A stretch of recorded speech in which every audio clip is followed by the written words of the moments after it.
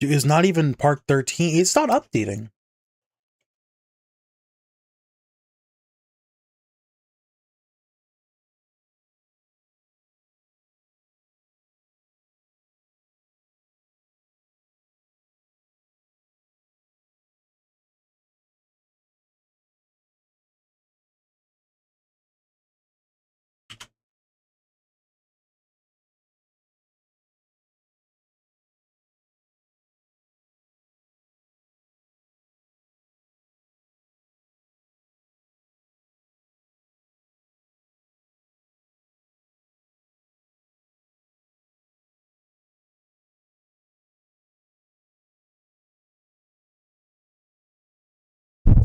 Oh, all right.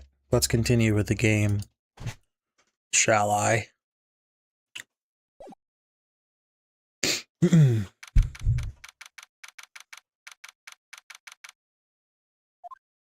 Well, at least we were able to get Mr. Matt OnGuard as our client. We know that he didn't do it, which is very important. Let me make sure I'm. I wonder. Yeah, it's gonna be fixed. I wonder. Yeah. I need to get rid of some of these filters. Let's get rid of this. See how that makes it sound. I wonder. Just turn off everything.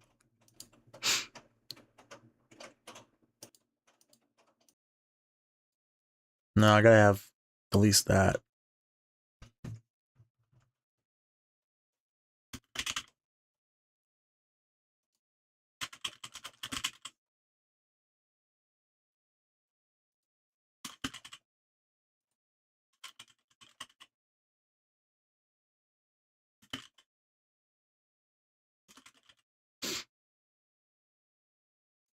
We'll just go with that for now. Okay. I'm gonna turn myself down as well. I'm fucking peeking the mic. Okay. About that. Oh. Oops. Wrong one. That'll do it. Right there. Hi. How are we doing? Hey, it's 1 a.m. It's 1 a.m. Okay.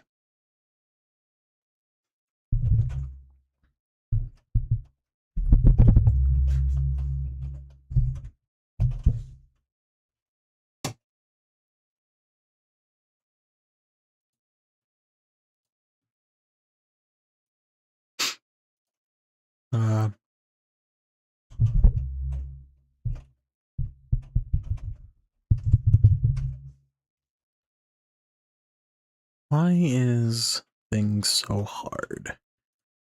I don't understand. Oh well, that'll have to do for now. Alright.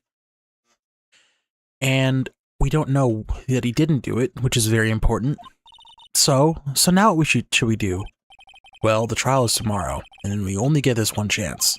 There's only one way to prove Mr. OnGuard's innocence. We have to find the real killer.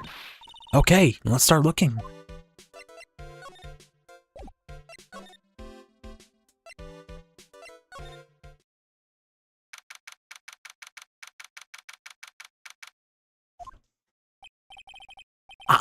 Lawyer dudes, what did you find out? Well, I'm still in the middle of investigating. I see. But I've already told you everything I know, dude. Can you tell me about your activities last night? After I got the award, I took a break and went back to my room. I had the post-ceremony stage show to do. So I was in my nickel samurai costume. And you were alone the entire time? My manager was running around being busy, so yeah. Because of the press conference you were supposed to hold after the show. I told you, dude, I have no idea about any press conference, alright? That's strange. I thought the nickel samurai was going to confess something. Anyway, when I was leaving my room, that's when I noticed it was kind of noisy. Mr. Kurita was already dead at that time? Yeah, that's what I gathered anyway from my manager. I'm beginning to gather that this guy can't hold a thing on his own. And that's when the detective in the green coat showed up. He searched me, and then, out of the blue, the dude arrested me. About you and the victim, Mr. Juan Cordita. What sort of... That's got nothing to do with anything, dude. Man, that face of his, you can't even tell he's the same age as me. And he wanted to try to make the Gem and Ninja movie, even though we all knew it'd fail. The Nickel Samurai still won in the end, though, right? Yeah, I took the Grand Prix by storm. So why would I, the winner, have any reason to kill the guy anyway? Dude, you'd think it'd be the other way around, you know?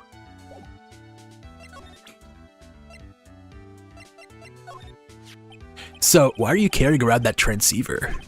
I wanted to ask you about it. And why do you do everything it tells you to do? You know, the messages it sends you, dude. On second thought, he probably doesn't have anything to do with Maya's kidnapping. That's a secret. Okay, whatever, dude. Dude, like I told you, I don't know anything about that press conference. I leave that kind of stuff to my manager. This is harder than pulling a bass from a river.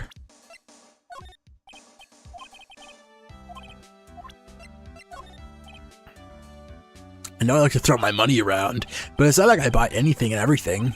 That's nice. It's not up for sale anyway. Dude, I don't like the money. Okay, well.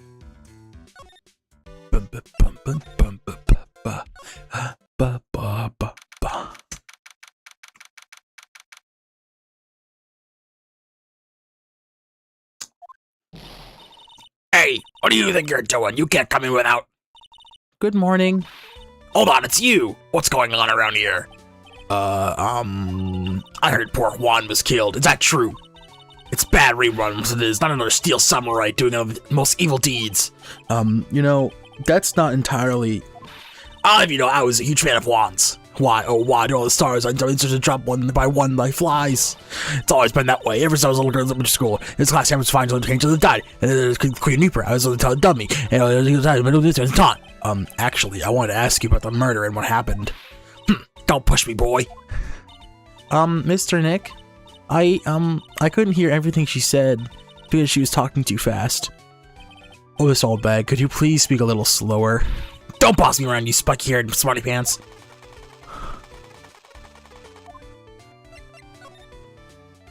I do not go fucking, like, mad on that damn helmet. My dear Hammer died a year ago in that dreadful murder. And only recently did I finally find a star that makes make this heart go ba-dump again. I don't know what to say. I'll ask you, why does every star I cheer for always end up kicking the bucket? I watch your words. No one's get away without saying anything bad like Juan. But I haven't seen anything. Well, I don't believe a word I don't believe a word that woman says anyway. Huh? What woman? That irritating backwater girl with the afro and the horrible country accent. I mean, what is that manner of speaking supposed to be, and why does she never stop? Honestly, women these days, they don't know the meaning of the word modesty. When I was a young maiden, I was beautiful in the made flowers and feel blush. Besides this, I press flowers where the stars, or the little pearls. Are you thirsty? A little. Okay, I'll get you some juice or something. Thank you very much. Hey! Are you paying attention? Youngins today. So I'm guessing Miss Oldbag heard everything from Lotta. I want to ask you about what happened around the time of the murder. I don't know anything about that. I was here getting ready. Getting ready? For what? The show, of course. Well, and the press conference afterwards. Cue mysterious music for the magical press conference. Anyway, I don't know anything about the murder. Ah, I see. But if you're talking about what I saw, that's different. I saw it very clearly. What? I saw the most important moment of the night. What did you witness? The most important moment? You don't mean... Oh, so now you treat me with respect, you disrespectful child. When you speak to your elders, you should always be polite. Really, kids today. Please tell me, what did you see? Oh, damn it. 1, 2, 3, 4! The murder last night was gruesome, wasn't it? But then, what murder isn't? Please don't stray onto another tangent. Please. If you want to hear more, then show your respect and bring this lady a present. Well, I got a present for you.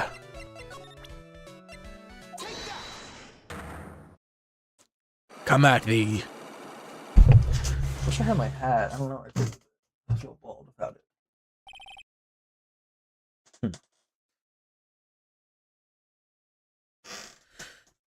What you witnessed. Alright, I'll be honest with you for now. Then please, tell us what you saw. But, aw, what a waste. And here I have a perfectly good chance to have a little fun at youngin's expense. I am a little devil after all. Doesn't that imply you aren't a good person? Alright, I'll give you what you want.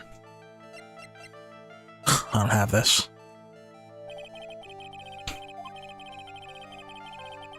I need something from her favorite person or something.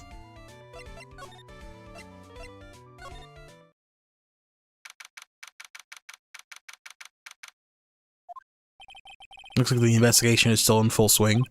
The hotel staff and the police are running around like a bunch of headless chickens. I wonder if we can do any investigating of our own in this kind of atmosphere. Well, we gotta roll up our sleeves and try, I guess.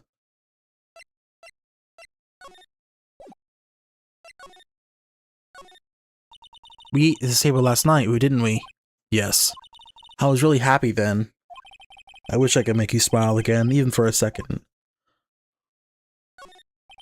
This sure is one luxurious hotel, almost to the point of gaudy, but how it blends together everything fancy imaginable. Speaking of fancy, didn't that bellboy give me something like that last year? Oh.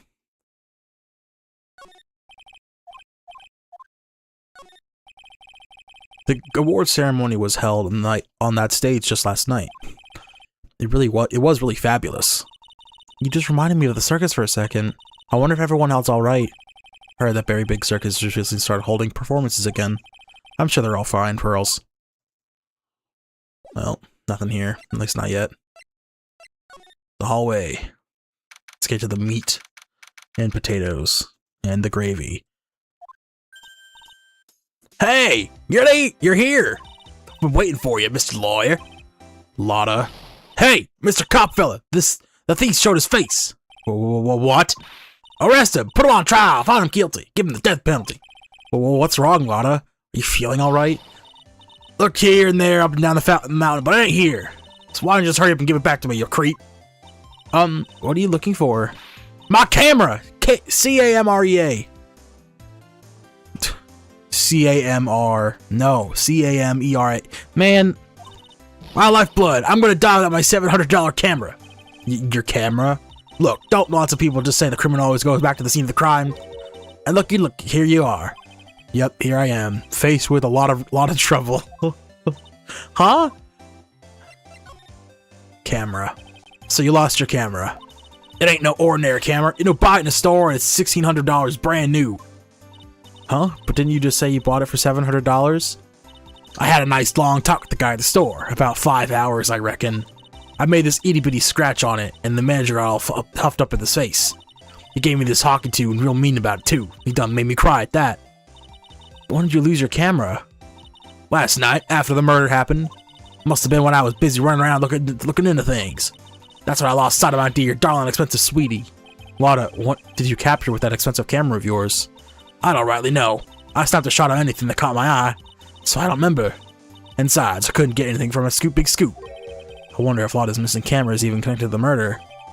Lotta's camera, very expensive item valued at $1,600, was stolen around the time of the murder.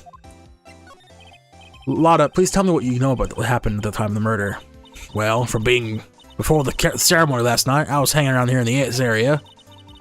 Yeah, actually, I was here around the time Miss Ongar was arrested. What were you doing here? You sure went to school, city boy? Wherever Lotta goes, there's a store to be found. A big scoop to be had. A big scoop. I told you before, I'm gonna be the best tabloid photographer this world's ever seen.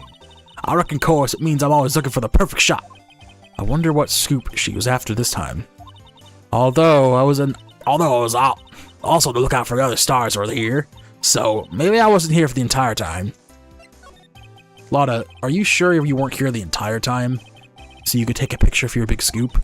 Well, maybe I was, but that's what real journalists do. I got some juicy inside info, so I thought myself, why not get a picture for proof? What kind of story was it that was hanging around here? Oh, come on.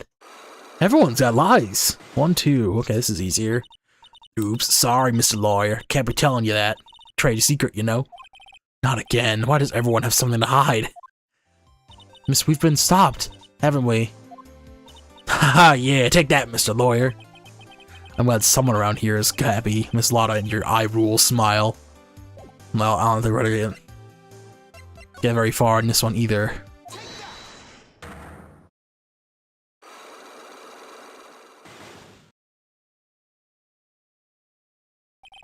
Big scoop. Lotta, will you please answer my questions? On the night of the murder, why are you loitering around the victim's room? I told you, didn't I? For my scoop. I want to know about what details of the scoop. That's not something I can tell you. I mean, that there's my bread and butter. Alright then, an unpleasant tabloid photographer looking for a scoop. I'm going to say that you were looking into a scandal. Grr! Could it be that you, Lotta Hart, were looking for a break with a huge story? Perhaps an unfolding scandal between Koala and Vegeta and this person? I don't think I have this person. Like, it could be this, but that doesn't seem scandal-worthy. But, okay, so scandal. Okay, let's go to the victim's room. Holy teddy bears. Oh my god. There's so many bears. Mr. Nick, where are we? We're in Funtime Freddy's auditorium. I don't know. We're in Mr. Juan Corrida's room, Pearls. Mr. Corrida? The victim. Which makes this the crime scene, too. Oh, it's you. Oh, so what happened? The kidnapper? Has he contacted you yet? Again? Oh yeah, he probably won't until we win Mr. Onguard's acquittal. You're doing okay, pal? Hanging in there? I just want Maya to be alright. We don't have a lot of time left, but I'm going to help you as much as I can, pal. Can you do that, even if we want to look around the crime scene? Just this once. Special circumstances, right, pal? I'll even tell you everything I know, but you gotta keep it quiet. It's my neck on the line here. Thank you. Oh, that's right. I got you guys a map of the hotel, pal. Here you go, little missy. Wow, you're giving it to me? Thank you. Haha, I wouldn't want you to get lost in a hotel too big for its own good. Mr. Nick, I got a map. That's great, Pearls. But Mr. Nick, I can't read what it says. How old are you, Pearl? Okay. How old is she? 8.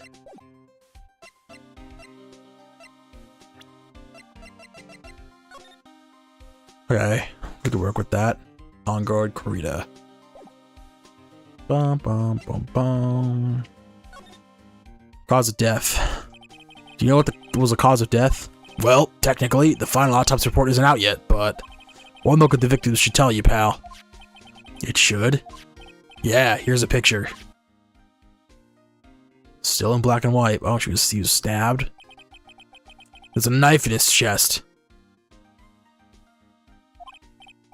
Yeah, pal, that's the murder weapon. So she was stabbed to death. We're looking at the fingerprints down in the lab right now. There were fingerprints on the knife? Yup. And it looks like they're pretty sure it's Mr. Onguard's prints, pal. That's bad, real bad. Crime photo. So why was Mr. Onguard arrested? Because we have evidence on him. Evidence? It looks like the victim, Juan Corrida, really put up a big fight. Whoa, more bears. Yeah, one look at the crime scene, you could tell. Just signs of struggle everywhere. Well, yeah, during the fight, his button came off. Mr. Onguard said something about a button. Something like one of the Jamma Ninja's buttons got caught in his hakama. But that's not all. What? There was a witness, pal. A witness? Who is it? That lady, Miss Oldbag. Please, anyone but her. The prosecution has plenty of evidence to make a solid case. Not to mention there's something around here.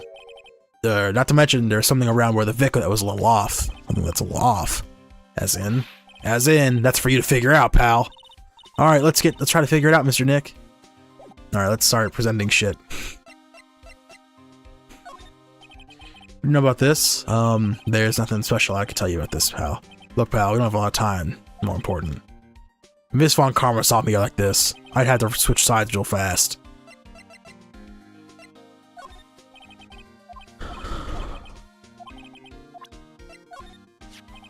That's your present from the kidnapper, huh?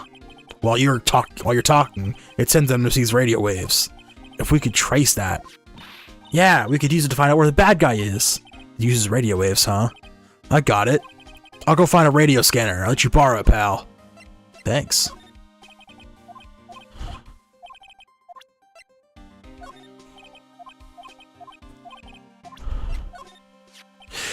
You look at this photo and you can't help it. It makes you want to say, I can't believe this is the scene of a murder. Stabbed with a knife after a struggle. A clue is sleeping in this photo somewhere. I know it. Knife. Juice on the gun, the bang or wine, whatever. Sitting down on the chair.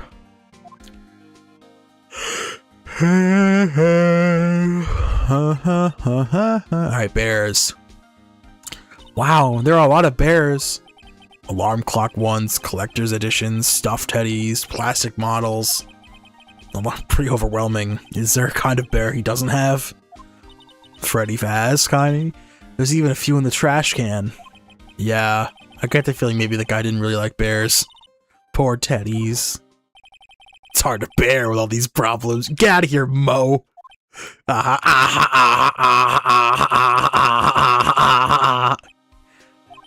don't think I want to bear with the trauma the last case caused me. What's wrong, Mr. Nick? There are all sorts of things in this refrigerator. The carrot juice bottle and the tomato juice bottle are both empty. Empty? It's too much of a hassle to throw them away, I guess. They're all vegetable juices. I guess he must have been a real health nut. Oh, there's a beet, some ketchup, and a bottle of strawberry jam, too. Maybe red was his favorite color. This big one. Nothing.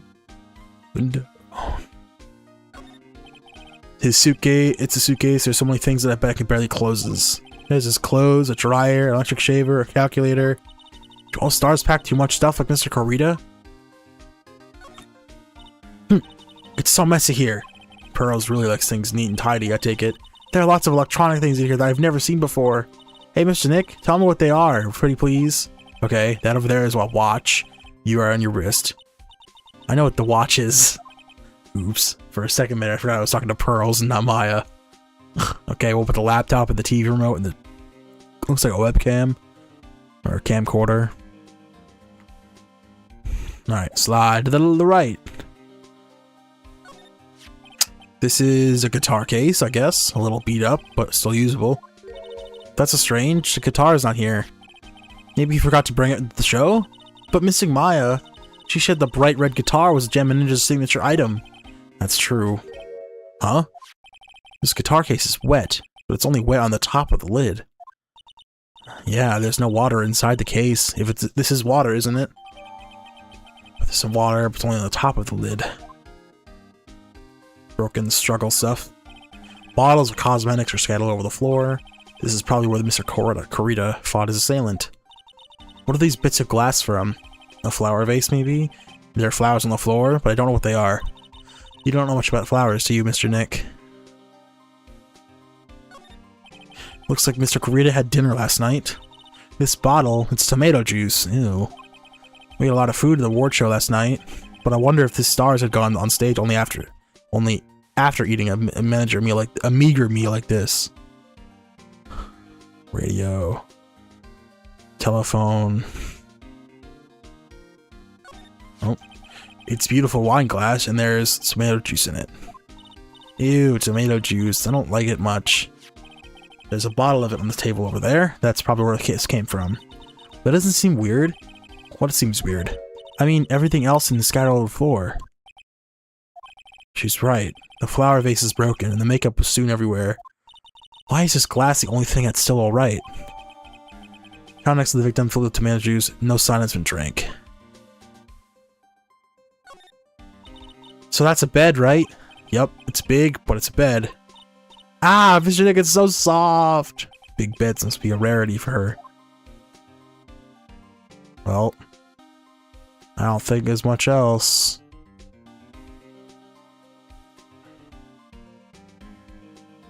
Not this phone.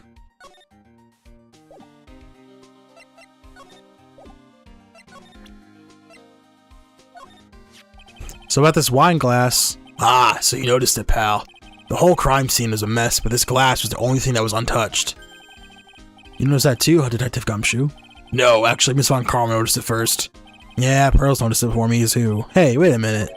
So, does that mean Miss Von Karma is here at the hotel? Yeah, she's around. Man, you're going to be in so much trouble, pal. Especially if she catches you in here. Well, you can bet the instant I see her, I'll be running the 1,000-meter dash. Uh-oh. No, you're not. What's that beeping noise, Mr. Nick? I've heard this sound somewhere before. It's Miss Von Karma. Oh, it's his? Oh, it's his end. Huh? For some reason, whenever I hear that sound, she pops up out of nowhere and whips me. Come to think of it, that's exactly what happened last time. Sorry, I've got to make myself scarce. Later, pal. No, he's too late. At last, you reveal your true nature. Mr. Phoenix, right? Gulp. Would it be too much to ask you to be nice to me for a change? So you're the type to steal information from pitiful, hopeless detectives? That's very dishonorable of you. Ow! Hey, don't you dare run away, you scruffy McTrenchcoat! Ah. I didn't think that the detectives of this country could be this pitiful. Wah! Detective, come over here for a second. Yeah! Oh, poor Oh, poor guy. Oh, he's down. I feel better knowing at least you were man enough to face your punishment. He was so scared, he just froze up on the spot. Mr. Phoenix, right. You have soiled my perfect prosecution record. I'll never forget you. I'll never forget that. This time, victory is mine. Victory is yours? Is that all this means to you? Well, what? Come, Scruffy. The investigation briefing is about to begin. Yes, sir. This isn't over yet. I swear on my family's honor. Family's honor. Ow, what did she throw at me now? What is this?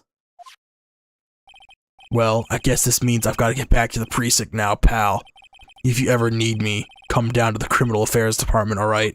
And if you can, try not to let Miss Von Karma see you. What did you give me?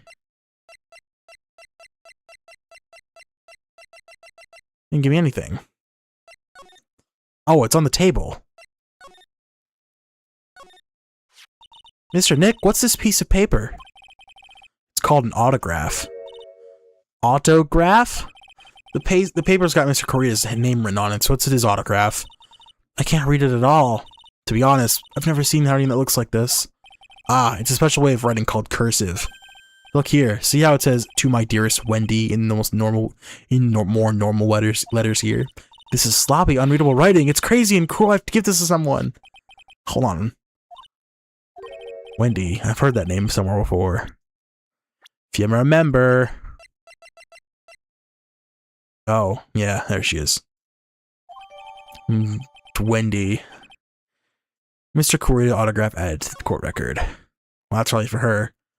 Let's go to the other room now.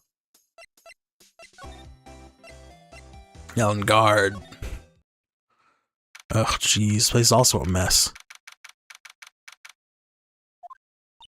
Where are we? We're in Mr. Matt On Guard's dressing room. This is our client's room. May I help you with something, mystery voice? Oh, hello. You're Mr. On Guard's lawyer, correct? I gathered as much. I also looked for lawyers my end, but to no avail. How did you know I'm his lawyer? You were just saying he was your client. In a situation like this, the only person who would use such a word would be his lawyer. Wow. It's simple deduction, really. The trial is tomorrow, and Mr. On Guard's situation is looking rather grim. So you came here, one stop in your mad dash to find clues to build his case, correct? Well, you're not totally right, but you're not totally off either.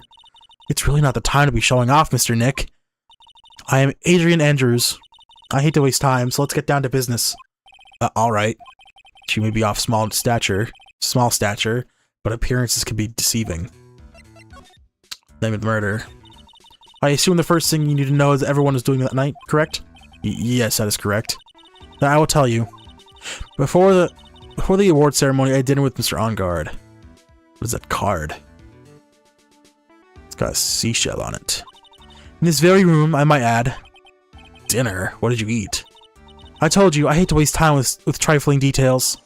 if you look at the table yourself, you wouldn't need to ask me. Bet she's a lot of fun at parties. When the award show was starting, I headed for Viola Hall. After the show ended, you came back to this room? No, I had some small errands to run. I helped with the preparation in the lobby. Oh, preparations for the post-ceremony show, I guess. When it was time for the post-ceremony show, I came back to the hall for Mr. OnGuard. After that, I went to visit Mr. Corita. And that's when you found his body, isn't it? He really held strong through everything. Yeah, she does seem to be mentally tough as nails. So about you and... Stop right there. You aren't seriously about to ask how Mr. OnGuard and I are related, are you? Sorry. I have no idea how he could choose you as his lawyer. Why did she have to go and say something like that? Mr. Nick, calm down and hang in there. I'll give you a shoulder rub to relieve your stress later, alright?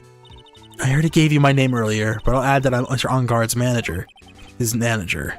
Speaking of managers, did the victim, Mr. Corita, have one? No, he did not. He didn't? Global Studios is a very different policy for worldwide studios, in that worldwide studios do not assign individual managers and their stars. I see. This industry is very ruthless and unforgiving. Actually, you look quite ruthless and unforgiving yourself to be your poor partner. Dragging a little girl into a place like this. Honestly. You're wrong! I'm doing this to help Mystic Maya!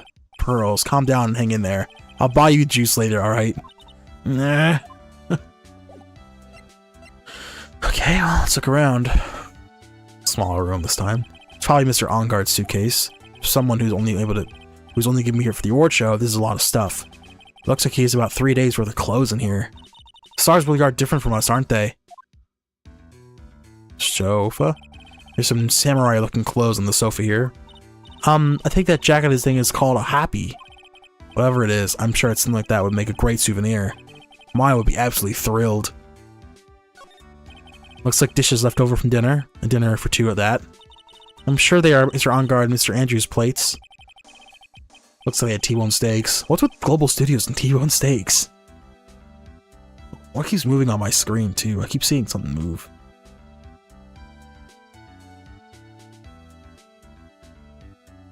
Anyway, what else? Got a sword. This thing isn't anything. These bags, nothing. That's the bedroom over there. That's a bed? Wow, they really have big beds here.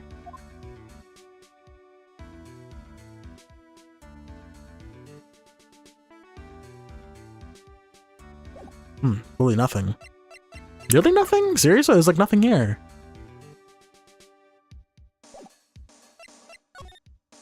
No, it's the present stuff there. You were the one taking care of the arrangements for this press conference, right? Yes, that's right. But Mr. OnGuard said he didn't know about it.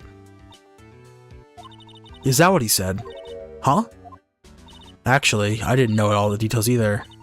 It was a request from the publicity department. All I did was help out and do what I was asked. Oh, I see. I wonder about that. I wouldn't take her to be the type of person to do something without knowing the details. Let's just start presenting stuff. I told you, I hate trifling matters. Waste of time. Okay.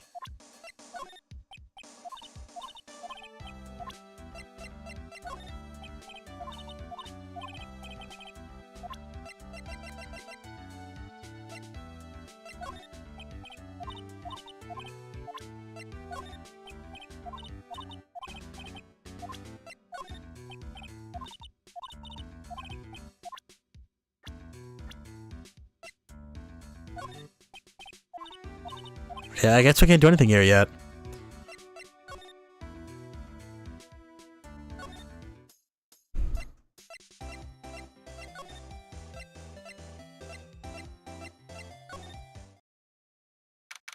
March 21st, Gatewater Hotel, Viola Hall. Oh, Mr. Wright, how are you? Ah, Mr. Powers, how have you been? Have you been here the entire time? Yeah, people connected to the murder aren't allowed to go home, let alone leave. Can you tell me a little more about the Nickel Samurai TV show? Okay. The Nickel Samurai is an action hero program aimed towards kids. It's a sequel to the Steel Samurai. I see. This time there are 3 samurai brothers, Aluminum Samurai, Tin Samurai, and of course the Nickel Samurai. It's a love Y in Neo Old Tokyo. I see. Wait. A love what?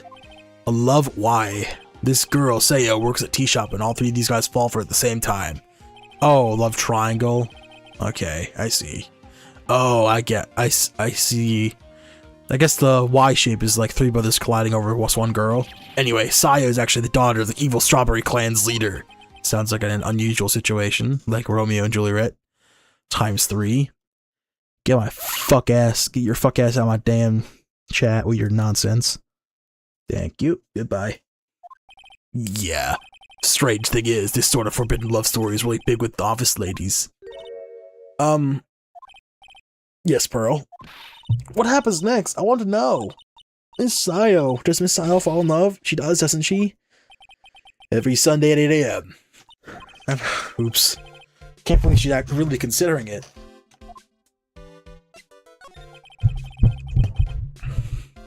So, what's the Jammin' Ninja TV show like? It started from a remake of an old movie, to tell you the truth. The Jammin' Ninja, like the samurai shows, is geared towards kids. It's a story of a ninja who can't scale a wall, but became a big pop star anyway. What? He was a really lousy ninja, absolutely couldn't do any ninja things at all, but boy could he sing. Oh, his trusty bright red guitar in hand, he took the ancient world by storm. A ninja with a bright red guitar, and then the final fight in front of his beloved princess Misola, Jammin versus the Muromachi 5. Suddenly, our brave hero catches not so jammin' cold night before the battle. Not so jammin' cold the night before Battle 3. Oh, that's too bad for him. Yeah, but this kind of pop music-based love story is something high school girls really like. Yes, Pearl. What happens next? I want to know. The Jammin' Ninja. Will he be able to sing? What about Princess Misola? Every Sunday at 8 a.m. Which show should I watch? Oh, really considering it.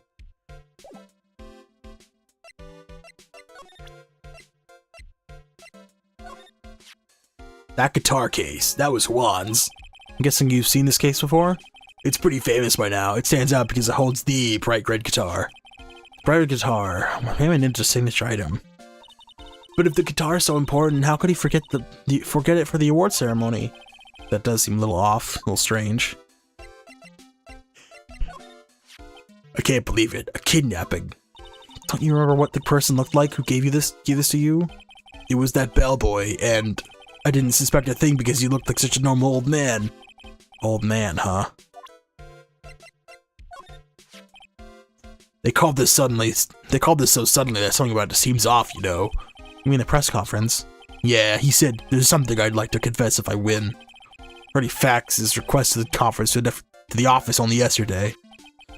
Yesterday? Yeah, that is kind of sudden. But I guess his manager set up everything somehow, so he was lucky. Nice manager.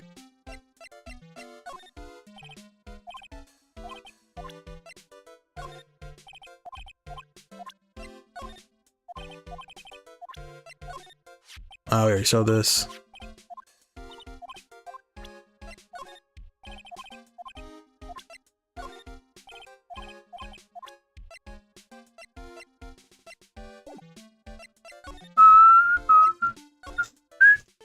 Hey, you.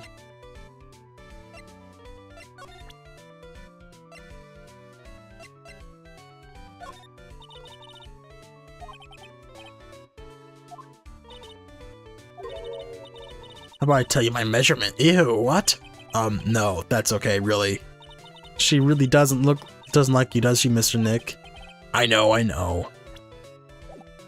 Well, let's do this the proper way.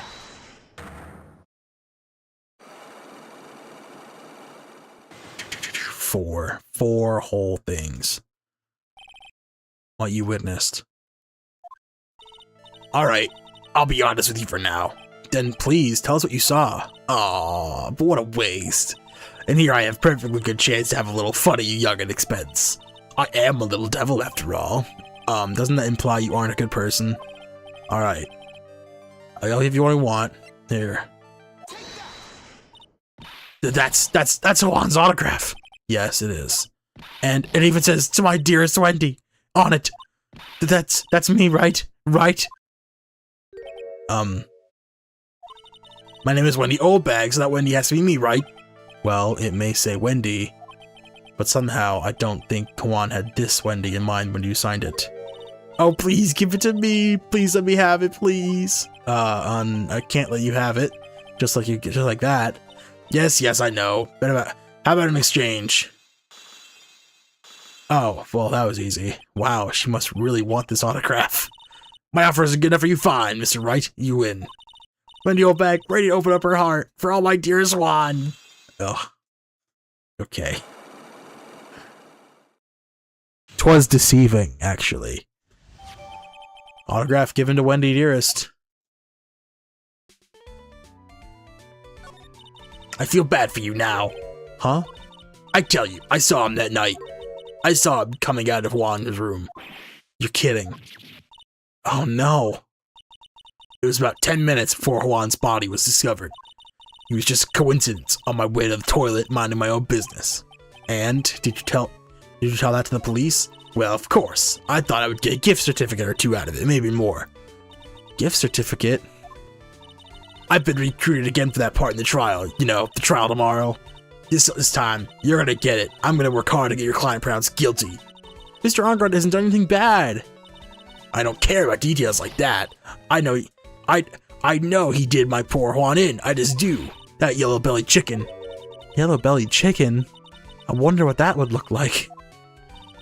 I trust my senses. I know someone did something bad. I say he did it. What did Mr. Ongard ever do to deserve this? What did Mr. Ongard do to you to make you so... You don't know? That guy, he framed my Juan. He created that scandal that plagued poor Juan. Mr. Nick, what is it?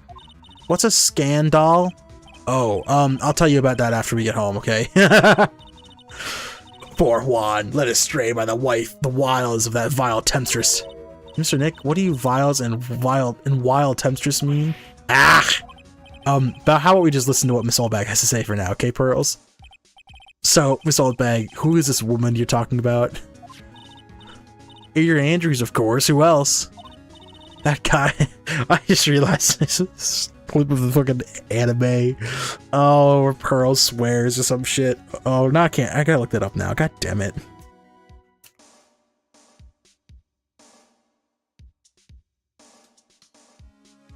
It's not real. Shut up, fucker. Shut up, you fucker. Let me do this properly. Bro, you're not ugly, just a... Silence.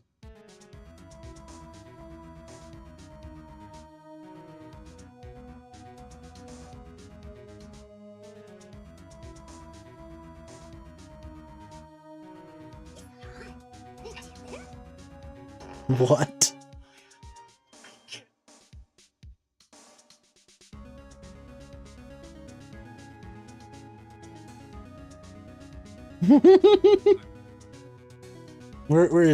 Where is it?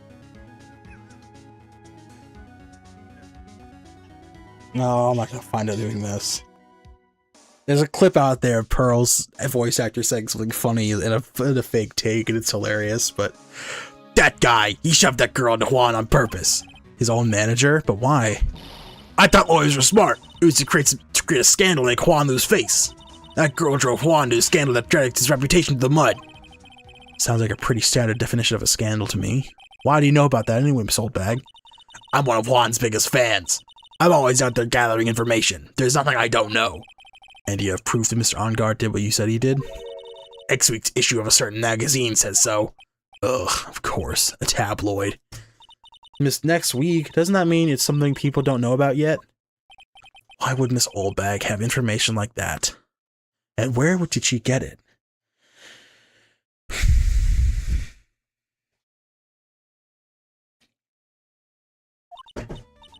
Hehehe. Well.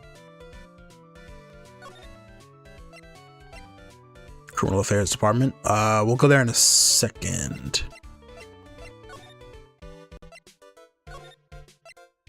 Let's try getting this info out of Lotta now.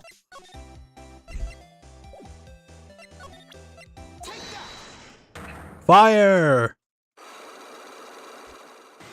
Bing bing. This one's harder. We'll never see a harder one of these, I don't think. Big scoop. Ada, will you please answer my questions? On the night of the murder, why were you loitering around the victim's room? I told you, didn't I? For my scoop. What I want to know is, what are the details of this scoop? That's not something I could tell you. I mean, that there's my bread and butter. Alright then, an unpleasant tabloid photographer looking for his scoop. I'm going to say that you were looking into a scandal. Grrr. Could it be that you, Lotta Hart, were looking for a break into the huge story?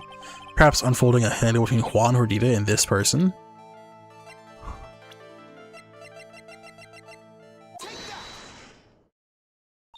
This woman. She's Adrian Andrews, Matt Onguard's manager. The Nickel Samurai's manager, caught secretly meeting with his rival, the Jamma Ninja. It would be the hottest story of the season, wouldn't it?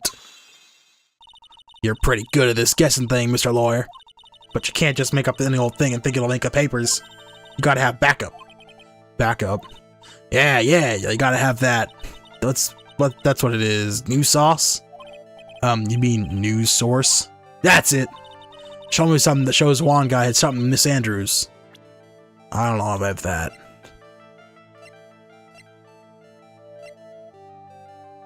I'm gonna say I don't have that yet. I'll come back for that.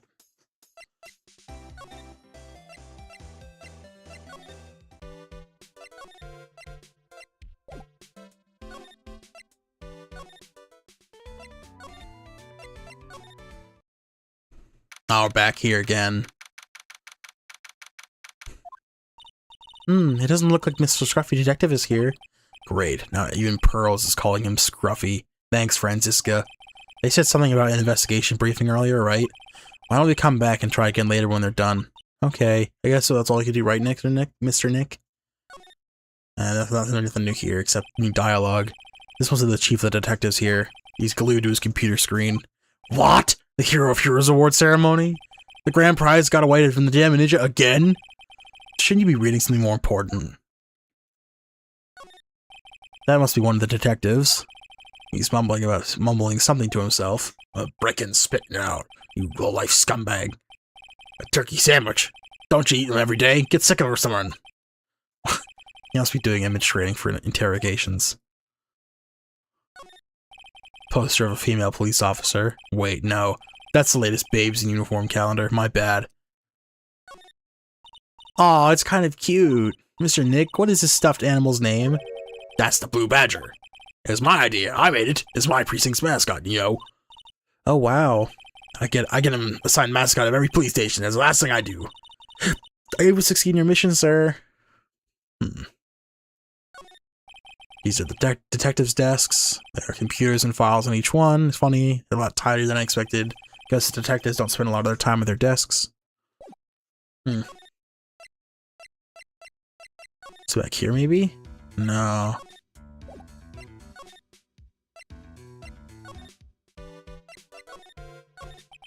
Since there are no psyche locks, and that means we can't trust Mr. Onguard. We can trust Mr. Onguard to be innocent.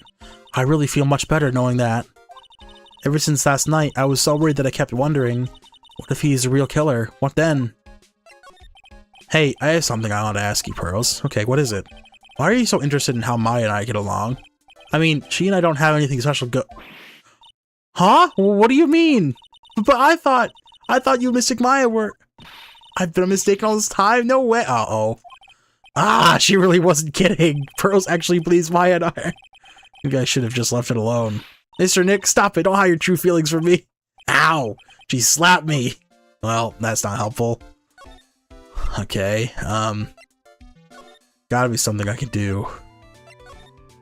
I haven't examined this yet. There's a stage they are going to use for the post-ceremony stage show. After the show, there was supposed to be a press conference, but even Mr. Onguard himself didn't seem to know, huh? How does the person who's supposed to go give a conference not know about it? Seats for the spectators of post-ceremony show and press conference, but it's not too bad. Either is going to be held now. The lobby with the grand staircase always feels enormous, but right now the only thing filling this enormous room is the anxiety about the murder. I really hope nothing else bad happens here. Well, just you wait. These cameras must belong to the press that come over the conference. They're all basically doing the same thing, staring at the empty stage. Give me one of these cameras, bro. I need them. Better recording camera, you know?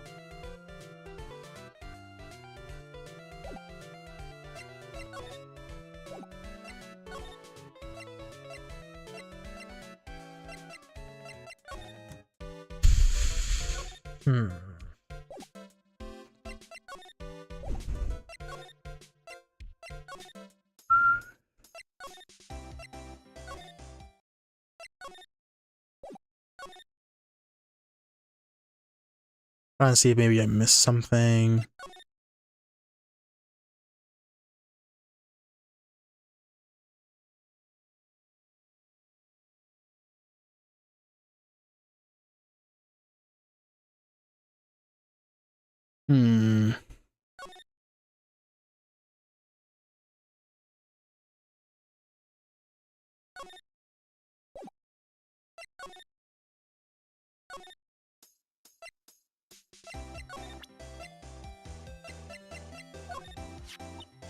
I just bought that camera. Who did it? The thieving rascal? Please don't look straight at me while you're saying that. When I find the bugger who went and done this, they're gonna pay with a bullet. And if you do that, don't expect me to defend you.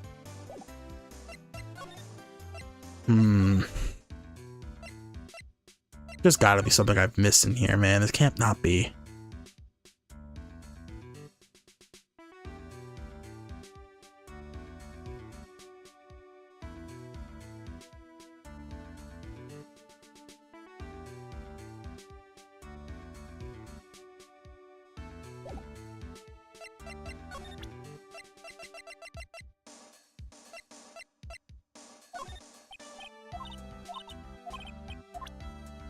Profiles, huh?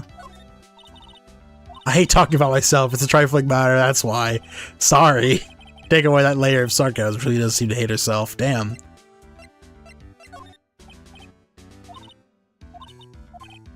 I hate looking at myself. I asked to become Mr. Ungard's manager. He's a pleasure to manage with his nice disposition. Mr. Ungard does seem like a rather weak-willed man, always doing what he's told. He's always saying, my manager, right, Nick? Did you know the victim, Mr. Corrida? Yes, I knew him. The world is such a small place, after all. Did you know about this rivalry with the Nickel Samurai? Honestly, they were like children when it came to that. Time and time again, those two competed with each other on most trivial things. That world trivial again. If either one of them wasn't so stubborn, then maybe no one would have needed to die. I've got a hunch that this woman knows more than she's letting on. She must know why Juan Corrida was killed. Motive for murder? Do you have any ideas? As to why Mr. Corrida was murdered? Why would you ask me about that, such a thing? I'm just doing my job, so do you have any ideas? Uh-oh. Got something. Ding ding ding. Fuck. Miss Andrews. Sorry, but there's nothing more I have to add to this conversation. Is it Psyche Lock, Mr. Nick? Yes, there's getting to be more and more of these lately. Well, let's see.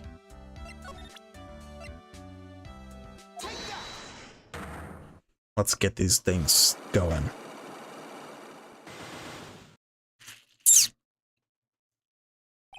Motive for murder. Why was Juan Corrida murdered? If you ask me, I think you know the reason he was killed. Why are you hiding things? Don't you realize you're putting Mr. Ungard's life in danger by your actions? Why do you ask questions for which I have no answers? The truth is I was not that close to Mr. Corrida. You were not that close? That's right. I've never been good at being intimate with another person. You're not good at being intimate with another person. Somehow. I highly doubt that. I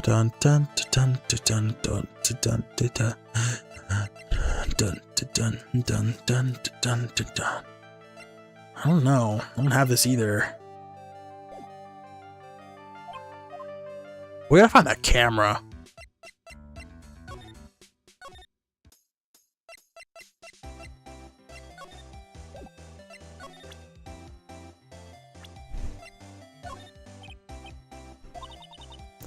I've told you how many times I know I'm a journalist. I got so much info. Yeah.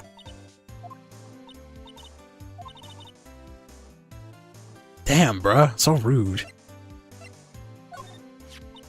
This old granny. She kept on glaring with those eyes of hers as if it was my fault. She kept babbling on how she won't forgive people who are trash about Juan. Yeah, we sort of got into a little fight, you know. A little fight. Knowing those two, they probably got more of a blabbering contest. One I would not want to be a part of. Really? These shows they got for kids, the disadventures is plain old boring. Now, adults, we get more caught up in messy, sticky, real situations. Even me. Oh. Sounds like the tyke's getting where I'm going with this. Wait a sec here. Don't go around getting her mixed up in things like that. This kind of hairstyle is pretty hard to get, you know? Hard to care for, too.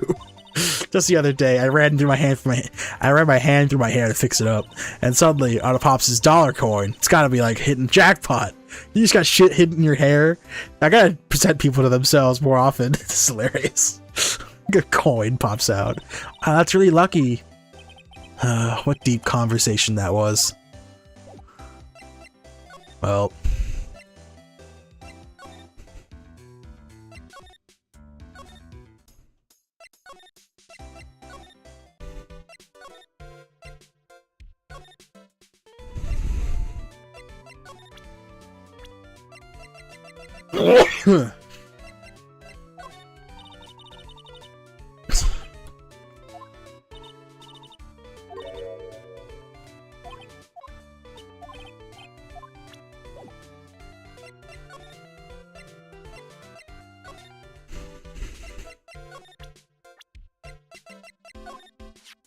To tell you the truth, I really want to grow my hair out, just like what's people with the hair? What the hell? I really want to grow my hair out, just like Mystic Maya. My mother wouldn't let me. I think your hair suits you perfectly. Really? Thank you. Fidget. Okay. Oh, Mystic Maya, I wonder if you're alright. I'm sure she's okay. We have to be patient for just one more day. I'm sure we can save her, trust me. If there's anything I can do, please tell me, okay?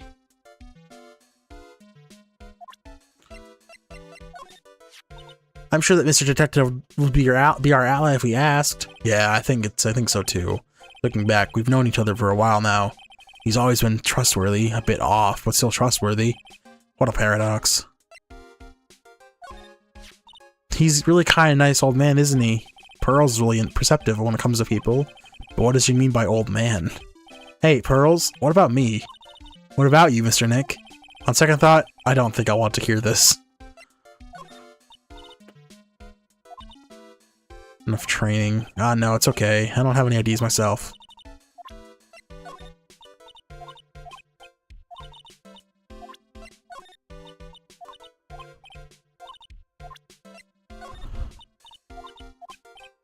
He probably has something to say about Franziska. No?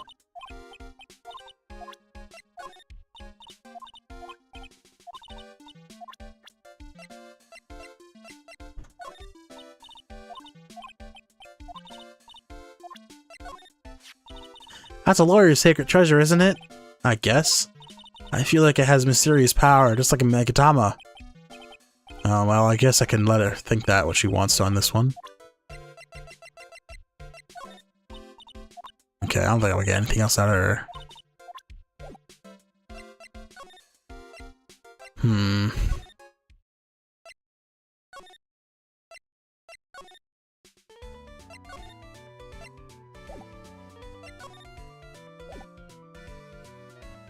I'm kind of stuck. I don't know what to do next. I really don't.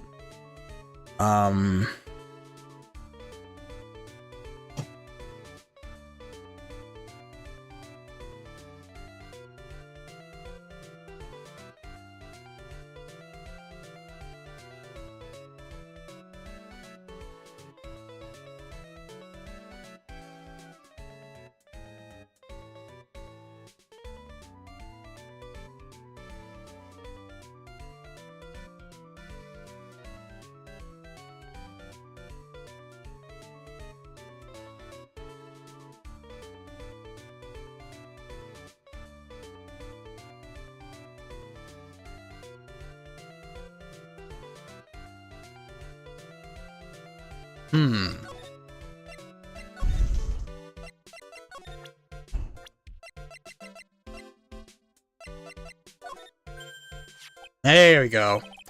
Hey, that's Mrs. Andrews. Hey, that's Miss Andrews. She's Matt's manager. Actually, I was interested in her for a little bit. Just a little. So Mr. Powers likes this type of woman. Obedient. Or not obedient. It's the opposite. Fucking dominant. What do you know about Miss Andrews? Well, see, here's the thing. I don't really know her, you know? There's a sort of small rumor going around about her right now. A rumor? Ah, if you're interested, I'd be glad to share what I know. Here we go. He's so happy. He looks like a lion that's found his next meal. Gossip on Adrian. Here we go. Would you mind telling me about this gossip? Ah, so you are interested in it. I figured you would be. Yeah. I have such a weakness for celebrity gossip too. Oh, really? You too, huh? Yeah, take a look at this. Looks like a tabloid Miss Oldbag would read. Alright, let's see here. Jam and Midnight and Rendezvous. To the mysterious yet beautiful manager to the stars, Miss A.A. Ace Attorney? You see now, don't you? What? You can stop pretending to be in the dark, Mr. Wright. Juan Rodita didn't have a manager of his own, which means if we're talking about a certain manager with the initials AA, Adrian Andrews. Yes, exactly. This is big news. But it seems kind of odd. That woman, Miss Andrews, together with the biggest rival of her client. That wonderful thing can only happen between two people. Mr. Powers looks so happy. Pearl's just following along, not having any idea why she's smiling. Well, like the saying goes, one man's garbage is another man's treasure. Finally.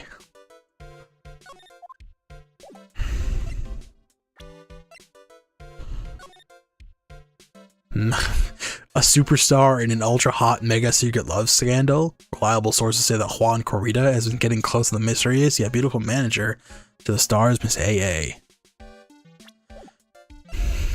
We need just one piece of evidence, now we have it. We can finish hers. Bum, bum, bum, bum, bum, bum, bum, bum.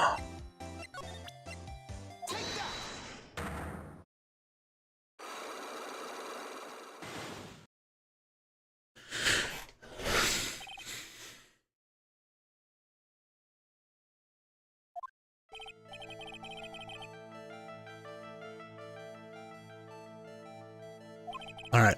On the night of the murder, why are you loitering around the victim's room? Told you I denied, it's my scoop, yada yada. Scandal with this person. Sent. This woman, Andrews. Okay. You're pretty good at guessing this guessing thing, Mr. Lawyer. But you can't just make up any old thing and think it'll make the papers. Gotta have backup. Backup? Yeah. You gotta have that, that's, news sauce. You mean news source? That's it. So show me something that shows that Juan guy had something with Miss Andrews. I could do that.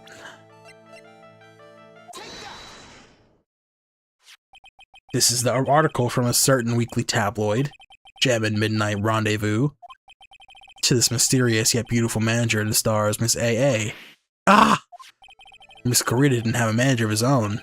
What's more, his rival, Miss OnGuard's manager, Adrian Andrews, she had the initials AA. You saw this article and then thought to take a picture of him as proof. That's why you were looking around Mr. Corrida's door last night. What? Oh, the alarm.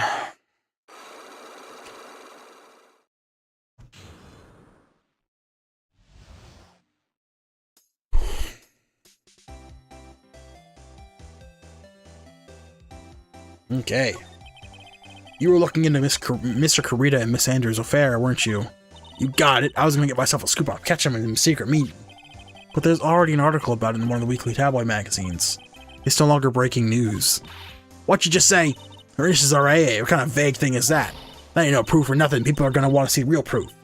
Well, at least I do. That's what I was doing. Getting photos. Oh. I'm gonna whip up the reader's interest with some gossip and a little misleading. And spice it up a little and have myself an exclusive story. Wow, a lot of nice journalistic integrity you got there. I already finished writing out my spicy article, you know. But paper I wrote it on, my note to myself is gone. You're not to yourself? It was inside a case of my it's inside the case of my $1,600 camera. They done run off together. I came here for my big story. Didn't you come here to have my treasure disappear on me? Yeah, I understand. It's enough to make a gal go bonkers, I tell you. What's with people now, anyway? I never thought I'd see the day when someone done steal something from me. You really want that note back, huh? I've got no idea why, though. The story in that note is probably a bold-faced lie. Tablet article with the victim, it wasn't the case. Now. Nope. Other one.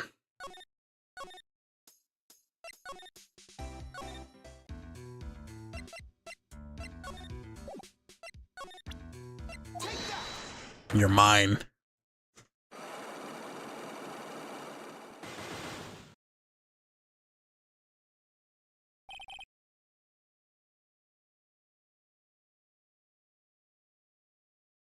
I don't know if I can do this, but we're gonna try.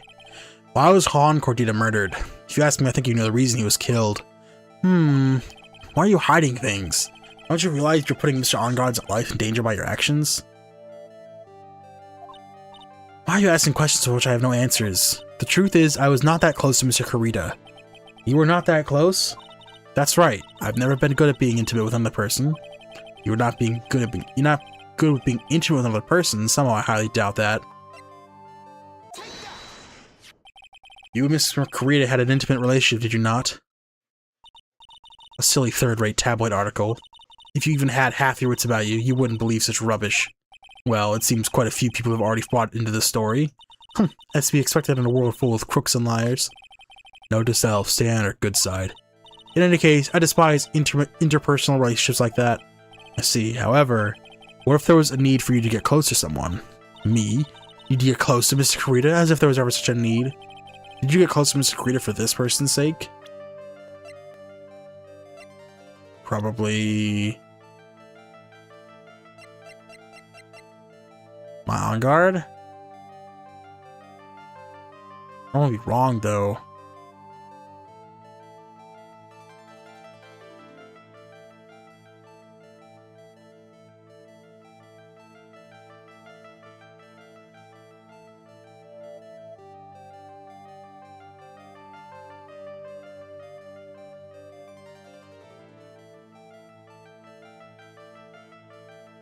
I don't want to be wrong. I'm gonna wait. I'm gonna save first.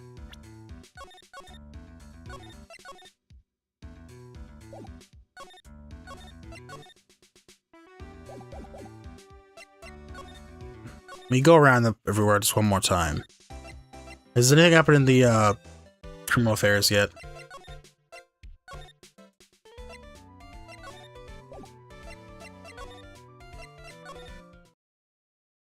Hey, we got probably after Lana's thing. Detective Gumshoe said they had an investigation briefing. Yeah. Oh, he's back! Hey, so you came, pal. Why'd the blunt greeting? Because there's nothing to be friendly or happy about. What do you mean by that? Well, things look perfect in this time around. The evidence and testimony are airtight. But, we can't just roll over and die. We have to stay positive. Alright, airtight evidence. So what do you mean the evidence is airtight? I can't give you all the details, pal, but there's two big pieces. It's two. And both of them are in this photo. The first is a button that's missing from the victim's chest. Oh, is that big round thing? That's the button that you found during your body search of Mr. Enguarde. Yup, I found it in the folds of Nickel Samurai's special pants. And the second one is the knife in his chest, pal. It's the fingerprints on the knife in his chest, to be exact. Fingerprints? Whose are they? You need to ask, little missy. It's obvious. They're my Enguarde's. Tomorrow's trial. Talk about being struck between a rock and a hard place. Airtight testimony? So what about this airtight testimony? It's that old security lady with soul bag. I thought so. What do you mean, you thought so? Did she tell you something, pal? Well, I even told her not to open that mouth of hers and blab to anyone. Her blab knob is stuck on 10, and there's no turning it around, trust me. Yeah, well, this old bag saw it all, pal. She saw Mr. Ongar come out of the victim's room around the estimated time of death. No way! I'll start presenting stuff to you. We already presented this. Caught leaking info here at the precinct. My neck's here in the rigger, pal. Your neck? My neck is a joke. But yeah, if they ask me things that have to do with the case only, airtight, pal. Okay. What can you tell me about this guitar case? Oh, that. This is what I heard, pal, but this is the gem. But that's Jammin' Ninja's signature item. But the guitar wasn't in this hotel room. Yeah, we looked for it too. It's not normal for a person to bring the most famous item to an award show. It's starting to sound like that red guitar is related to this case after all. The stuff in that glass is tomato juice, pal. Tomato juice. I heard the victim really loved the stuff. Favorite drink in the world. It was his favorite drink? First time I hear that. We're pretty interested in this bit of gossip ourselves. The scandal with Miss Karita? Why? Well, 2 years ago, a woman committed suicide. That was a fucking flash. What the hell?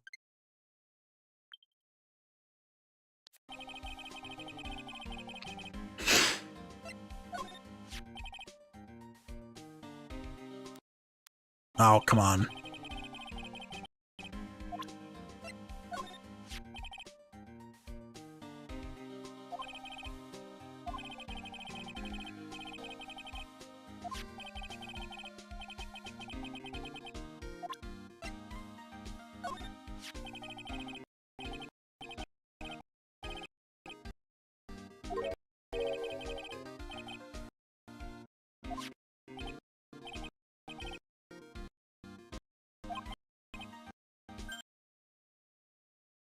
Dang. That was such a fucking quick one. A woman committed suicide. Suicide? Her name was Celeste Impacts.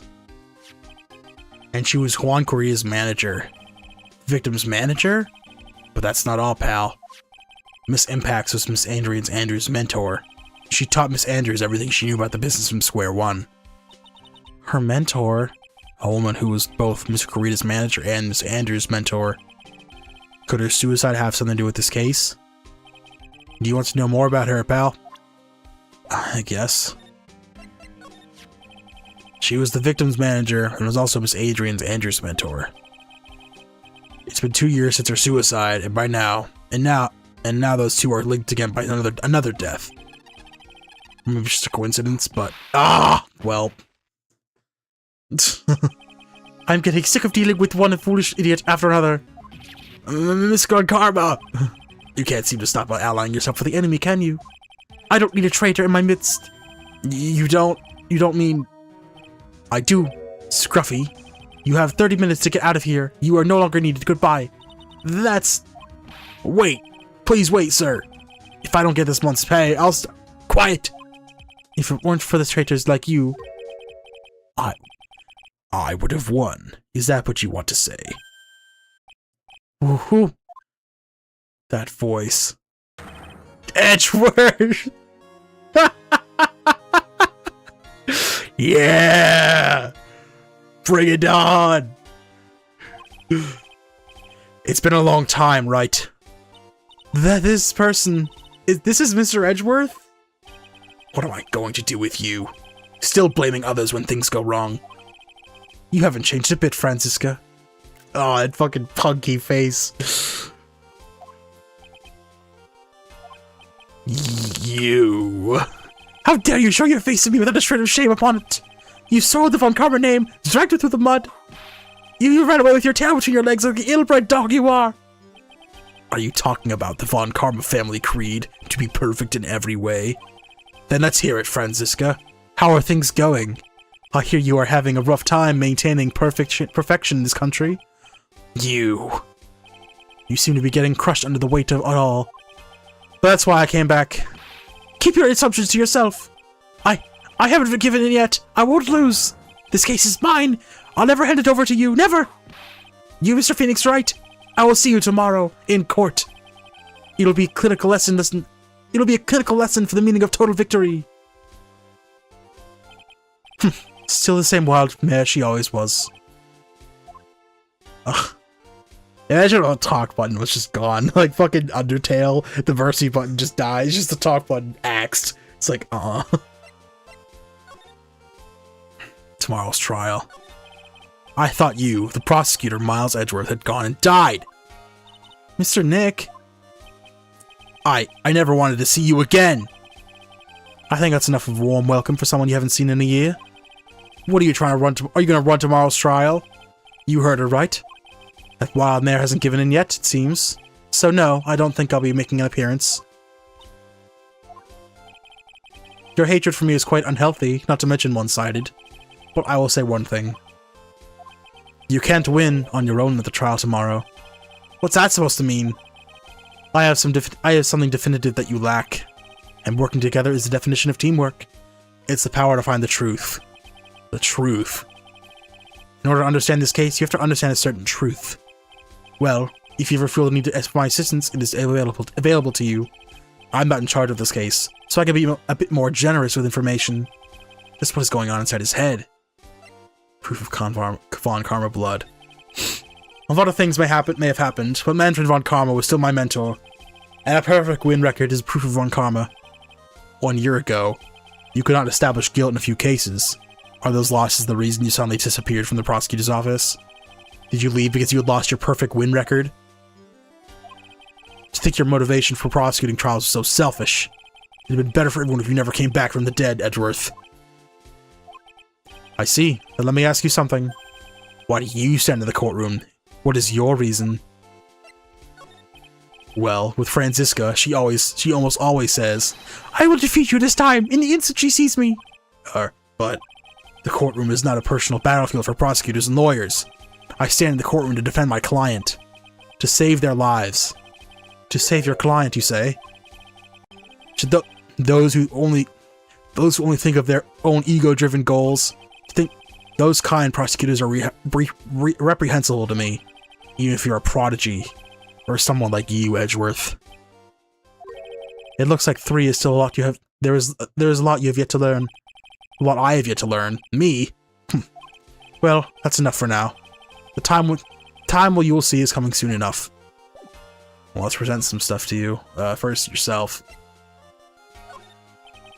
We're looking into leads, but we can only look into a few key players and our limited resources. There's no reason for us to waste our energy investigating this person. Why don't you just tell it to me straight and say, I don't know have any info. This woman is just another key to solving this case? Do you really think so? She was Adrian Andrews' mentor for a long time ago, but she was suddenly called away by a different show and became Juan Hordita's manager. And then, a few months later, Celeste Impax died. But her death was ruled suicide, right? Yes. But there is still one riddle we've yet to solve. A riddle. Her suicide note. It went missing. No one could find it. A suicide note just up and vanished, huh? Interesting. Adrian Andrews. She holds a large secret within herself. A secret? You can't help but feel that this whole case revolves around her.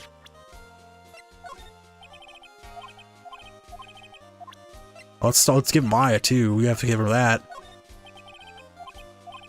No? Alright, well... No. Victim. There is an interesting rumor about this man. You mean the one about Miss Andrews getting close to him? That's pretty common tabloid fare, isn't it? I don't take things at face value when there's more to be found. While I was abroad, these deplorable types of actors became popular, I take it. Well, refreshing like a spring breeze is his motto. Refreshing. And what's so refreshing is about what is so refreshing about a spring breeze? It's like the pollen is not treating him well this year. That's a witness. Okay. Missing suicide note. Miss Impact's death was most certainly a suicide. Of that there is no mistake. However, we could not find her suicide note. That's when the police began to suspect that someone had hidden it. The suicide note? But how do you know Miss Impact's when they've even written such a note? There is no solid evidence, however. We did find traces of ink next to her on her right finger. which makes the likelihood of a suicide note very high. But who would hide such a thing? The police think it was Mr. Juan Hordita himself. The victim. He was the one who found her body, which makes him the only person who had a chance to hide her suicide note. Mr. Kurita hid his own managed suicide note, but why? As long as her note is missing, any speculation beyond this is meaningless. For now, I think you should take a look this over. This is the suicide report. Part 1, anyway. Part 1. Suicide note. Deceased. Selected impacts found by Juan Hordita. Where is her suicide note hidden? Let's start presenting stuff. I have no interest in talking about your useless evidence.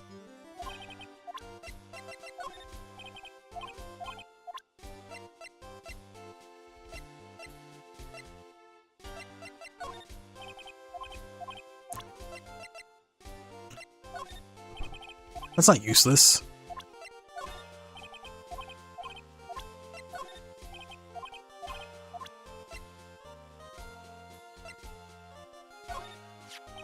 I don't like to look through the reports. I like suicide reports even less. Worst of all, the reports that have multiple parts like that one. That has two parts. What you had to defend me is the first part of the report. Here is the second part. The second part of the report is about an attempted suicide. The attempted is named Adrian Andrews. What the fuck? Miss Andrews. What did she do? She tried to kill herself. She doesn't even seem like the kind of person to try and kill herself, though. You think she's a strong career woman? That's just what she wants you to think. Adrian Andrews, she has a certain secret she's always trying to hide. A secret? Her dependent nature. That's what she's really like on the inside. Miss Andrews, dependent?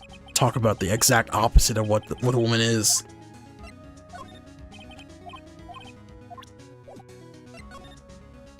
Dependent nature. What is this about Miss Andrews having dependent nature? Miss Adrian Andrews' attempt at suicide was a few days after the death of Celeste Impacts. And why did Adrian Andrews think about committing suicide? Because she had apparently lost her will to live. Lost her will? But why would she?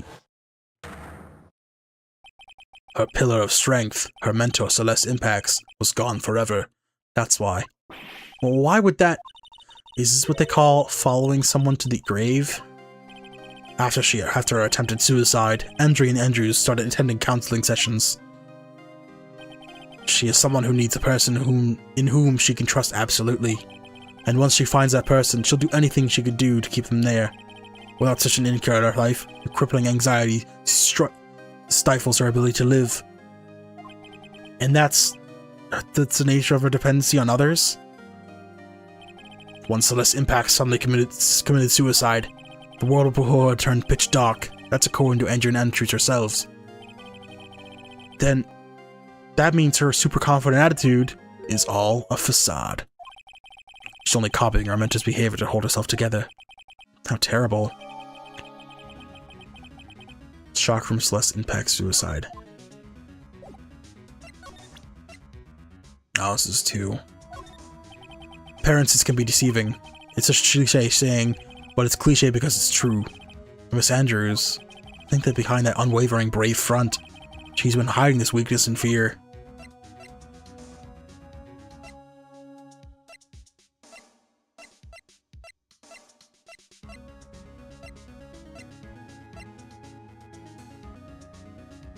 Well.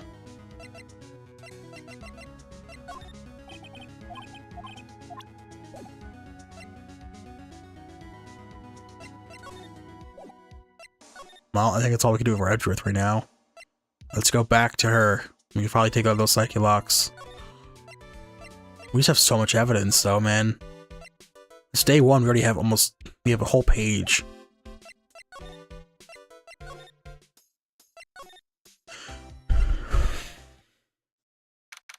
March 21st, Gatewater Hotel. On guards in hotel room.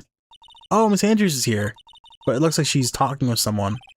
That's Francisca Von Karma. Miss Von Karma?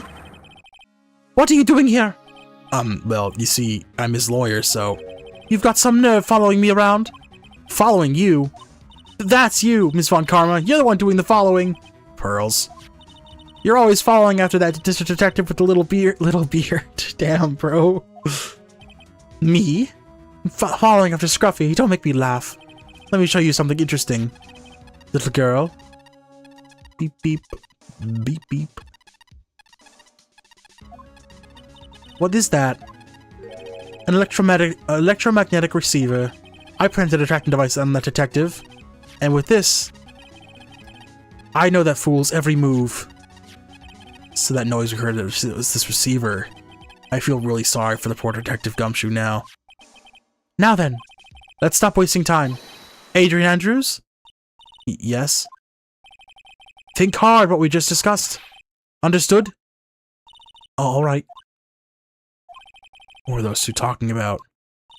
Miss Andrews, she seems a little dazed, doesn't she?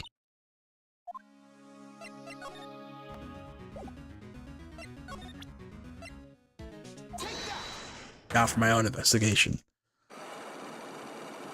You're not getting away from me without a fight. Motive for murder. Why was Juan Henecology murdered? If you ask me, I think you know the reason he was killed. Why are you hiding things? Don't you realize you're putting Mr. Onguard's life in danger by your actions? Why do you ask questions for which I have no answers? Truth is, I was not that close to Mr. Corita. You are not that close. That's right, I've never been good at being intimate with another person. Alright, first the news article. You and Mr. Corita had an intimate relationship, did you not? A silly third-rate tabloid article. If you even had half your wits about you, you wouldn't believe such rubbish. Well, it seems quite a few people have already bought into the story. As to be expected in a world of crooks and liars.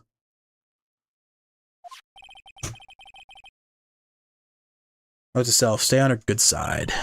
In any case, I despise international relationships like that. Interpersonal relationships like that. I see, however, what if there was a need for you to get close to someone?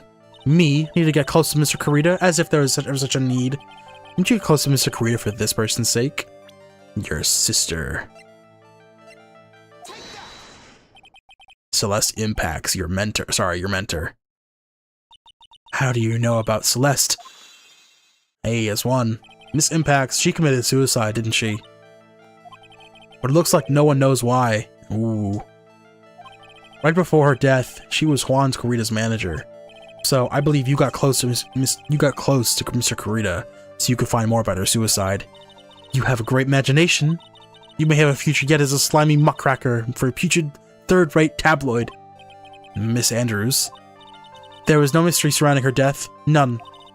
It would be pointless for me to force myself into a relationship for nothing. Is that really true? Was there really no mystery at all? I don't believe you were there completely at ease with her suicide was resolved. You tried to kill yourself.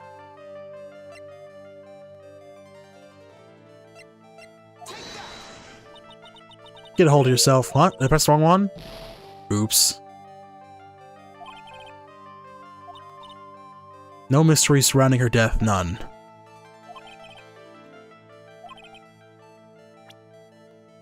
The way her suicide was resolved. Was there a suicide note hidden? This one. Okay, wrong. I did put the wrong one. Miss Impact's suicide note was never found, was it? It looks like the police were under the suspicion that someone had hidden it. Like maybe the person who discovered the body, Mr. Corita. Juan? And Miss Andrews, I believe you thought the same thing. It's why you became intimate with Mr. Corita. I sat by quietly and listened to your insulting ramblings for long enough. It's true that Celeste was my mentor, however, allow me to say this again. It had nothing to do with me.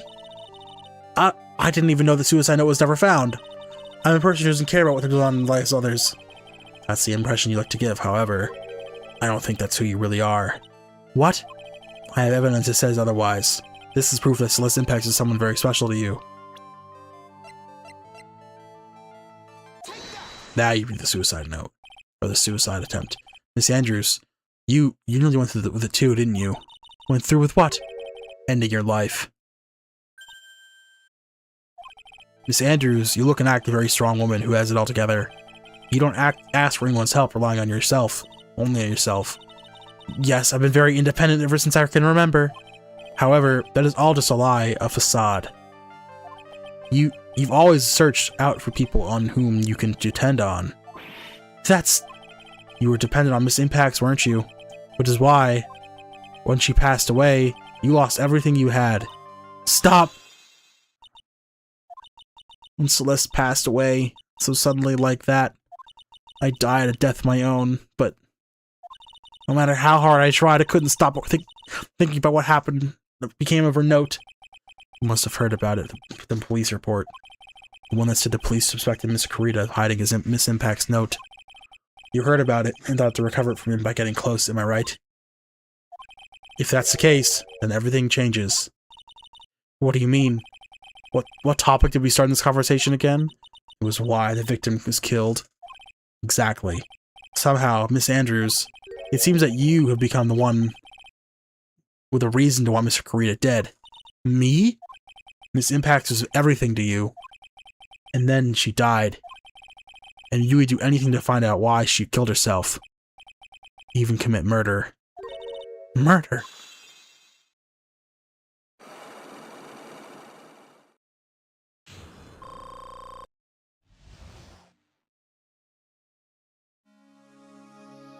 Motive for murder. It's true. I am a woman who can only live in insecurity. I'm physically small, and I don't really have a lot of self-confidence. I have pushed against all that, though. I've tried to live strongly. I never wanted anyone to find out the truth. Miss Andrews. It's the one thing I wanted to take with me to the grave. It was my secret, mine and mine alone. I'm sorry. You probably think I'm a worthless human being right now, don't you? Please, Miss Andrews, all I want to know is the truth. After Celeste passed away, I heard that someone had hidden her suicide note, and that someone was Juan Corrida.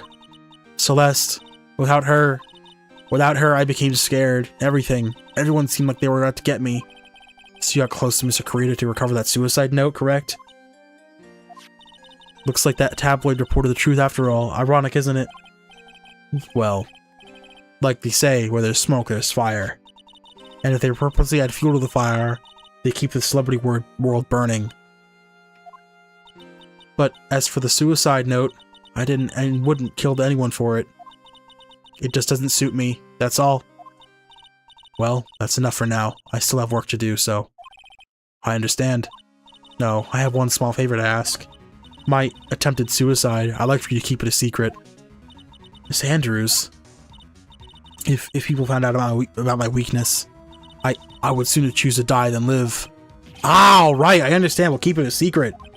Miss Andrews, I guess she's the overthinking type. She probably never says anything without carefully thinking it through first. Think of your discretion. Mr. Nick, can I ask you something? What is it? Miss Andrews has been playing with that card in her hand since a little while back. That card? Yeah, I guess she has. Miss Andrews, what is that card you're holding? Huh? Oh, this? I don't quite know. It just suddenly appeared in my handbag. What is it? Looks like a seashell? That's what it looks like, doesn't it? Honestly, don't remember owning this card. I wonder where I picked it up from. Or not remembering something clearly. Sounds like it would be a rare occurrence. Well, I must be off. I'll leave Mr. OnGuard in your capable hands. Well.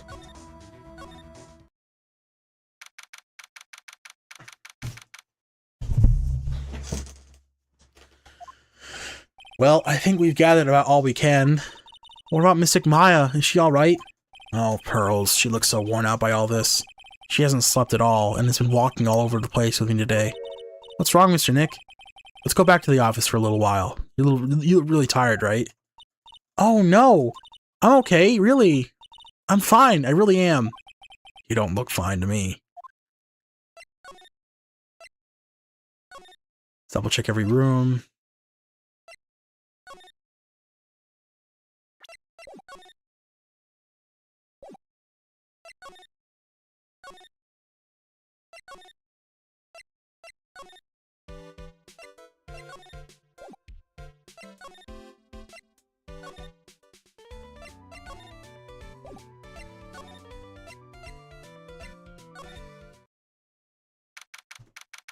March 21st.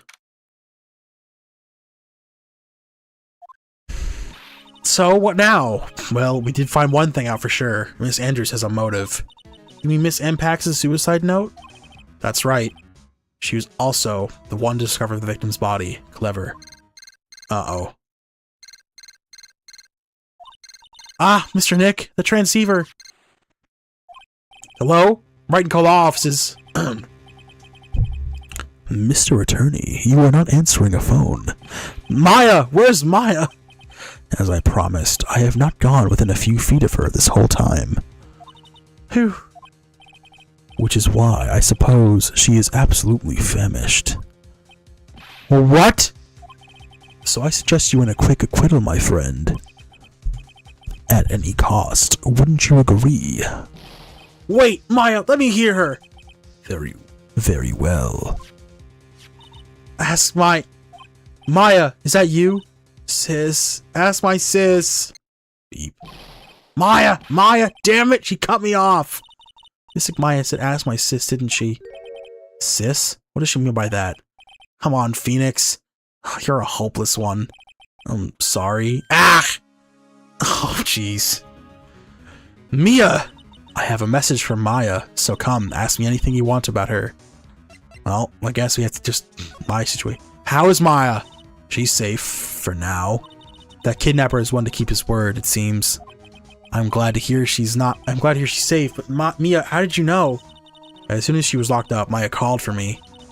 I read the note she left. Then I gathered as much information about it as I could. I didn't know you could use spirit chain like that. It's pretty smart of her. Kidnapper, what's it like? I don't know. Apparently, Maya went answered a phone call at the hotel and was drugged there. And she didn't see the face of her attacker. Ah!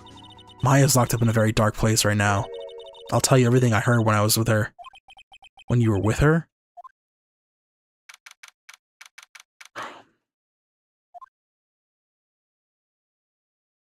In the wine cellar. I'm starving. I could really go for some apple pie. I mean, at a time like this, sweets are the only way to go. I have to stay positive. He promised he wasn't going to kill me. I'm not going to die. Sis, I wonder if you're with Nick right now. What's this? It feels like there are a lot of glass bottles here. And these, they feel like barrels. I'll pass. Too bad I'm really hungry and not really thirsty. There's all sorts of things piled up here, but it's too dark to see.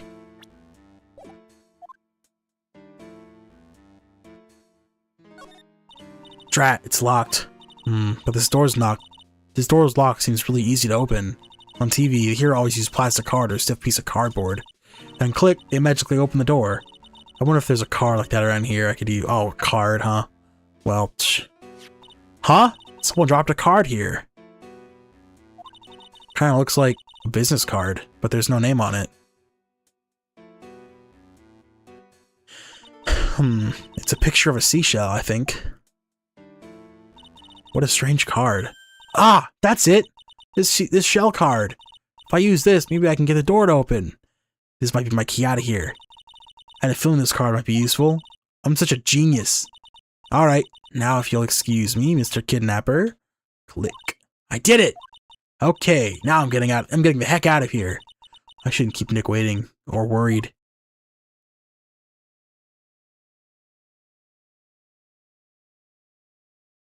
Oh boy.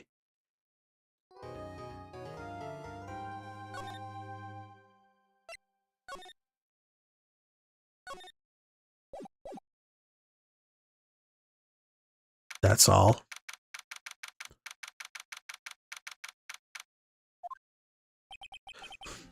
Adrian did it? That's what it looks like. Dude, no way. That woman couldn't do anything like that. In court today, there will be a mountain of evidence that will implicate you. A mountain of evidence?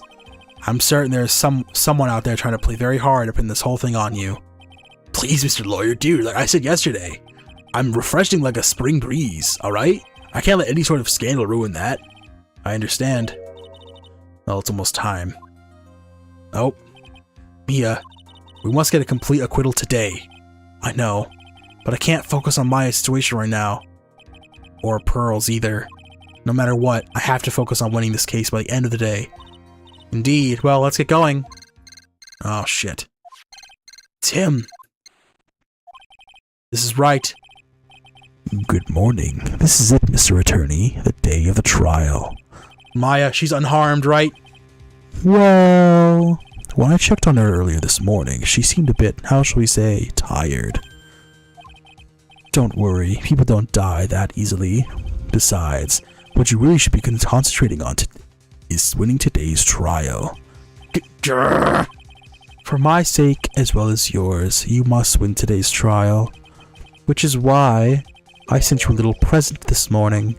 Present? What in the world would you want to give me?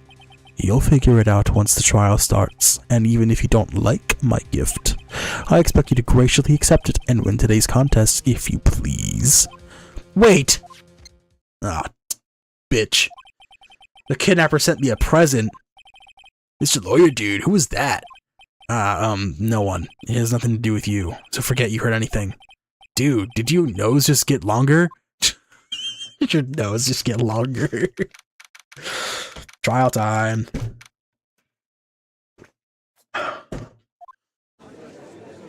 An empty. No prosecution. We win. Court is now in session for the trial of Matt on guard.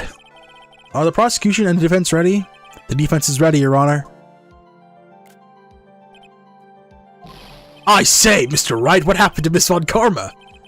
Is she the only prosecutor we can work with here? Like, are there no other ones? I don't know, Your Honor. Why are you getting mad at me? Your Honor? Please be quiet, bailiff. Court is in session. If you must tell me something, please keep it brief. Now then, what is it? Prosecutor Von Karma has... This morning, Mr. Von Karma was shot by an unknown gunman.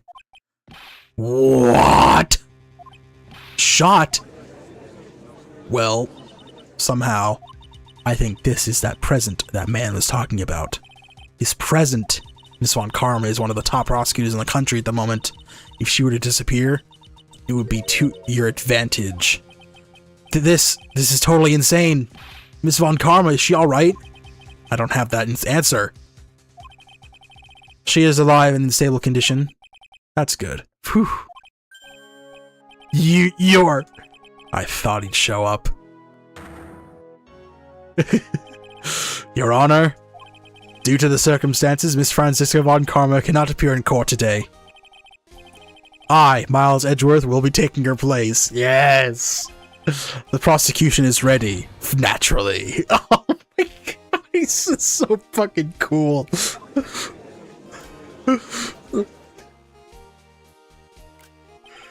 Miss Von Karma was shot in her right shoulder and is currently undergoing surgery. Luckily, I have looked at this case over and I'm familiar with the details. The prosecution seeks to prove the guilt of Mr. Mattengard. The court acknowledges the prosecution. Right. I finally found the answer I was struggling for on a long journey this past year. By the time this case comes to its end, you too will know the answer. Now then, the prosecution would like to call its first witness. Please bring in Detective Gumshoe to the witness stand. Witness, your name and occupation.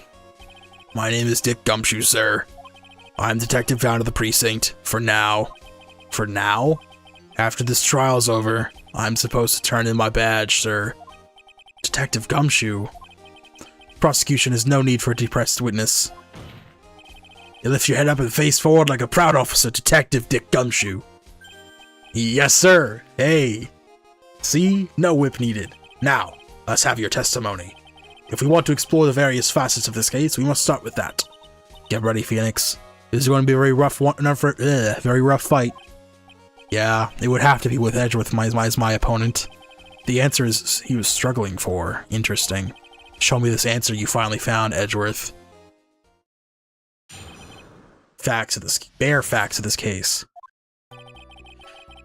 The murder happened after the Hero of Heroes Award ceremony, sir. The victim, Juan Corrida, was found dead in his hotel room. After looking into the cause of death, we believe he was definitely murdered, sir.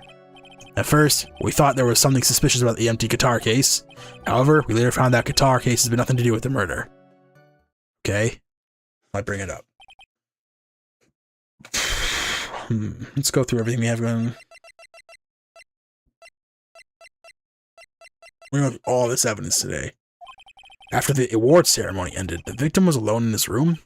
Yes, sir. Both the victim and the defendant went alone to their rooms, sir. I see. Mr. Wright, you may begin your cross-examination.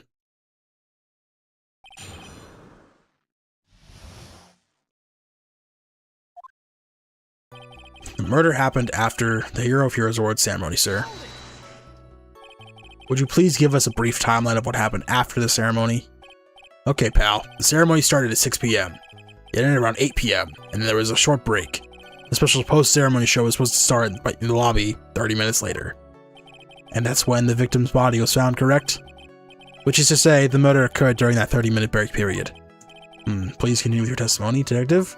No whipping, it's so good. The victim, Juan Corrida, was found dead in his hotel room. The person who discovered the victim's body was Adrian Andrews, correct? Yeah.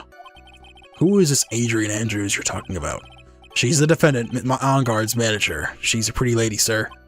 Ah, so she's a pretty lady. I wonder if she will grace us with her presence. When the post-ceremony show was about to start, she went to get Mr. On-Guard. After visiting his room, she went to the next victim's room to get him for the show, sir. I see. And that's when she found the victim's body. After looking into the cause of death, we believe he was definitely murdered, sir. The cause of death wasn't because Mr. Arita was stabbed in his chest? Only a careless amateur would believe something so brainless as that, pal. Take a good hard look at the crime photo. Now, real pros attention would be drawn here to this bandana. Bandana. Oh, on his neck.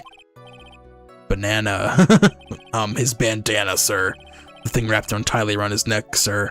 Ah, yes, I see. His banana-scented bandana. Then, what about the knife? It seems to have been stuck in the victim's chest on purpose after his death. We have a crafty murder on our hands here. Strangled with a scarf, then stabbed with a knife. Time of death 8:15. At first, we thought there was something suspicious about the empty guitar case. Nope.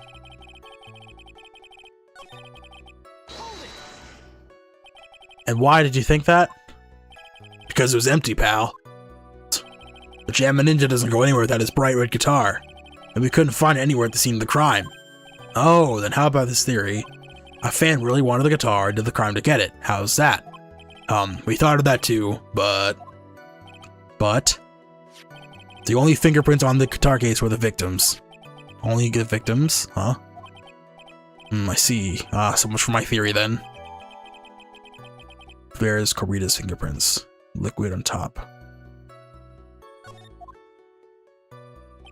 However, we later found out the guitar case had nothing to do with the murder. The guitar. What convinced you had nothing to do with the case? The guitar wasn't at the Gatewater Hotel that night. Well then, where was it? The bright guitar was eventually found at the TV studio. The victim, Juan Corrida, had apparently only taken the case with him, sir. So you mean he forgot to put the guitar inside the case? Yes, sir. Even when he was on stage for the ceremony, he didn't have his guitar. That guitar case was empty even before we got to the hotel. Yeah, that's right. So it's really had nothing to do with the case after all. I believe that is enough. First, the victim was choked to death with his bandana. Then, after the victim was dead, the killer deliberately stabbed him with a knife. Which brings me to my next point. Why, then, did the police arrest Matt Ungard? Because there was a reason enough to suspect him. Here it comes. Looks like Mr. Edgeworth back in full swing. Very well. Detective Gumshoe, please testify about this matter. Yes, sir. Why arrest Ungard? Matt Ungard and Juan Corrida were huge rivals with each other. Each other thought the other guy was in his way, so that's motive enough in my book. As for evidence, there's the Jamma Ninja's button. It was ripped off the ninja costume and was found in Mr. Ungard's hakama. The defendant fingerprints were also over the knife. The defendant brought the knife to the crime, which makes this a premeditated murder. You get both of those evidence? So the defendant's fingerprints were found on the knife used in the stabbing.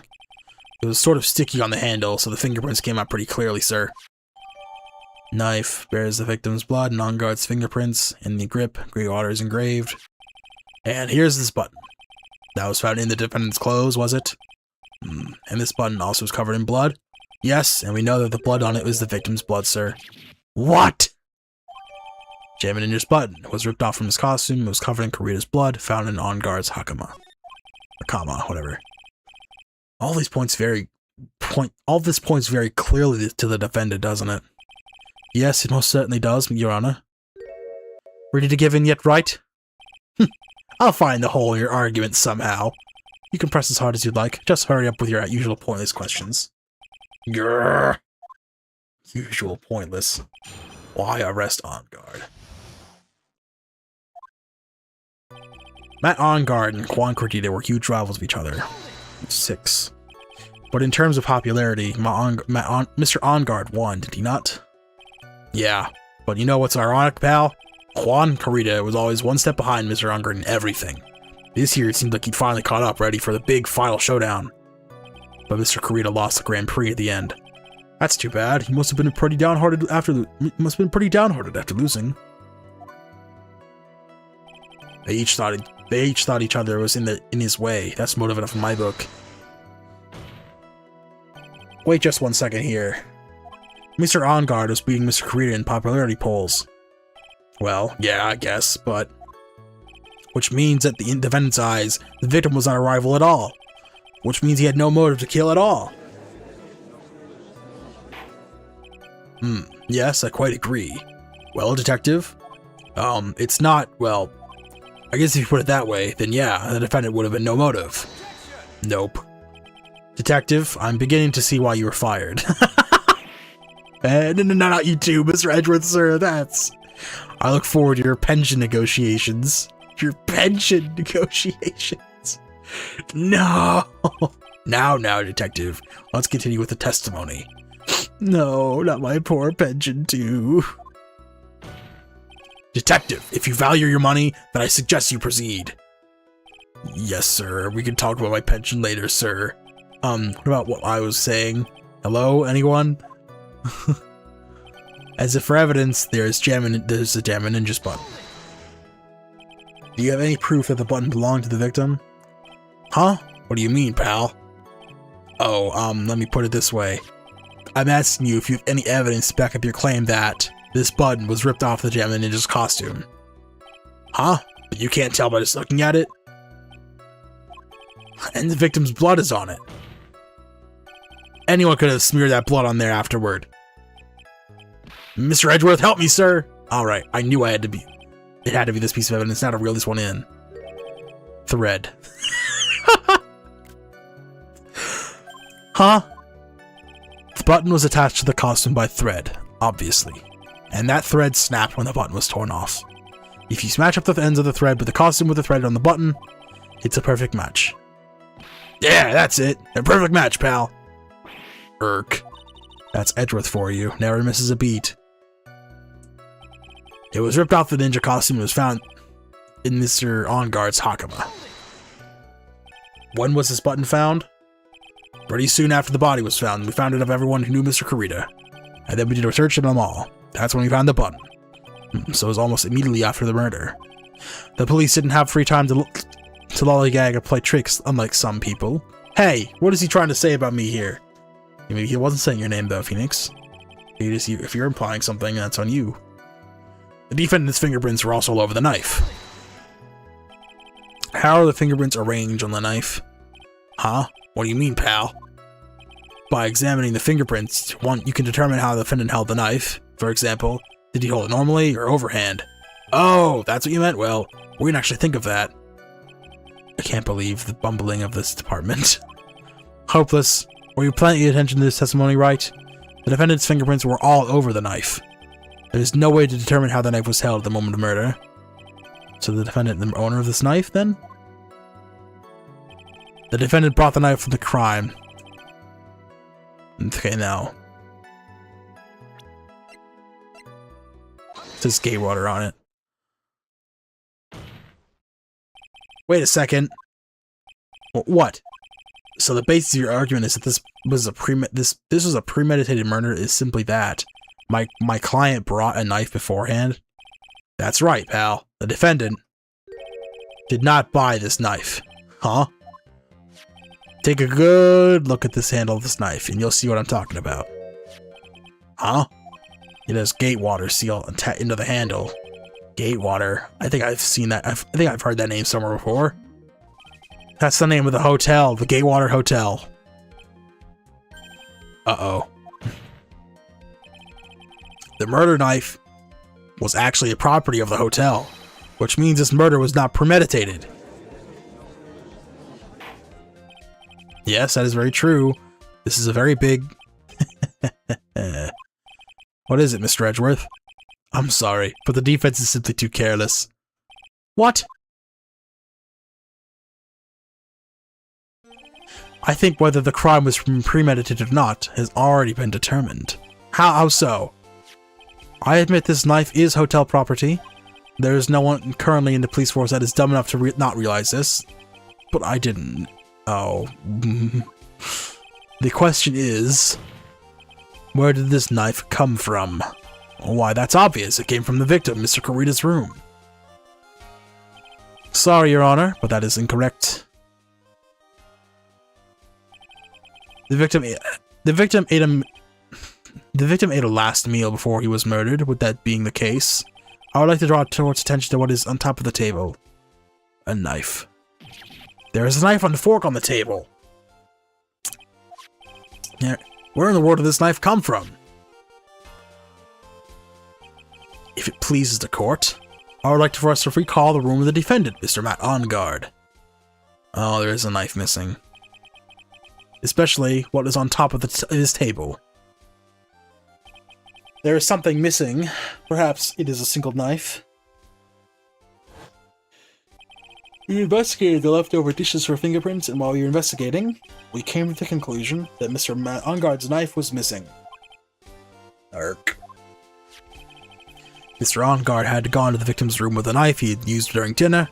Why would he carry a knife to visit? To kill, of course. And with that, I believe the prosecution has proven this was a premeditated murder.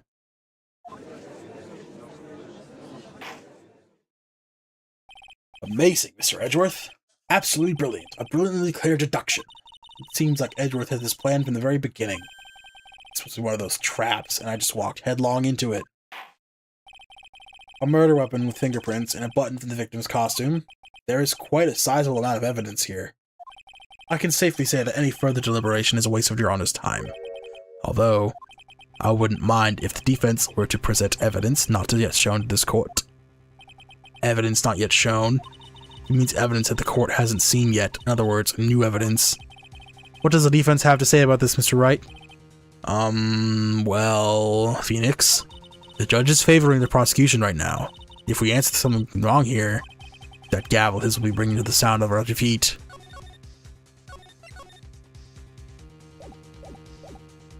Mr. Wright, do you have something important and necessary to present to this court? I'm gonna say... the wine glass? That was there.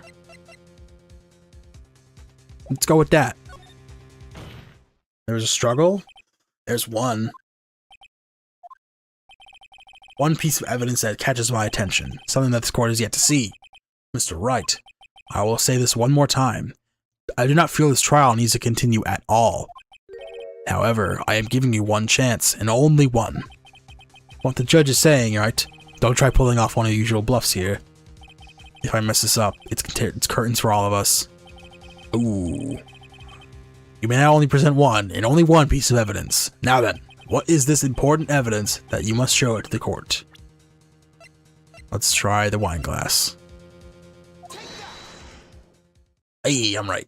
This is a wine glass, is it not? Please look at the photo of the crime scene one more time. Oh, it's there too. This scene is a mess because of the victim's struggle against his assailant. The vase was broken, his makeup was all over the floor. These are all things that were on point, at one point sitting on top of the dresser. Well, yes, I see your point. However, this glass that is sitting on top of the dresser is mysteriously untouched. The only thing that did not fallen over the only thing that had not fallen over everything else in this wine is this wine glass. This piece of evidence is more than strange enough to warrant further consideration. Okay. And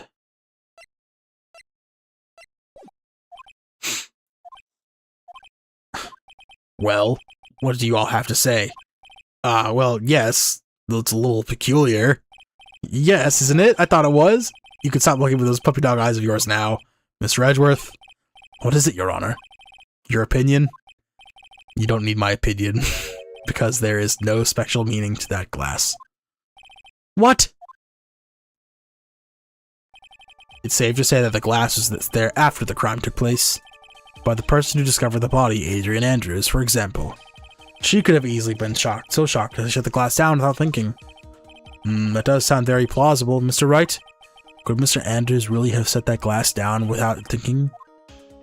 It's possible. It's possible that is what happened. There is nothing that points to Mr. Andrews not being the one who set the cup down.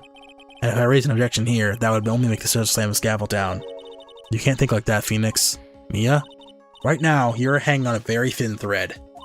Anything else you can grab onto right now is better than nothing. So in other words, push as far as we can go.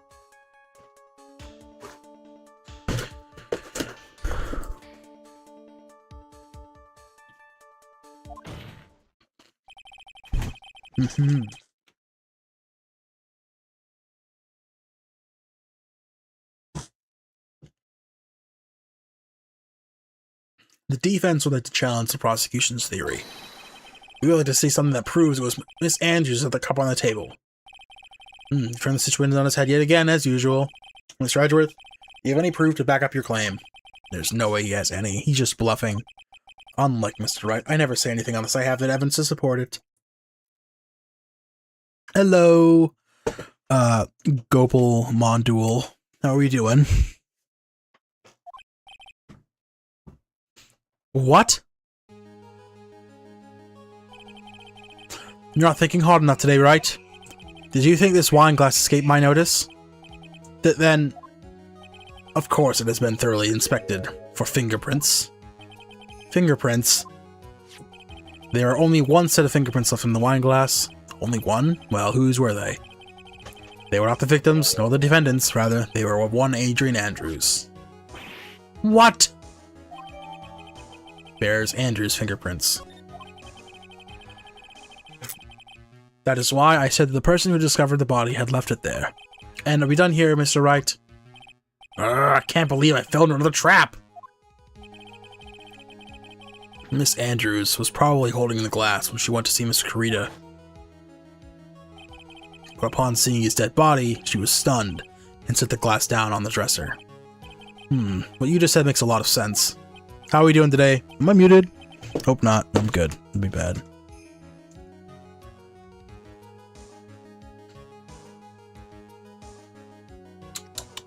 Now do you see right? You can't change any part of my scenario as it explains everything all too well. I've thought long and hard about the past year what it means to be a prosecutor. And from here on out, I will show you the answer I've come to discover. Wait a second, Mr. Edgeworth.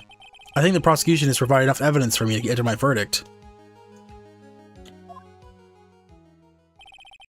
Unfortunately, I cannot allow you to pass judgment yet. The prosecution has yet another witness who would like the court to hear from. Another witness. Yes. Bailiff, please bring in the next witness. What in the world is Edgeworth thinking? Oh, crap. Here we go. Kind of hurt my voice.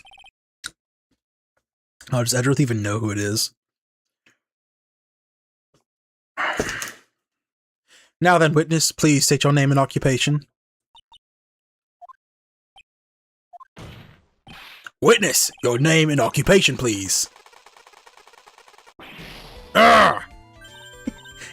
Gotcha! I wonder what happened to what calm composure he had earlier. Oh, Edgy boy, it's been what, a year since we last met, hasn't it? You should be more happy to see me. I saw the report with her testimony, but who knew that under that helmet? It was the Wicked Witch of the witness stand. It's the Wicked Witch of the witness stand. I tell you, this time I know what I'm supposed to do. So today I'm going to tell you anything and everything. Even things that don't have to do with terrible crime. This witness, that's terrible crime that all this court needs to hear. Oof. Shush, I'm talking to my dear Edgy Widgy right now. Don't interrupt us, Gramps. Yes, ma'am, madam. No, please, by all means, interrupt her, please. Anyway, witness, your testimony, please. It's true what they say, that youth are not hot-headed nowadays. Not that I mind at all, Edgy. Man, I don't want no AI viewers. Get out of my chat. Frick, I opened the link by accident.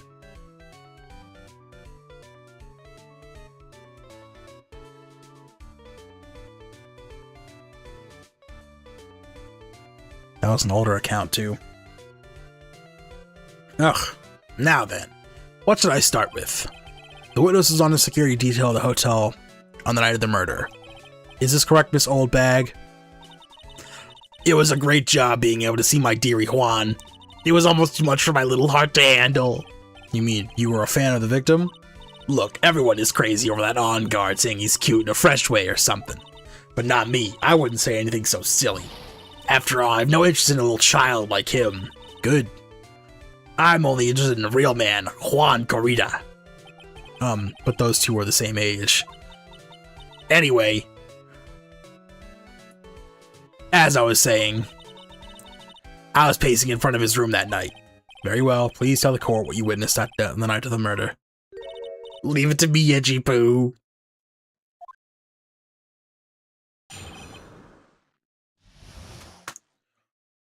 What you witnessed.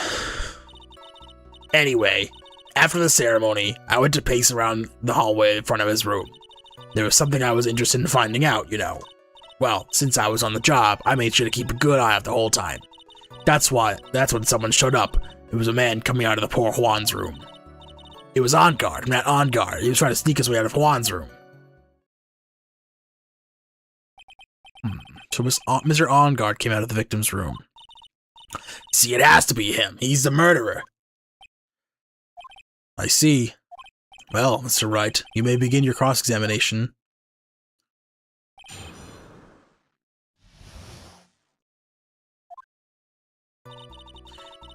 Anyway, after the ceremony, I went to pace around the hallway in front of his room. Miss Oldbag, what was your post that night?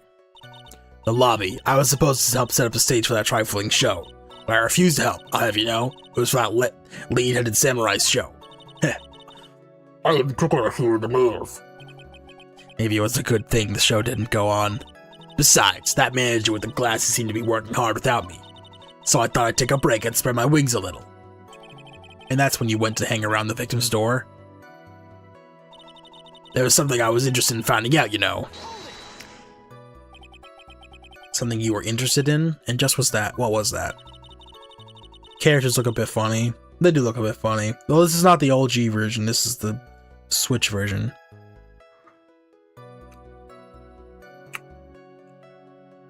It's not some little thing I can go around telling everyone, you know. It's top secret between me and Juan. And Ejipu, of course. Mr. Edgeworth, what is this thing she was interested in? I have no idea. I despise gossip, Your Honor. Gossip. But should it prove relevant, we could always have it appended to her testimony later. Looks like we should enforce it right now. And did the witness stay in the vicinity of the victim's door the entire time? Well, since I was on the job, I made sure to keep a good eye out the whole time. Oh, and would you tell us the number of people who went in and out of Mr. Koreda's room? I have no idea. I wasn't born, so I can count things for those who didn't pay attention in class. That's why ever since I turned 20, I quit keeping track of how old I really am. Yes, well, that would explain why your age was not included in the report. It's true, her age is actually fucking nothing, just question marks. In any case, the witness then saw someone, correct? That's when someone showed up. It was a man coming out of poor Juan's room. It was on. Oh, missed a step.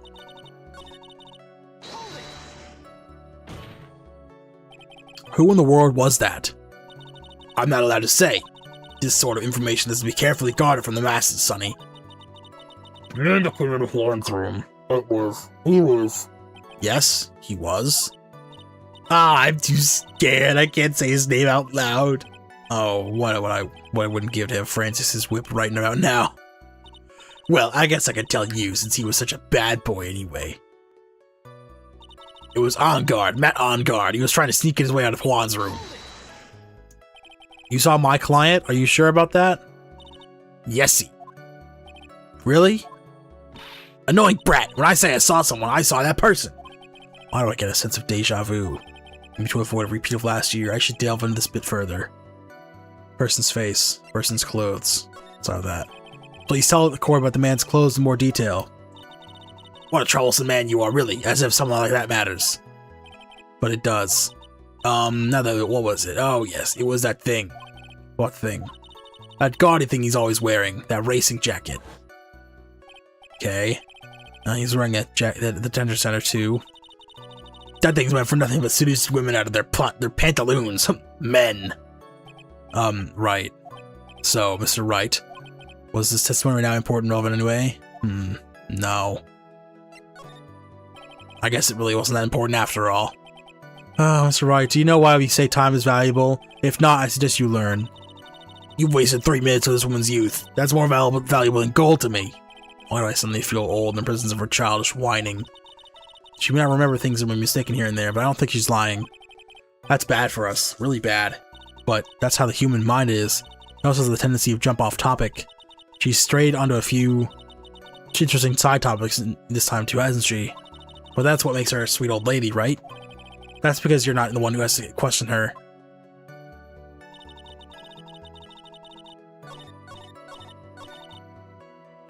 Let's see what else we got.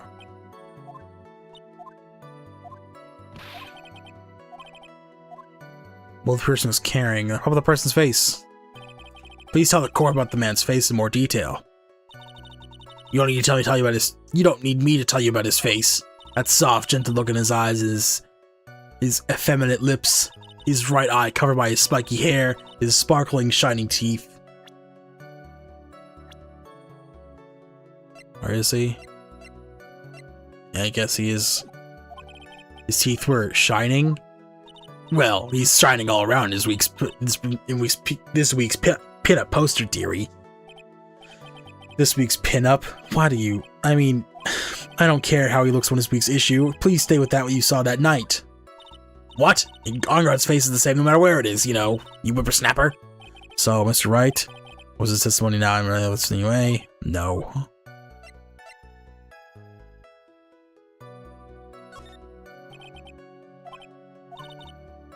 Yeah, okay. Let's see what he's carrying.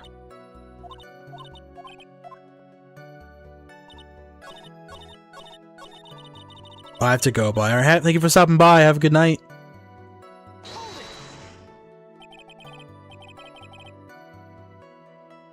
You saw my client? Are you sure about that? We already talked about this. What the person was carrying. What was the man you saw carrying? In which hand? His right or his left? Now this is a real mess. I mean, I can't be expected to answer such a vague question. Indeed, please be more specific with your question, Mr. Wright. Sorry. What was the man you saw carrying in his right hand? He wasn't carrying anything in that hand. Okay, then how about his left? Empty. Well, this whole thing has been a lot of nothing. It's not important. Which one is it? Wasn't he saying he was wearing his costume?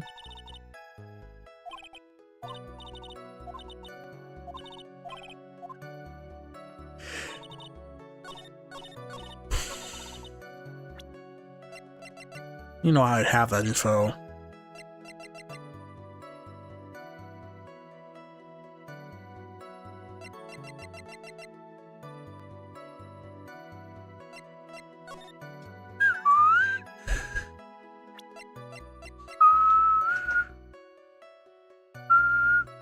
Oh wait. Even it's the hands. Hang on. Press. What is he holding?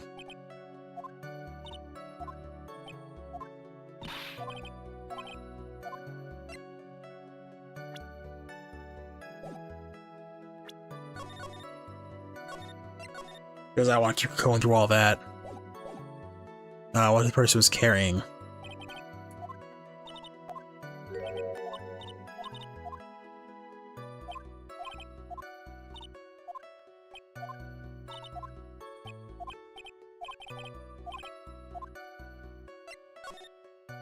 Of course it was important, Your Honor.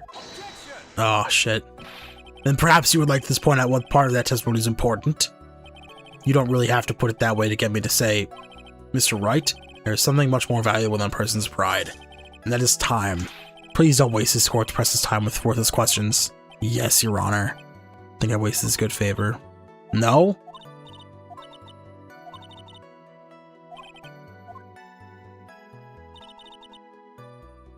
Oh, what the hell? I can't present the knife on that?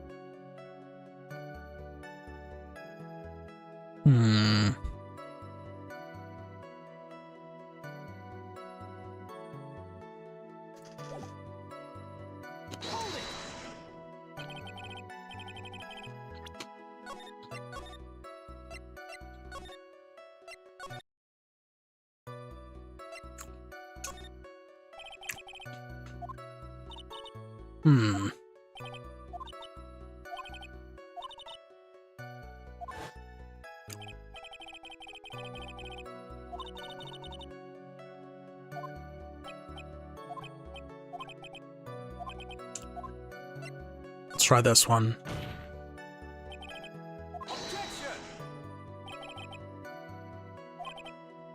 Don't you see it, Edgeworth? Your Honor, I request what the witness said about the jacket be appended to her testimony. Okay, this is new. Ah, well, I don't like to be badmouth anyone without reason, but if I must. He was wearing his flashy racing jacket. Honestly, it's all just for show. Are you sure the defendant was wearing a racing jacket?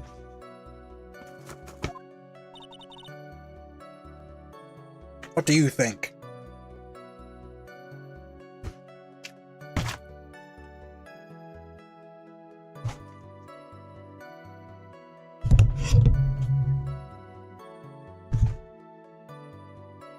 Oh.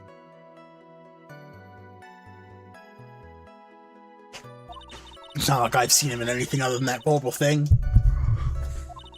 I'm sure he's wearing it. She is so sure of herself, and it's to the point of self-absorption.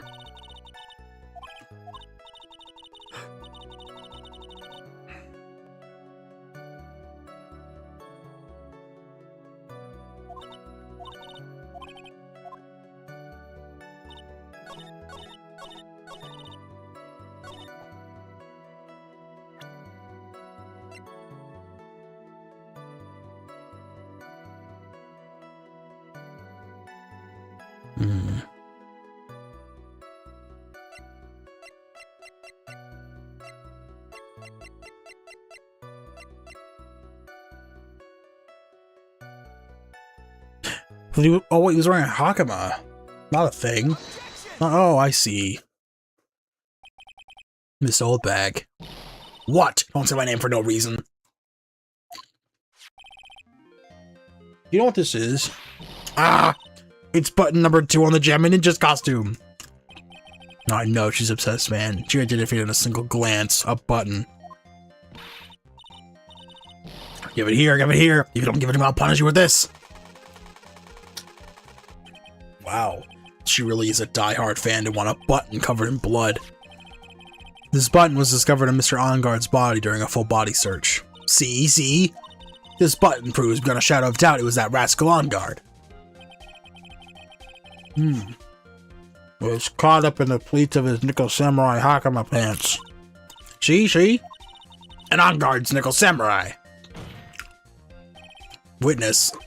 Now, it may just be me, and I do have an active imagination. But now, didn't you say that defendant Matt Enguarde was wearing his usual racing jacket?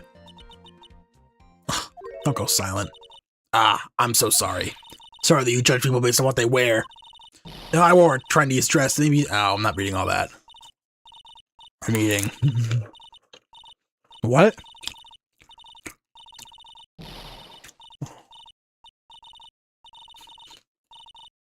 Oh my god. Now hold your tongue still for 1 second. It's what you saw in the actuality. It was not Mr. Enguarde, the man. But Mr. Enguarde, the nickel samurai. But when you think about it, they're really one and the same anyway. What's all bag? This is very important what we're talking about. Edgy poo, do you think so too? Well, it might be something worth considering. Just say it's important and agree with me for a change. Witness, think carefully and try to remember as much as you can before you testify. Alright, if you insist. I should be the one sign, not you.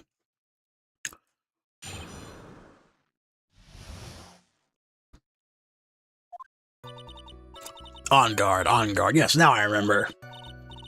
The Nickel Samurai, that's right. It was the Nickel Samurai that I saw. Yes, it would have been convenient for to wear him this costume during the murder. You had to go to that post-ceremony stage show right after the crime, you know. He must have worn the Nickel Samurai costume when he was stabbing Mor Huan. This popcorn kernel is fighting me hard.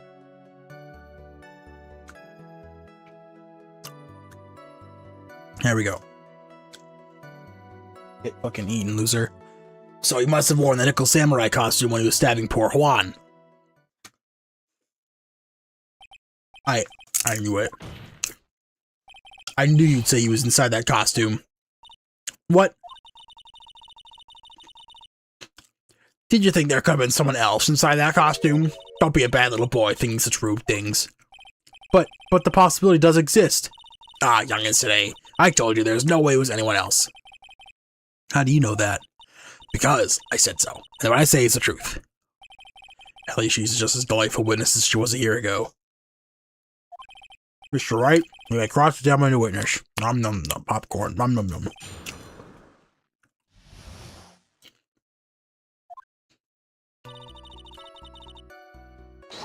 Now I remember. Would you please get on with your testimony? Watch your language, young man. What sort of tone does that to take with an older? My youthfulness isn't what it used to be, so you should forgive me for everything. If you keep barking at me like that, I'll start singing at the top of my lungs. What? A striking figure by the sea, standing all alone is he, all his Nickel Samurai. She's actually singing. Someone help my poor ears. Mr. Regular, will you something about this racket? Witness, I'll give you a piece of gum later if you be a good just stick to the facts. Okay! You promise, right? Right. I'll be sending the bill for the chewing gum to your office at a later date. Remind me to send you a thank you note later too, Edgeworth, old chum.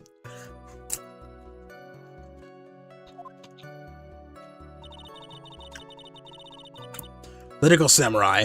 That's right, it was the Nickel Samurai that I saw. Be a little more careful with your testimony, please. Not too long ago, you said that he was wearing his racing jacket, and now he's not? Not too long ago? Let me ask you this, when you were itty-bitty, what was your grand dream? Huh? What'd you want to be when you grew up, whippersnapper? My dream, huh? Well, I, wanted to be a Judge Wagner, hero of the public court. So what? See? Look where you are now. You're not Judge Wagner, are you? Are you? Well, what I said earlier. Who puts any weight into things like that? Now is everything. It can't be held responsible for the past. Since when did court become the theatrics over testimonies? All that matters is that man inside the costume. Is not enough. Yes, it would have been convenient for him to wear the costume during the murder.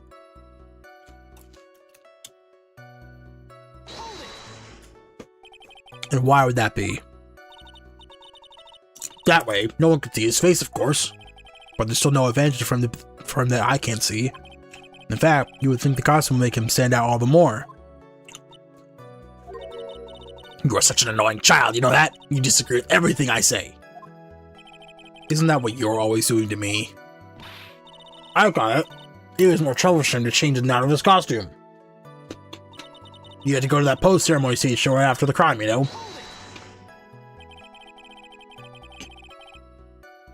Was there anyone else scheduled to appear at the post-ceremony show? Well, all the contestants were supposed to go on stage in front of the gesture thing. That included the Gem and Ninja. Of course it included him. That's why an on guard came out in your Juan's room. I didn't give it a second thought. I see. Well, anyway. So he must have worn the Nickel Samurai costume when he stabbed poor Juan.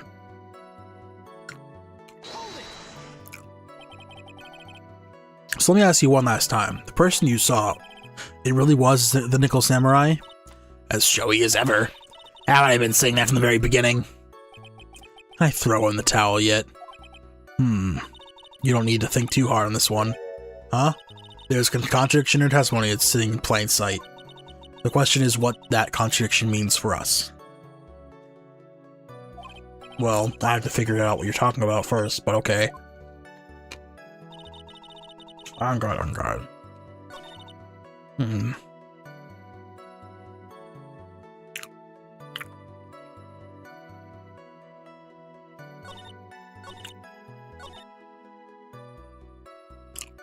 No, if it's a full costume, he has no fingerprints. Dumbass. I got that in the bag. No. Fucking popcorn fell. Please take a look at this. Yeah, so it's a knife, big deal. So what, you gotta take what you...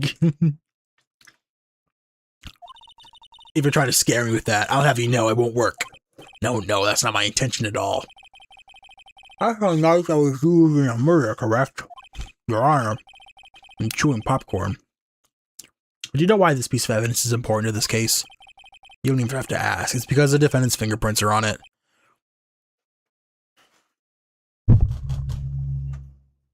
I'm really interrupting this for the popcorn. I'm gonna put the popcorn away for now. Is that what you're driving at? That's exactly what I'm driving at. What are we driving at? Whose car are we driving?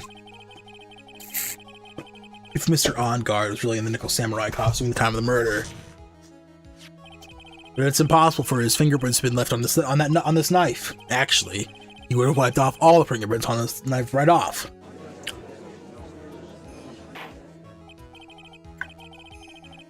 Oh, that's right. The Nickel Samurai wears gloves, doesn't he? Yeah. Yeah, he does.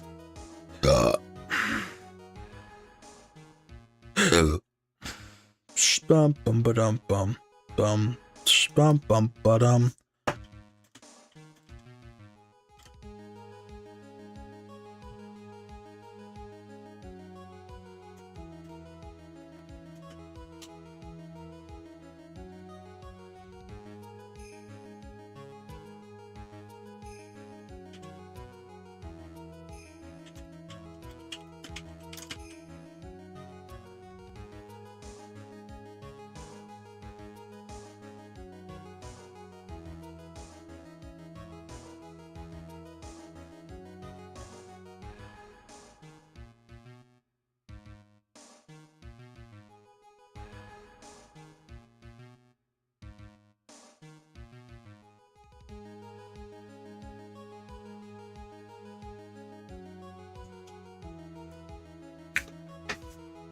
Alright.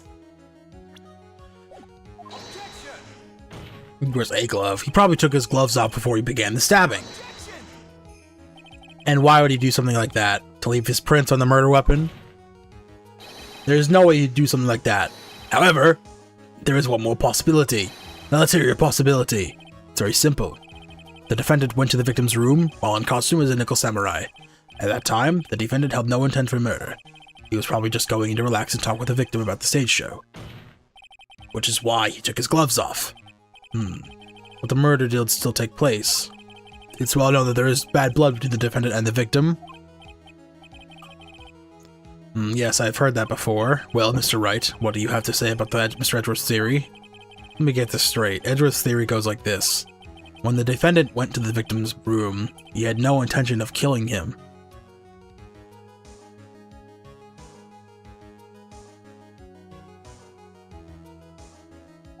Now, up to this point, are there any problems with this theories?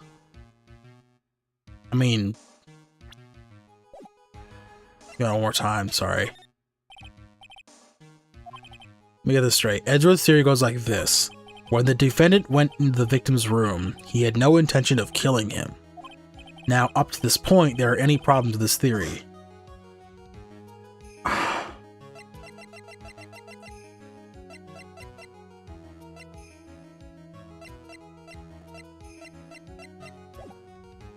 No problems yet.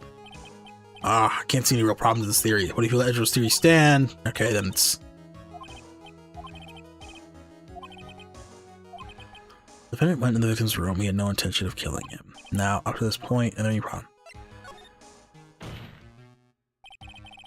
This theory contradicts with something in an earlier testimony. Oh, does it? Well, what are you babbling about? Now, for an argument's sake, let's suppose Mr. Ongar was the killer. If that's the case, I think it's impossible for the killer to have gone to the victim's room without intent.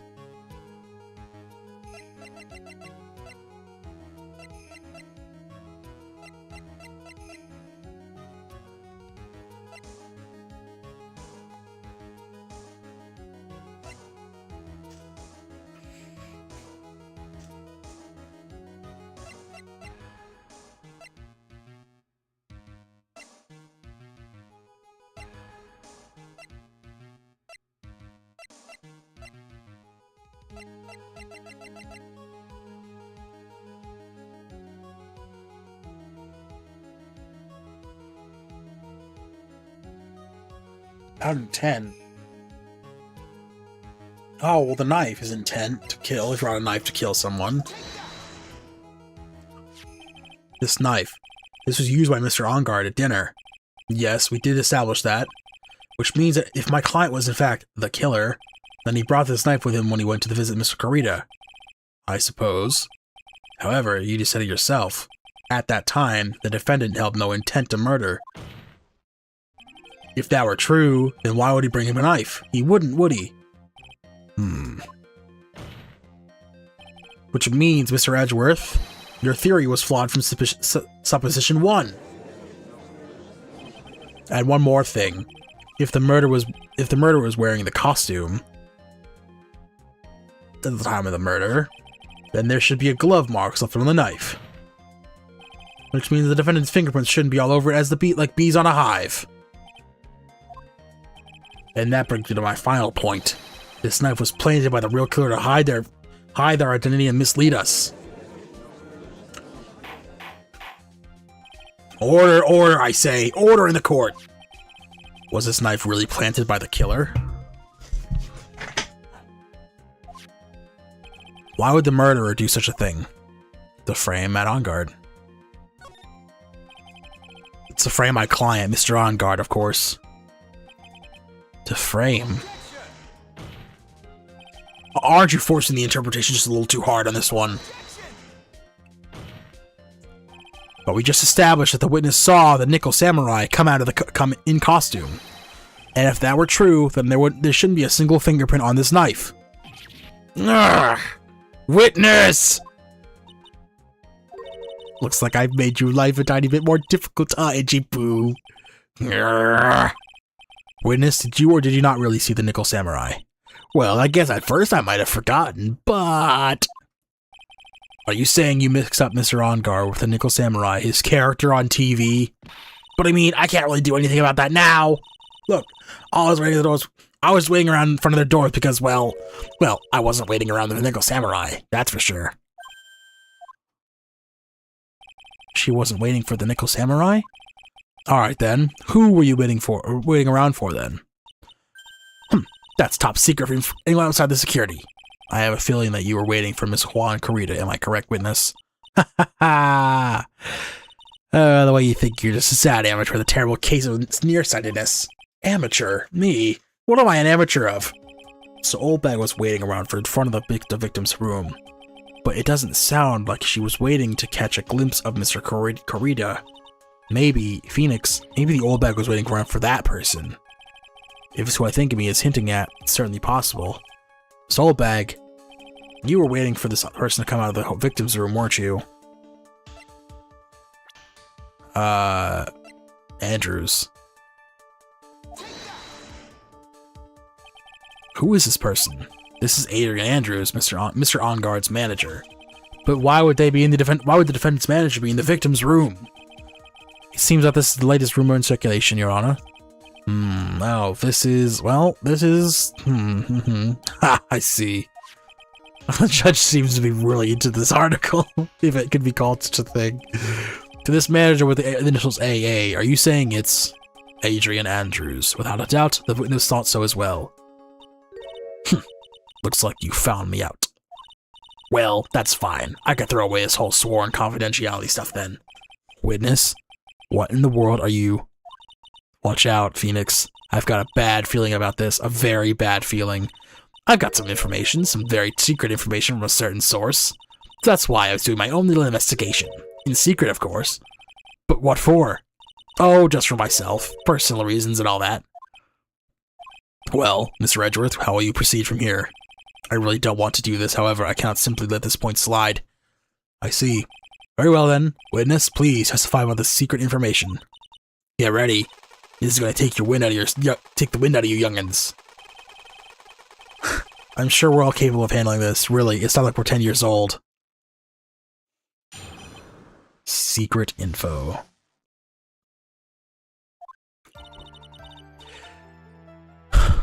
That Onguard is one evil, evil man. He thought he could ruin poor Juan by causing a huge scandal. To do that, he sent his own manager to get close with Juan. I cannot condone such dirty tricks, so I took action.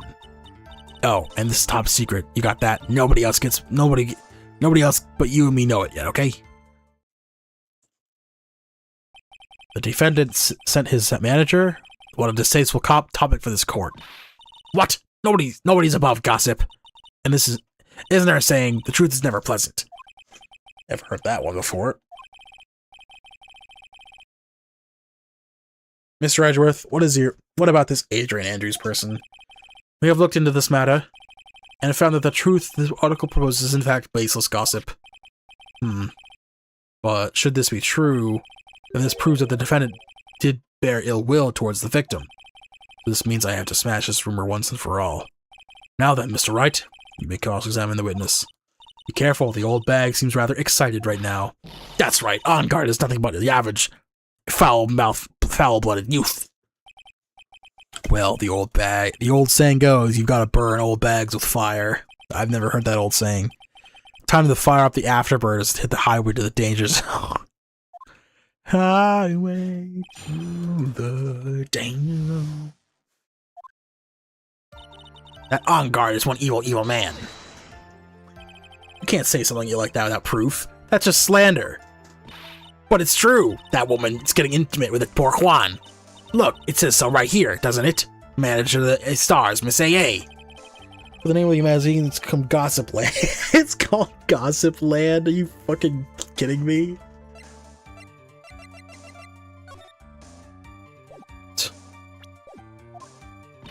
What? Are you saying that gossip is all just a pack of lies? What do you know?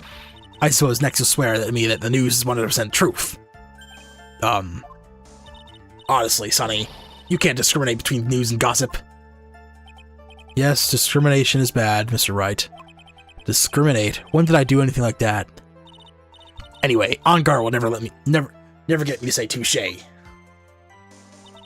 He thought he could ruin poor Juan by causing a huge scandal. A scandal? What do you mean by that? You're a dim-witted one, aren't you? I can't believe you don't know what a scandal is. Honestly, what are they teaching kids in middle school these days? No, I wasn't asking what the word scandal means. Even I know that much. Well, that on-guard thought he could own a monopoly on popularity. So to do with that, he sent his own manager to get closer to Juan. You don't have any proof that Mr. On-guard did any such thing. You must be suffering from shock, the shock of hearing the truth. And now, since you're so in so much shock, you can't do anything right. You're right, I can't do anything. But boy, I wish I could do something about you. Alright then, Sonny, show me what you got. Can you show me proof that On-guard didn't bear any ill will towards Juan?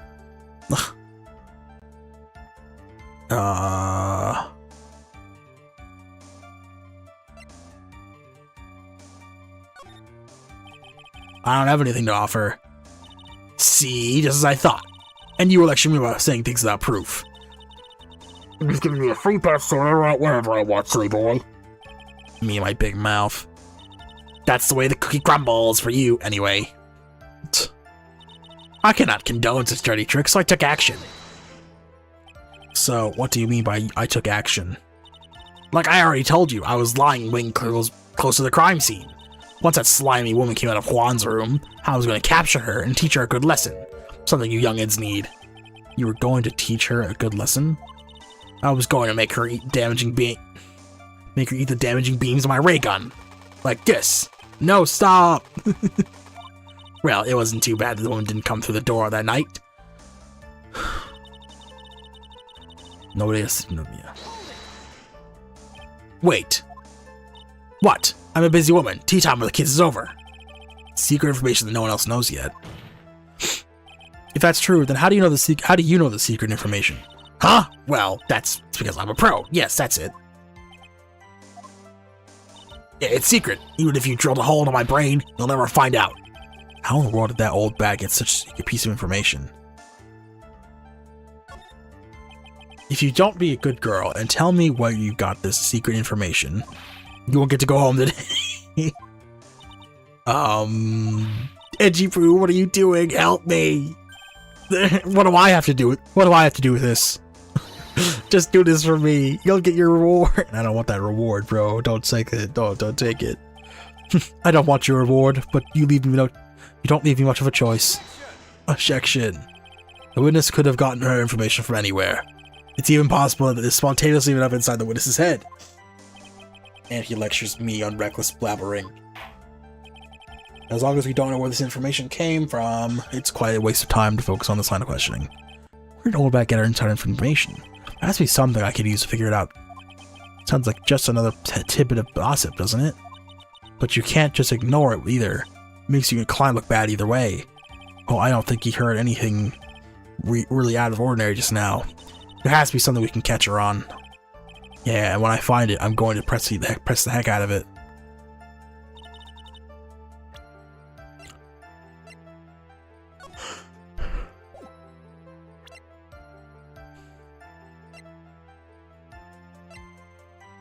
Tower, wait. Oh, is it the camera?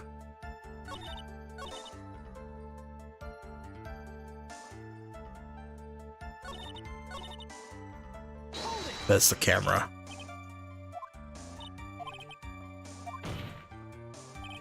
That's true, then how do you know the secret information? Huh? Well, that's because I'm a pro. Yes, that's it. Yeah, okay. So no one else is supposed to know this secret information, correct? If that's true, then why do you know it, Miss Oldbag? Why are you looking at me like that? Stop that! Witness? I hate to say it, but this is how you came to acquire your secret info, isn't it? You took Lotta's camera. The investigative photographer, Lotta Hart. Oh yes, I remember that mysterious girl. She reported that she had lost a certain note she had written to herself. She reported such a thing?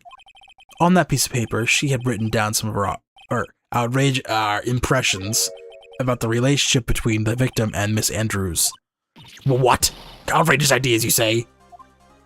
No. I said impressions.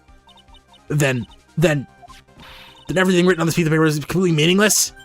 Ah, that's it. That's the note. No, you see, this is completely different. This is top secret list of groceries to buy. God damn it. Top secret list of groceries to buy. Then you are the one who took Miss Hart's note. I'm a huge fan of Juan's, that's why. That infamous puffy-haired whippersnapper. She's working with that evil On Guard. She said to herself, On Guard, I'm a sidekick. Dude, I'm a sidekick. She was so happy, smiling like a silly duck. I was the one checking. I was only checking what she had written. Edgy Poo, you believe me, don't you? Leave me alone. I was only trying to help out like an angel I am. It's only one little piece of paper. I've never taken anything else before. You really should come with a supply of cheese to match your vintage wine.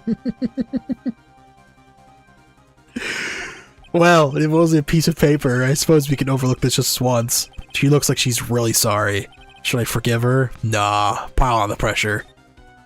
If I let up on her now, she'll get away.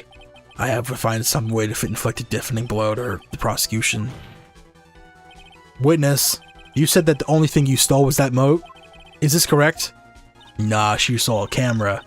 Stole? Why didn't you listen anything more carefully? Why don't you listen more carefully, you annoying brat? I saved this piece of paper from the terrible lonely trash can, that's all. You're lying, damn it, and I can prove it. Are you putting my credibility under scrutiny again? This old bag.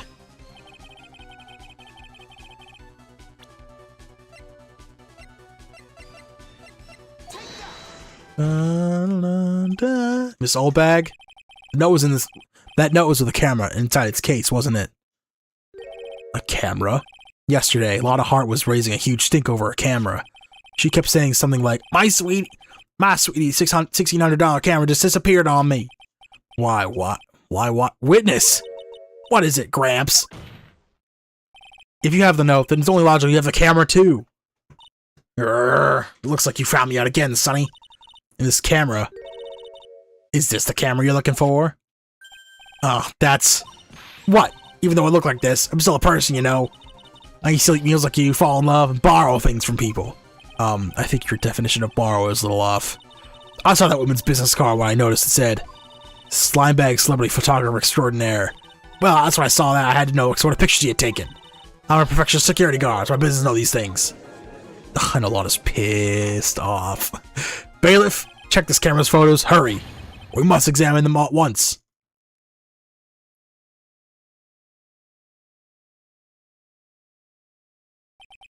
Well, Mr. Edgeworth, what do we have? There's only one photo that seems to be relevant to this case. Please present it to the court. This is Nickel Samurai.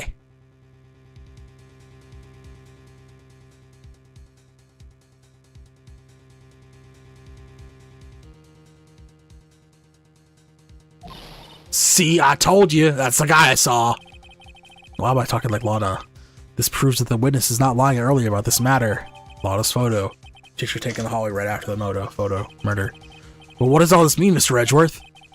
This photo by itself does not prove that the person is the defendant. However, in his own confession, Mr. Ongard clearly stated that at the time of the murder, he was still in his Nickel Samurai costume. If that is the case, then this Nickel Samurai is the defendant. We just dug ourselves into a hole. How did it come to this? I think this brings us to the end. We have examined every piece of evidence thoroughly. Final comments, Mr. Wright? This court will consider them before we close. Do you agree that this photo is decisive evidence against your client? If this photo really is decisive, then we're done for. But if I raise an objection here and blow it, then I would put my life in jeopardy. Let's save.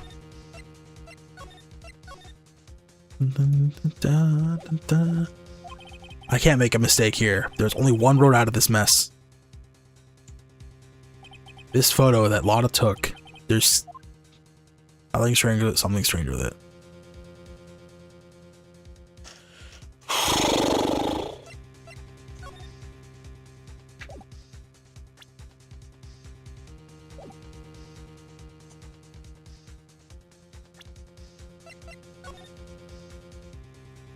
Mask looks different. Maybe not. Something strange. Well, just try nothing, just in case. There is nothing strange with this photo. I have done nothing to alter this picture either, in case you're wondering, right? I see. It seems the defense will rest on this matter. In that case, there is no reason to further prolong this trial. Is this really alright with you, Phoenix? Well, there's nothing wrong with this photo, what I can try again. Take another good look at it. And if you still don't see anything, do something. Anything to prolong the trial. Yes, Chief. Wait, Your Honor. What is it, Mr. Wright? I'm about to enter my verdict. Please address me with your comment afterwards. No, I'm sorry, but this can't wait. Oh, let me guess. You are going to point out some peculiarity, whatever, with this photo. What? Why didn't you say so earlier? There's something strange with this photo. I knew this was coming, right? Your thoughts, Mr. Edgeworth? I think we could all agree there is nothing strange with this photo. There is no way for the defense to debunk this photo, even with the Bunker Buster. Debunk with a Bunker Buster? Is that what you're planning to do, Mr. Wright? Anyway, please look at the photo one more time. If you really believe you can honestly find something wrong with this photo, then you should only need one chance, Mr. Correct? Well, hang on. One chance. I have to find something wrong with this photo. I can't let this chance go by. Where in the heck did she take this photo from anyway? It's all out of focus. Why can't you take a good shot, especially when it counts? Now then, let's hear your objection.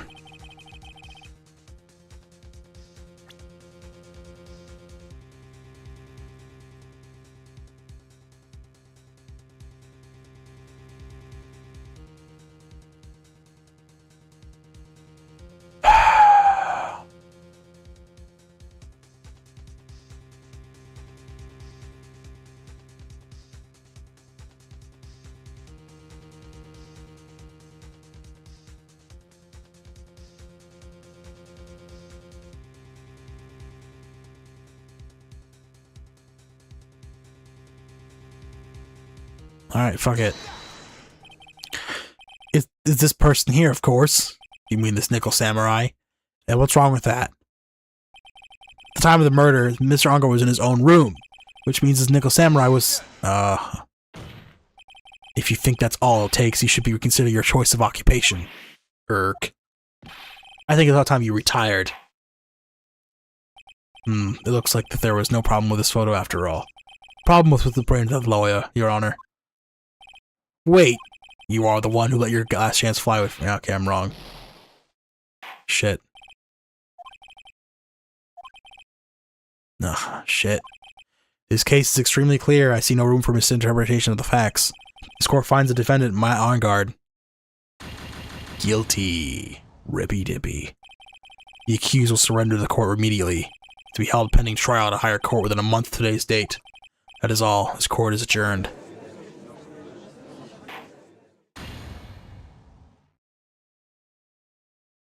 Don't save. Uh-oh.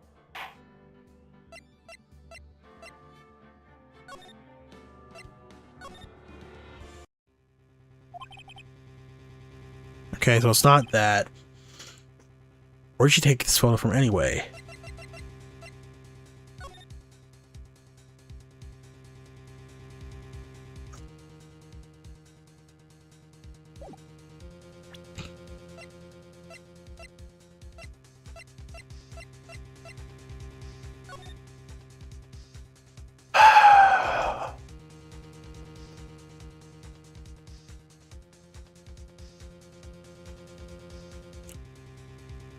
With the flowers.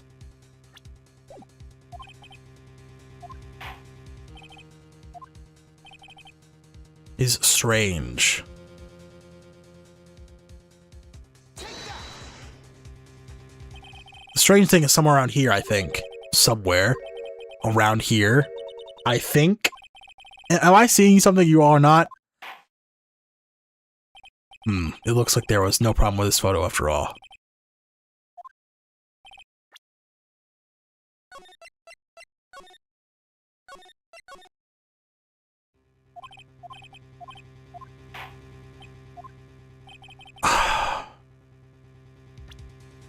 The door, maybe?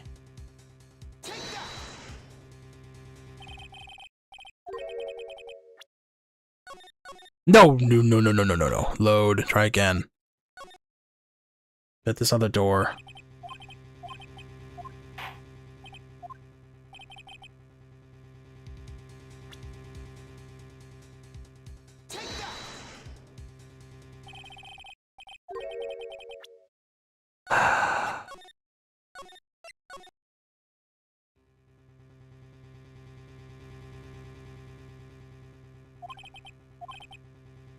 What is wrong with the photo?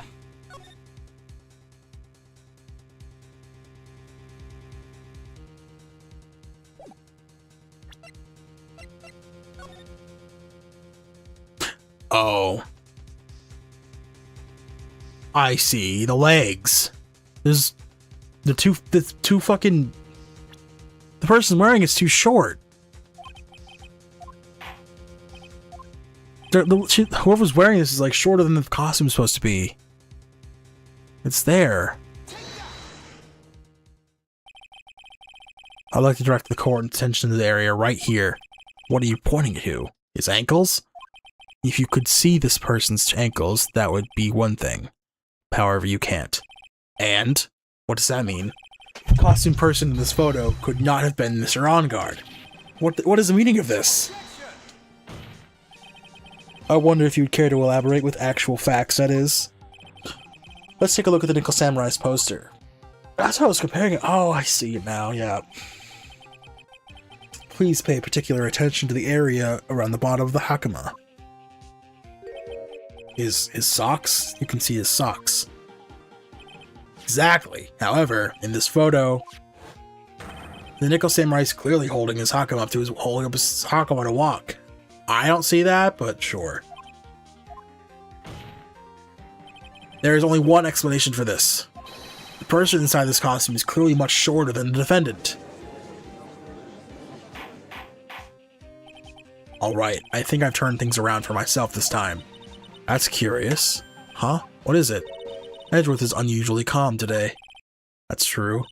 He's just letting the trial run itself as if he only along for the ride. Along for the ride? What do you mean by that? I can only guess that perhaps he doesn't feel under attack at all. He doesn't feel under attack? Then I haven't damaged his case at all? Mr. Edgeworth, where does this leave us? If the person in this photo is not Matt On Guard, then everything the prosecution has tried to prove has become meaningless. I figured it would come to this. What? Right, I have something I want to ask you. I think you have proven that this person inside this costume is not Matt On Guard. In that case, who is the photo of? This is a photo of. Who is the person wearing the Nickel Samurai costume? I'll stress out over this, Phoenix. It's very simple. What you should be focused on is Edgeworth's attitude, don't you think? Yeah, why is he so calm? Alright, Mr. Wright, let's hear your thoughts. Who is the person in this photograph?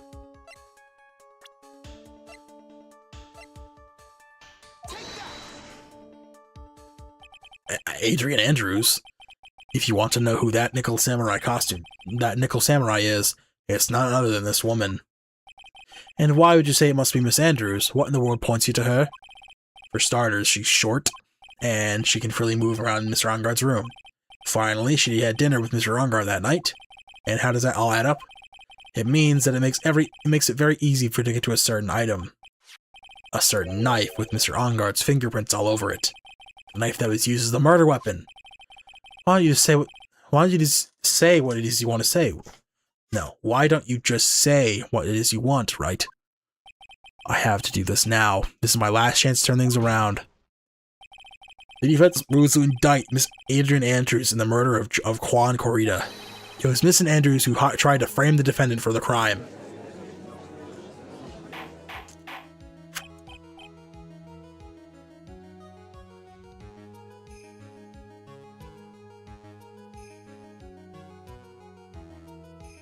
Order, order, order!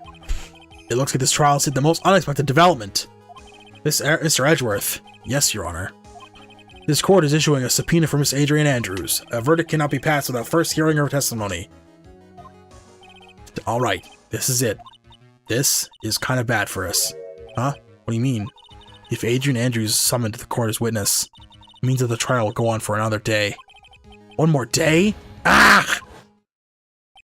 If I don't get a verdict today, then Maya... Now then, we shall set Mr. Andrews... We should set Miss Andrews' testimony for tomorrow. Well, what am I supposed to do? The judge was to adjourn the court. Now then. Please, Your Honor, continue the trial. We must pass a verdict today. I cannot do that. We cannot hear Miss Andrews' testimony if she is not. I abhor wasting such valuable time. Edgeworth? Your Honor, I request you please continue with today's trial. But we cannot continue due to this unexpected development. Unexpected development? I think you underestimate me, Your Honor. And what do you mean by that? That Mr. Phoenix Wright would slave his way to subpoenaing Miss Adrian Andrews is all happening according to plan, even if Wright was a bit slow to catch on. What? What is the meaning of your statement, Mr. Edgeworth? Miss Adrian Andrews is currently waiting in the prosecution's lobby. She is the next witness. Everything was planned out in advance by that man. Somehow, I knew there'd be no way Edgeworth would overlook Miss Andrews. Looks like this battle is far from over. Exactly. Very well.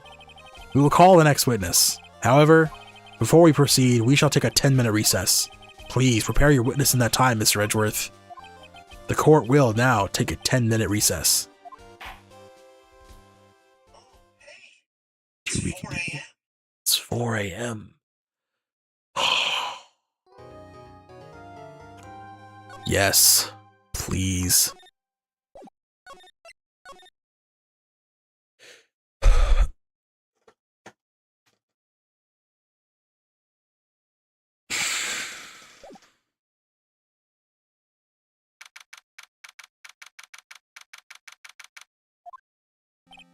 Dude, I can't believe that Adrian. No way. Not cool, not collected. Adrian Andrews? She's your manager. It would have been very easy for her to pull this off. The only person who had easy access to the knife in dinner was, well, her. So after the ceremony during the break, huh? I was sleeping like a log the entire time. See, she could also easily plant that blood-covered button on your Hakama. Because she was the one who came to wake me up? Then, dude, you're saying it really was her? Yes, she is the real killer. She is the one who murdered Juan Corrida. But why? I thought she was buds with Juan. She was her own agenda. Her own agenda? Well, what are you talking about? I'm sure you'll see by the time this trial's over. It'll be alright. I'll get you acquitted by the end of today. Get me a verdict that's refreshing like a spring breeze, okay, Mr. Lawyer, dude? Phoenix, you think your motive is related to Celeste Impact's missing suicide note, right? Yes. Miss Andrews depended on Miss Impact as her strength and reason to live. But then Miss Impact suddenly killed herself. It sounds like she left a suicide note, and the person thought to have hidden it is Juan Corrida, the victim of this murder. And that's why I think Miss Andrews got close to Mr. Corrida. All to get the suicide note back. That sounds plausible. But only one thing bothers me. What? Who was it that first told us about the relationship? Better stated, Miss Andrews' dependency issues with regards to Miss Impact's. It was Edgeworth. It looks like he's still on the one command in the ship. Don't let your guard down yet.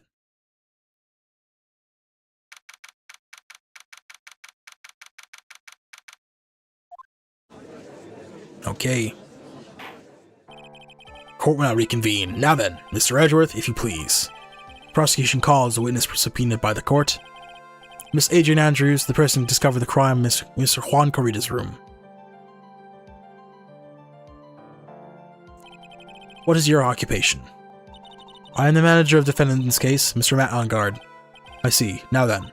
Before we begin, Your Honor, I have one request. Yes, sure. What is it? I am sure everyone in this room is wondering the same thing, and would love to find out more about my relationship with the victim.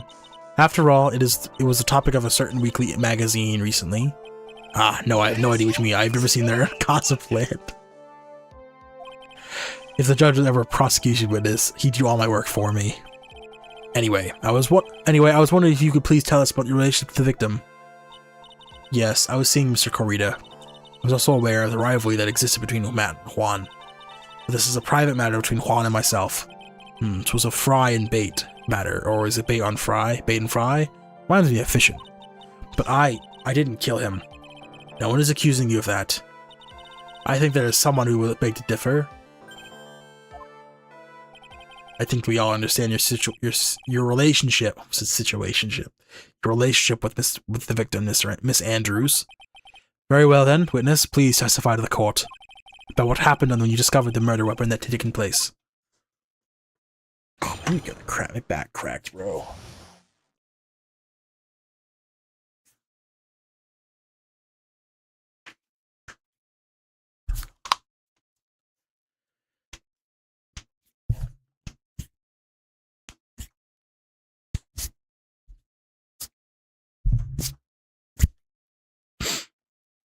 When I found the body.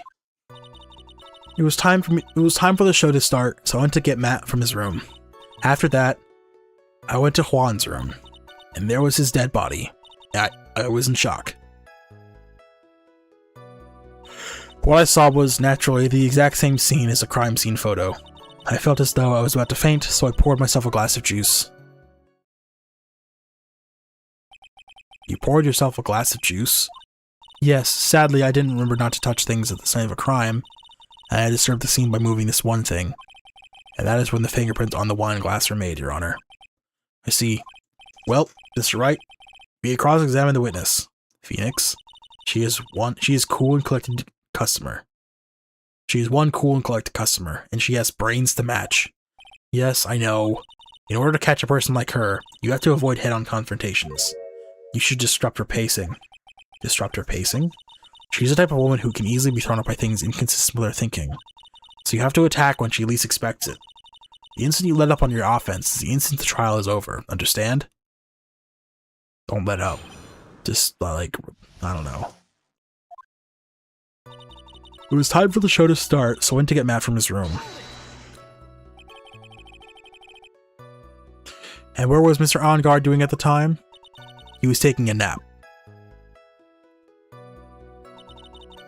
Also, I gotta say, the gears on his right arm look really weird. That costume. Like, how does that work? He was worn out from his mini performance as Cynical Samurai during the ceremony. Mr. On-Guard did say he was taking a nap. Then I guess you could say it could not have been I guess you could say it could not have been taken out of his room, yes? Excuse me? It? What are you... Right? I thought years of school would have taught you how to construct a sentence. If you can't make a sensible sentence with subject, then make one. I'll make one for you. Watch. Did you, Miss Andrews, remove Mr. On-Guard's knife from his room? No. Subject, verb, object, right. Did you skip basic grammar? The witness may continue. After that, I went to Juan's room. And why did you do that? As a friendly gesture, Juan was making an appearance of the other heroes. So the show is supposed to be a show of friendship, huh? Press further. Do it. And is that the only reason? I beg your pardon? What are you implying? You had a certain goal in mind when you started to get close to him, correct? So perhaps you had a more personal matter to discuss with the victim. Sorry, but I don't have any such intentions in mind at that time. I can't get her to talk without a strong piece of evidence, I guess. May we continue now? Witness, what did you see when you got to his room? And there he was, his dead body. I was in shock. You were in shock? What? Was it not supposed to be? Miss Andrews is a very calculating person, and despite how close they were, I doubt she'd had romantic feelings for Mr. Corrida. Anyone randomly stumbling upon a dead body would be in shock, and you can't seriously expect a young beauty like her would not be shocked. Somehow, I don't think beauty has anything to do with being shocked or not. I see.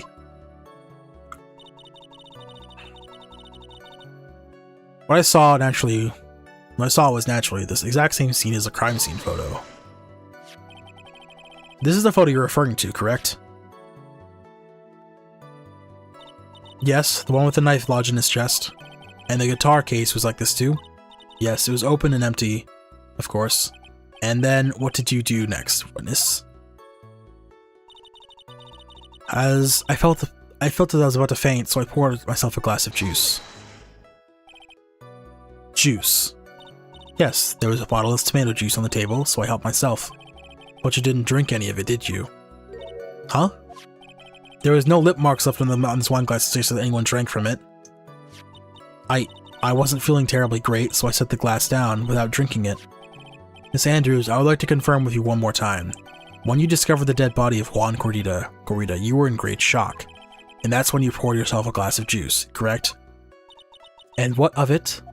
My mind really was a complete blank at that time. Mine was a complete blank?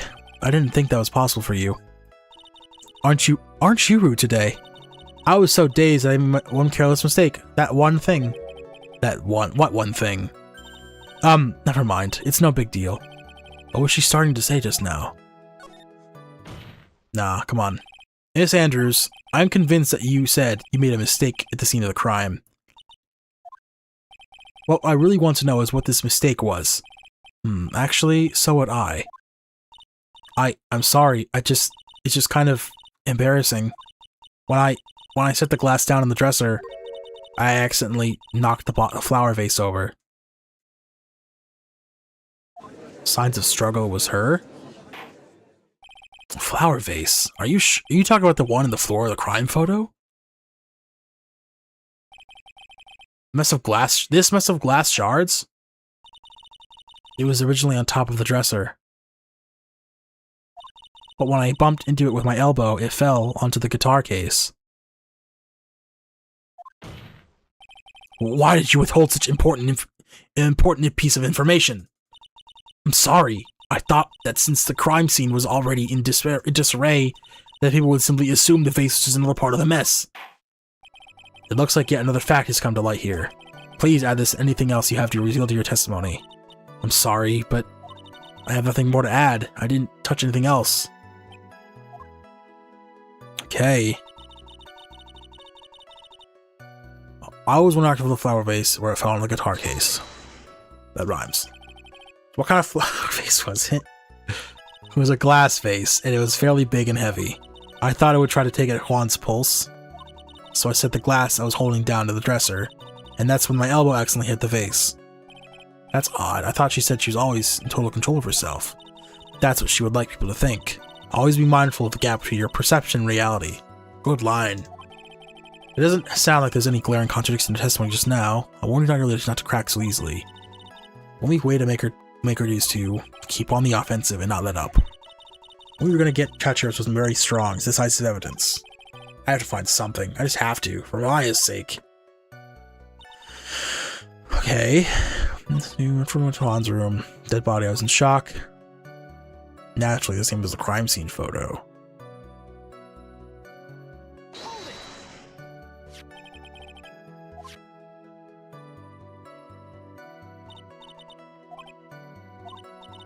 Open and empty, of course.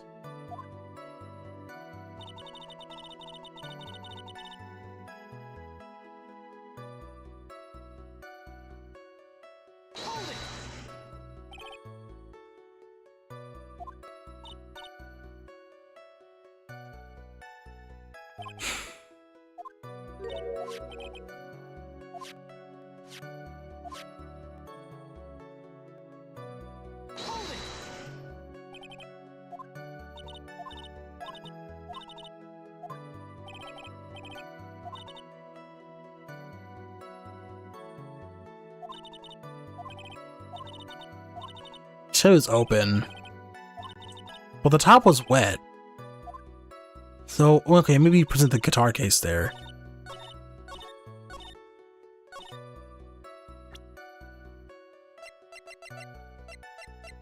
Empty. There is some water, but only the top of the lid bears Corrida's fingerprints. There it is.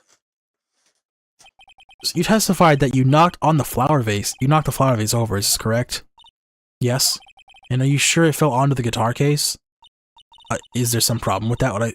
With what I said? It's not some problem. It's a major problem. It's true that the top of the guitar case is wet with water.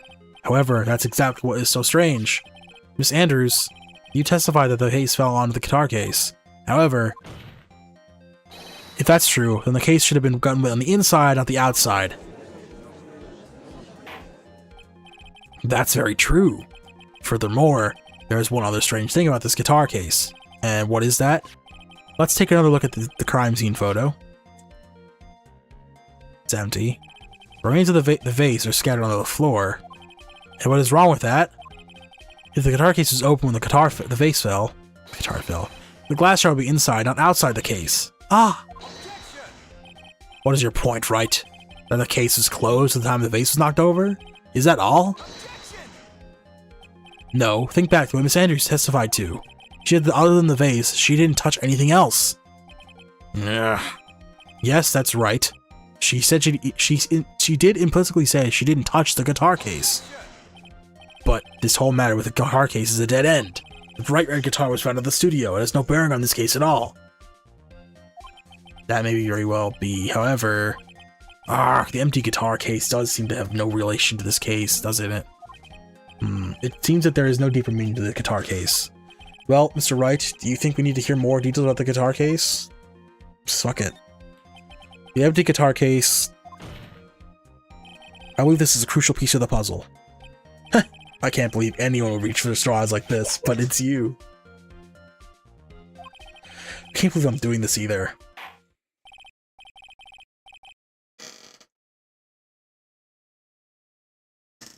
Alright, I'll follow along for now. Miss Andrews, please testify to the court about the guitar case. Yes, Your Honor. The guitar case. I don't remember too clearly because I was a bit dazed. I suppose I must have opened the guitar. I must have opened the guitar case after I knocked the face over. It's not that big a deal though, right? The case was empty after all. As for why I opened the case, even I don't know. Oh shit. It looks like this really wasn't a very important point. This wastefulness is such a familiar feeling by now that it's almost comforting. Anyway, I'll just go ahead and start the cross-examination. Using any way to change the topic. A convenient escape for a weak man.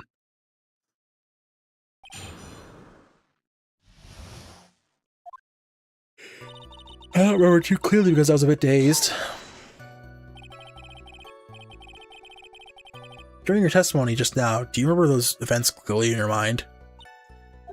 Well, you see, are you sure you're the only one? Are you sure you were the one who opened the guitar case? She's waiting for someone to tell her if she should answer or not. It sounds like her dependent side is taking over. Oh, Miss Andrews? Yes, it was me. I suppose I must have opened the guitar case after I knocked the vase over. So, you opened the guitar case then? Yes. Well, maybe. Why did you open the guitar case? Huh? Miss Karita's dead body was right there in front of you, wasn't it? I would think that the first thing you would do is call for help, not open a guitar case. As the witness said multiple times, when she found the dead body, she was dazed. Maybe I was curious to know if the bright red guitar was alright or not. I thought maybe the criminal took it. Why would she care about the bright red guitar? But getting back on topic. It's not a big deal though, right? The case was empty after all.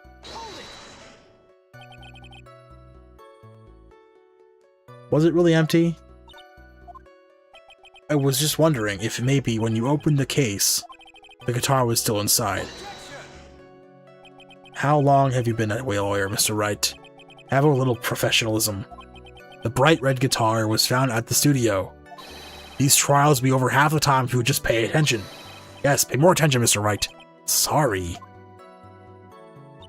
As for why I opened the case, I don't even know. Oh, shit.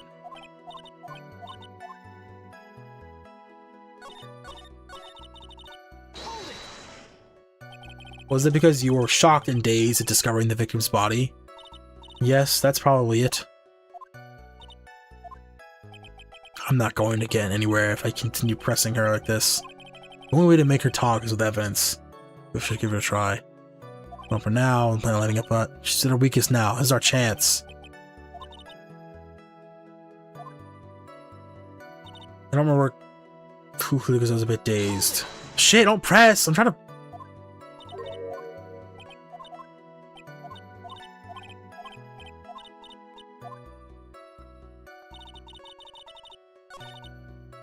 I don't remember too clearly because I was a bit dazed.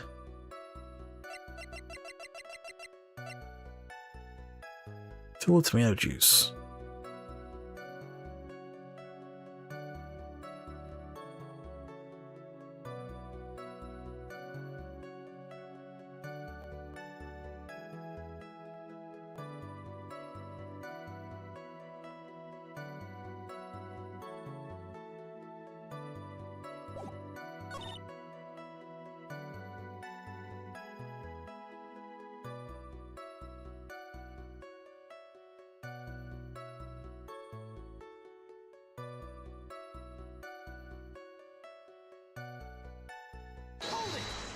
Try this.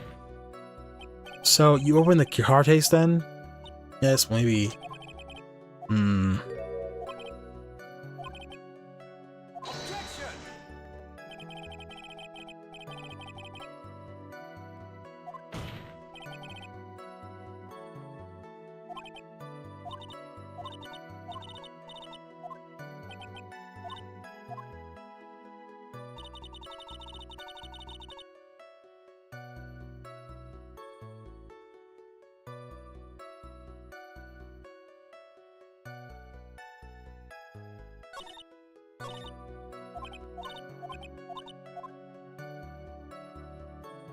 You opened it, but there's his fingerprints. His fingerprints are on it. Why would you opened it? Made this point clear too. I see. There's no way you would want to open the guitar case. Why would you say that? It's elementary, my dear. Because the only fingerprints on this guitar case are those in the victim. Ah! What is it, Miss Andrews? You shouldn't assume that I might have left prints just because I touched the case. What do you mean? What if I were to tell you that I was wearing gloves at the time? Gloves? Well, why would you be wearing gloves at the time? It was the night before the awards ceremony, so of course I dressed up for the occasion. Yes, now that I remember. I'm almost sure I was wearing a pair of thin gloves. I see. Well, Mr. Wright, it seems the witness is wearing gloves at the scene of the crime. That's strange. Because why would your fingerprints be on the wine glass? You were wearing gloves, isn't it a little strange? Why is that strange? You have something to prove I was not wearing gloves at the time? Your fingerprints were on the glove. I have your proof right here. It's wine glass. A wine glass? You left your fingerprints very clearly on this wine glass. Ah. Even if you took your gloves off when you poured yourself this glass of juice, wouldn't you think it was just a little strange? That you put your gloves back on just to open the guitar case? Ah! Oh, her glasses broke. Oh, she's in a pair.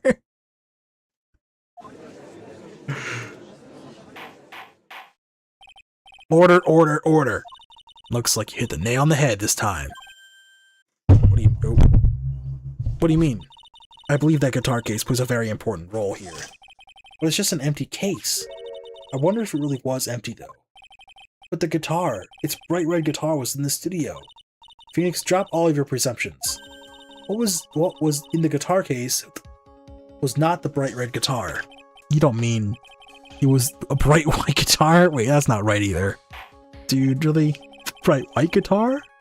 I admit there'd be a natural for someone to do that. So the witness was not wearing gloves, despite our fact that on the case. Your Honor, this is obviously the defense's usual misdirection tactic at work. Steer the court towards an unrelated topic, and lulls and all is misguided.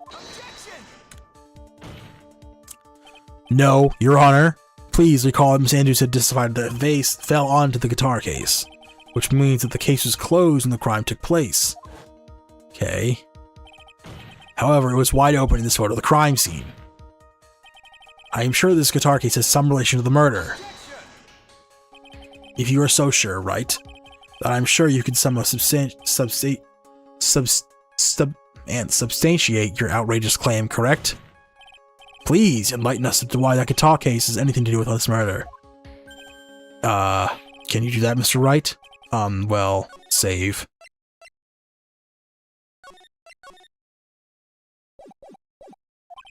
Let's suppose for a second that the bright red guitar was not the only thing that could have been in the case. Bright red guitar not being the only thing?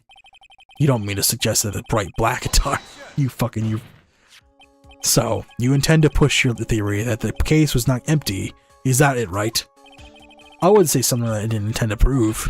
Deflate that head of yours. You haven't proved anything yet. Now then, let's have it. What was inside the case at the time of the murder?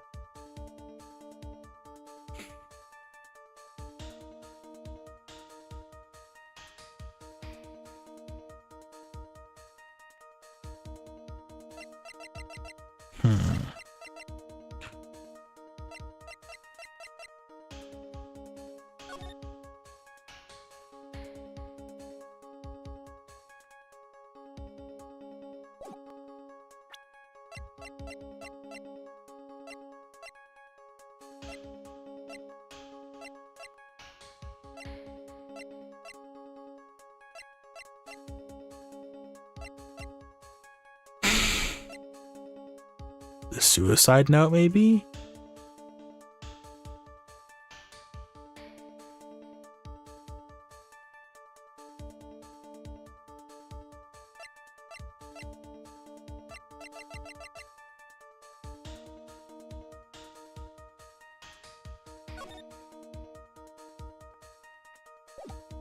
I don't know. What was inside this case at the time of the murder?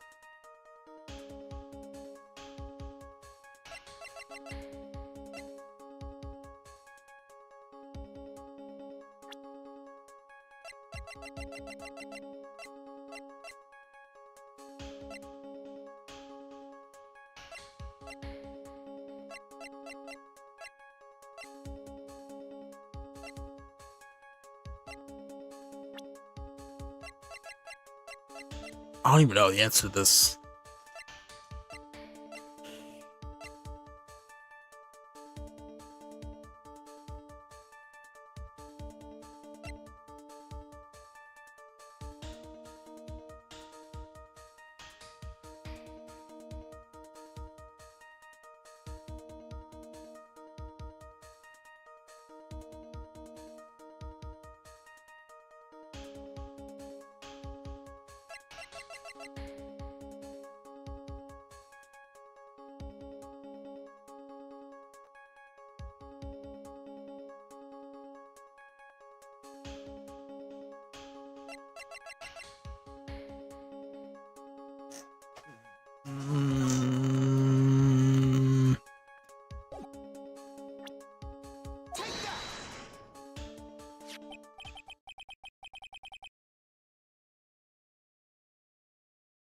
Okay. Yes, what is important is what's in this picture, Your Honor. In this picture. It doesn't take a genius to see what I mean. What I'm proposing is... Inside the guitar case was the Nickel Samurai, the hero's very own costume. Wait. What? What? There's more than one costume now? What? I thought there was only... how am I supposed to fucking know that? Mr. Wright, explain yourself. Right? Are you saying that the witness opened the guitar case to take out a costume? What insane point would there be to be doing something like that? What insane point would be to wear the costume, of course. Miss Andrews put on the hide his identity so she can make her escape. After all, you couldn't let anyone see you leave, could you, Miss Andrews? I refuse to accept your theory.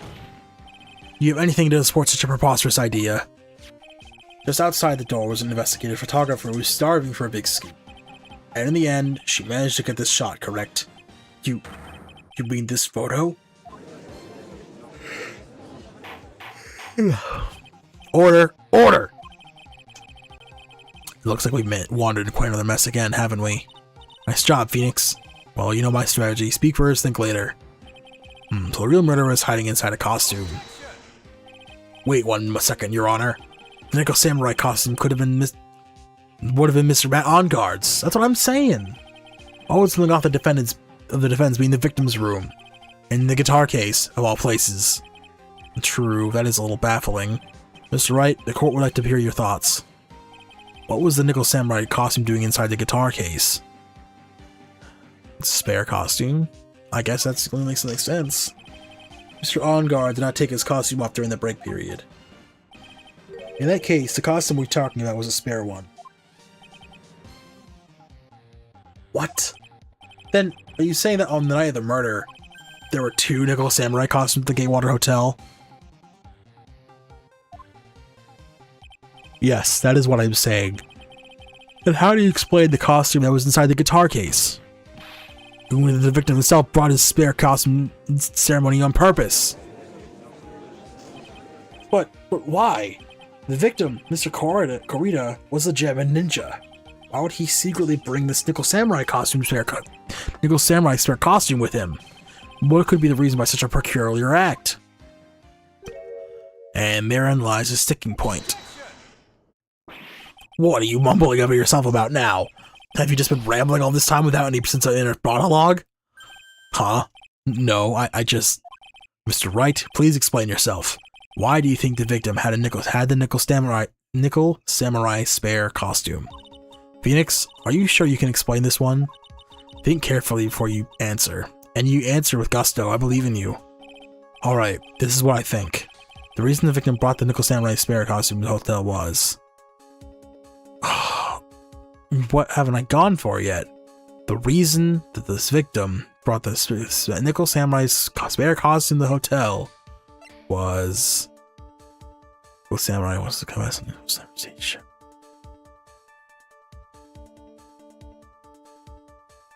That? We're saying that that everyone who had anything in relation to the Nickel Samurai had no idea about this thing. So, what is this? On the night of the murder, or the night after the stage show, the Nickel Samurai was going to hold a special press conference. A press conference? Yes, the Nickel Samurai was supposed to confess something to his at this conference. I heard about this as well. For once, you're not making something up, right? But what struck me as strange was that Mr. OnGuard himself said that he had no idea when he was supposed to be holding a press conference that night. But how could that be? The way I see it, that can only mean one thing. The conference was set up by none other than the victim, Master Juan Cordita himself. The victim? Yes. The spare Nickel Samurai costume was prepared for that very conference. Mr. Cordita was going to hold a press conference as the Nickel Samurai. Oh. He was going to dress up as the Nickel Samurai and hold a press conference? Why would the victim do such a thing? That's something I don't quite know yet. However, what I'm concerned with right now is what he intended to reveal at the conference. The Nickel Samurai was going to confess something. And by confess, I wager he was going to reveal something about himself. Which means that Juan Cordita, posing as the Nickel Samurai, was going to speak about my on guard. Yes, I guess that would mean. But if that's the case, that's not a confession, that's public disclosure. Miss Andrews, I can see why you're pros what you do. Pardon me? Yes, just as you say, the press conference was set up by Juan. And you knew. Miss Andrews, please offer us an explanation for this. I was the one he asked to help set it up. And the person who prepared the second costume for him, that was also me. You. Juan had bet everything on this Gem Ninja event, this year. And if he lost the Grand Prix, he was going to make sure that Matt was going down with him. That's what he thought anyway. He was going to ruin him, huh? It looked like somehow Juan had his hands a secret so powerful that it would destroy Matt's acting career had it been revealed. What? And you know what this secret of Mr. On Guard is, Miss Andrews? That is something only Juan knew. I don't know what it is. Ah, I see. I've probably been coming off quite suspicious to everyone, but that's to be expected. I've been trying to protect after all. protect Mr. OnGuard. And yet again, another strange bit of truth comes to light, it seems. Miss Andrews, if you could, please tell us the truth about your behavior. Yes, Your Honor, I understand. More testimony. This shit doesn't end. It doesn't end. From the moment I saw the crime scene, I had a feeling that Matt was the murderer. Matt had to kill Juan no matter what, and he didn't have an alibi for what he was doing at the time of the murder. My thoughts were confirmed by the evidence, of course, the button and the knife. But I'm Matt's manager, so I felt that I had to protect him. This does account for everything. Well, I am the logical type. We're finally seeing her true self. He is more nervous than a scared rabbit. If the defense can find no fault with this testimony, I am ready to make a ruling. Please keep in mind that if you cross-examine Mr. Wright, if somehow everything is swung at the opposite end of the scale again, that just means I have to put my weight into this and turn her logic upside down. Protecting Matt. Well, the moment I saw the crime scene, I had a feeling that Matt was the murderer. Would you say that was your intuition speaking to you? Don't confuse my methods for reasoning with your own. Irk. If you want to prove that someone did something, you need 3 things. 3 things? A motive, an opportunity to commit the crime, and finally, decisive evidence. If you think these 3 things are thorough, think these things through, the answer becomes quite clear. You should have already known that, Phoenix. They didn't teach that to us in school, at least not from what I remember. May I continue now? Matt had to kill Juan no matter what. So would you say this need came from the press conference? Yes. Do you know why Juan chose that event for the hotel and the conference? Because that was when he could cause the most damage to the public, cause the most damage to the public's beloved Matt OnGuard. And you know of this plan, didn't you, Miss Andrews? Yes, because I was the one who set up the whole conference and prepared the costume. But I'm sure Mr. OnGuard himself didn't know anything about press conference. Oh, really? Can you show me any proof that he didn't know about the press conference? Anyway, the important thing here is that the information was not in your testimony. Yes, I agree. Miss Andrews, please correct your testimony, if you please. Grasping at straws now, aren't we, Mr. Wright? I know what his motive was, but I don't have any way to prove I'm right. Has Mr. OnGuard done anything to hurt or betray you personally? Why do you ask? You were the one who helped Corita with his press conference, and that event was supposed to bring down Mr. OnGuard, yet you still helped out. The person on trial is Mr. OnGuard, Mr. Wright. What the witness is thinking, helping the victim with his plan, is none of our concern. In any case, this means that the defendant had a motive to kill.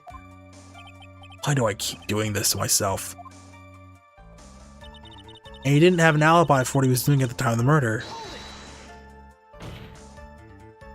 But didn't you already testify earlier that Master OnGuard was taking a nap in his room? Are you telling me now that that too was a lie so you can cover Mr. OnGuard? I'm not telling you anything of the sort. When I went to get him for the show, he honestly was sleeping. However, as to whether he was sleeping the entire time, I cannot say. I was busy setting up the stage at the time. I keep trying, but I cannot find no flaws with what Miss Andrews just said. I can't say the same for people in this courtroom, however. They're just glaring right at me, He's glaring at you, smart ass. My thoughts were confirmed by the evidence. Of course, the button and the knife. You can hardly call the knife decisive evidence. The fingerprints on the knife could very well be very clever camouflage. Then, what about the button? The button? It's clear from the crime that the victim had... It's very clear from the crime that the victim and his murderer fought, and during the fight, the killer ripped the button from the Jam Ninja's costume. You're talking about this button, correct? That button was found in the pleats of Matt's Hakama, is that correct? I would think that it makes very decisive evidence. Irk. Looks like you're out fox again, Mr. Wright. Anyway, the knife doesn't prove a thing. Please fix your testimony. I can't stand the sight of a man who can't gracefully accept his defeat. Thank goodness Mia can still look at me. With an icy stare, yes. Miss Andrews, for Mr. Wright's sake, please add this information to your testimony. That button was torn off the Juan during his fight with Matt.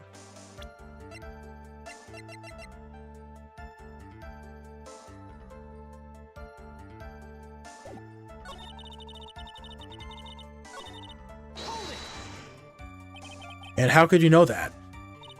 When the ends of the threads of the button, when the ends of the threads on the button and the costume were matched up, they were found to fit together perfectly, or so I heard. And I've heard that before too.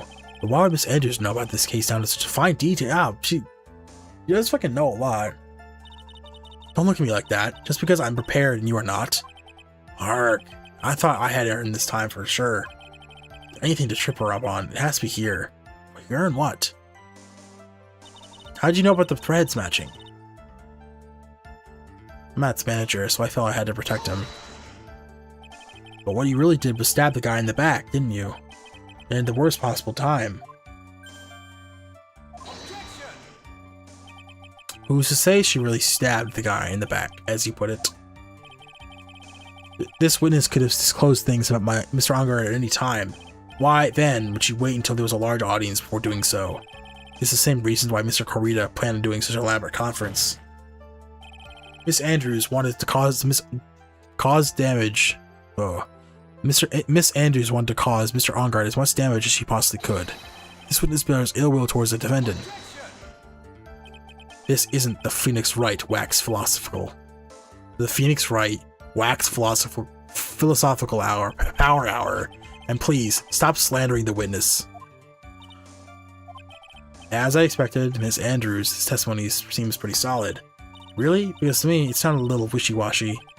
Wishy-washy? Well, I guess we'll see that if I press a little more. You should know this by now. But you need to be strong, decisive evidence to make your talk. Got it, Chief. I'm going to pin you down this time, Miss Andrews.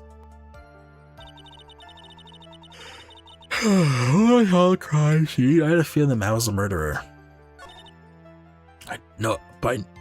I know what his motive was, but I don't have any way to prove I'm right. And he didn't have an alibi for what he was doing at the time of the murder. That button was torn off the wand during his fight with Matt.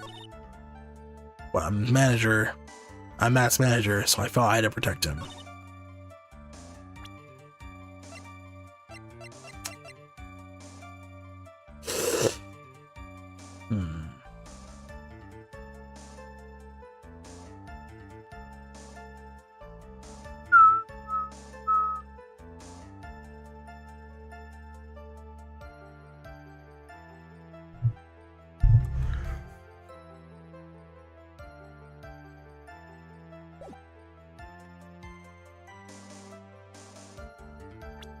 They said something about this. Something about the fine detail.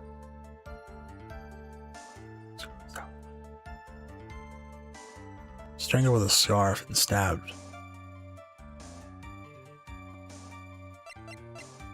From his costume covered in Korea's blood. Found in Anga. How did the button come off being strangled?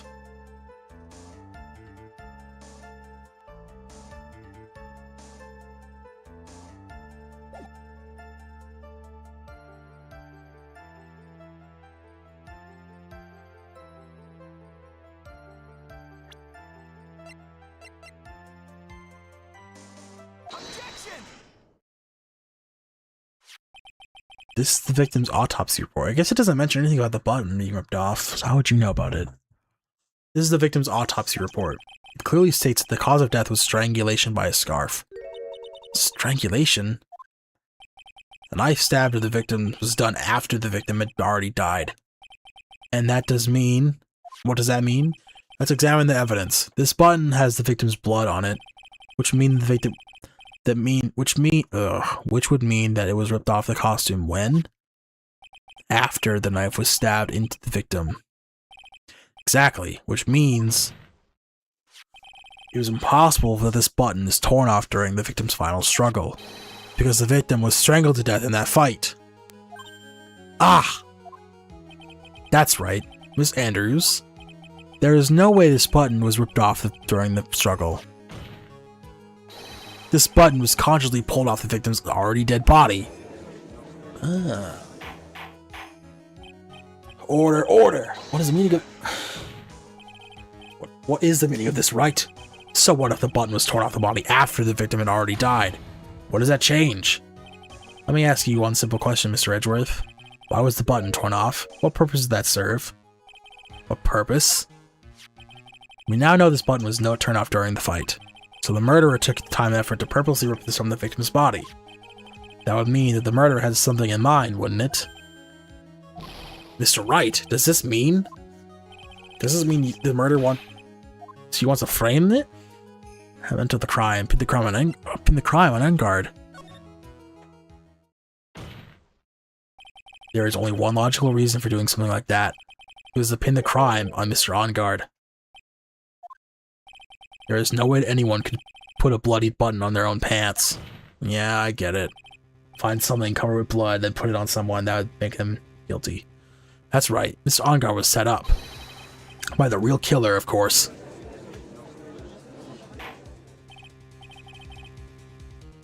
And the real murder is... Well, Mr. Wright, who in the world is the real killer then? Finally. I can't believe I managed to bring this trial all the way up to this point. Phoenix, you can't let your guard down yet, not until the very end. Real killer, the person you planned to frame Mr. Enguard, is Adrian Andrews. Miss Adrian Andrews. I choose you. You are Mr. Kurita's killer. What?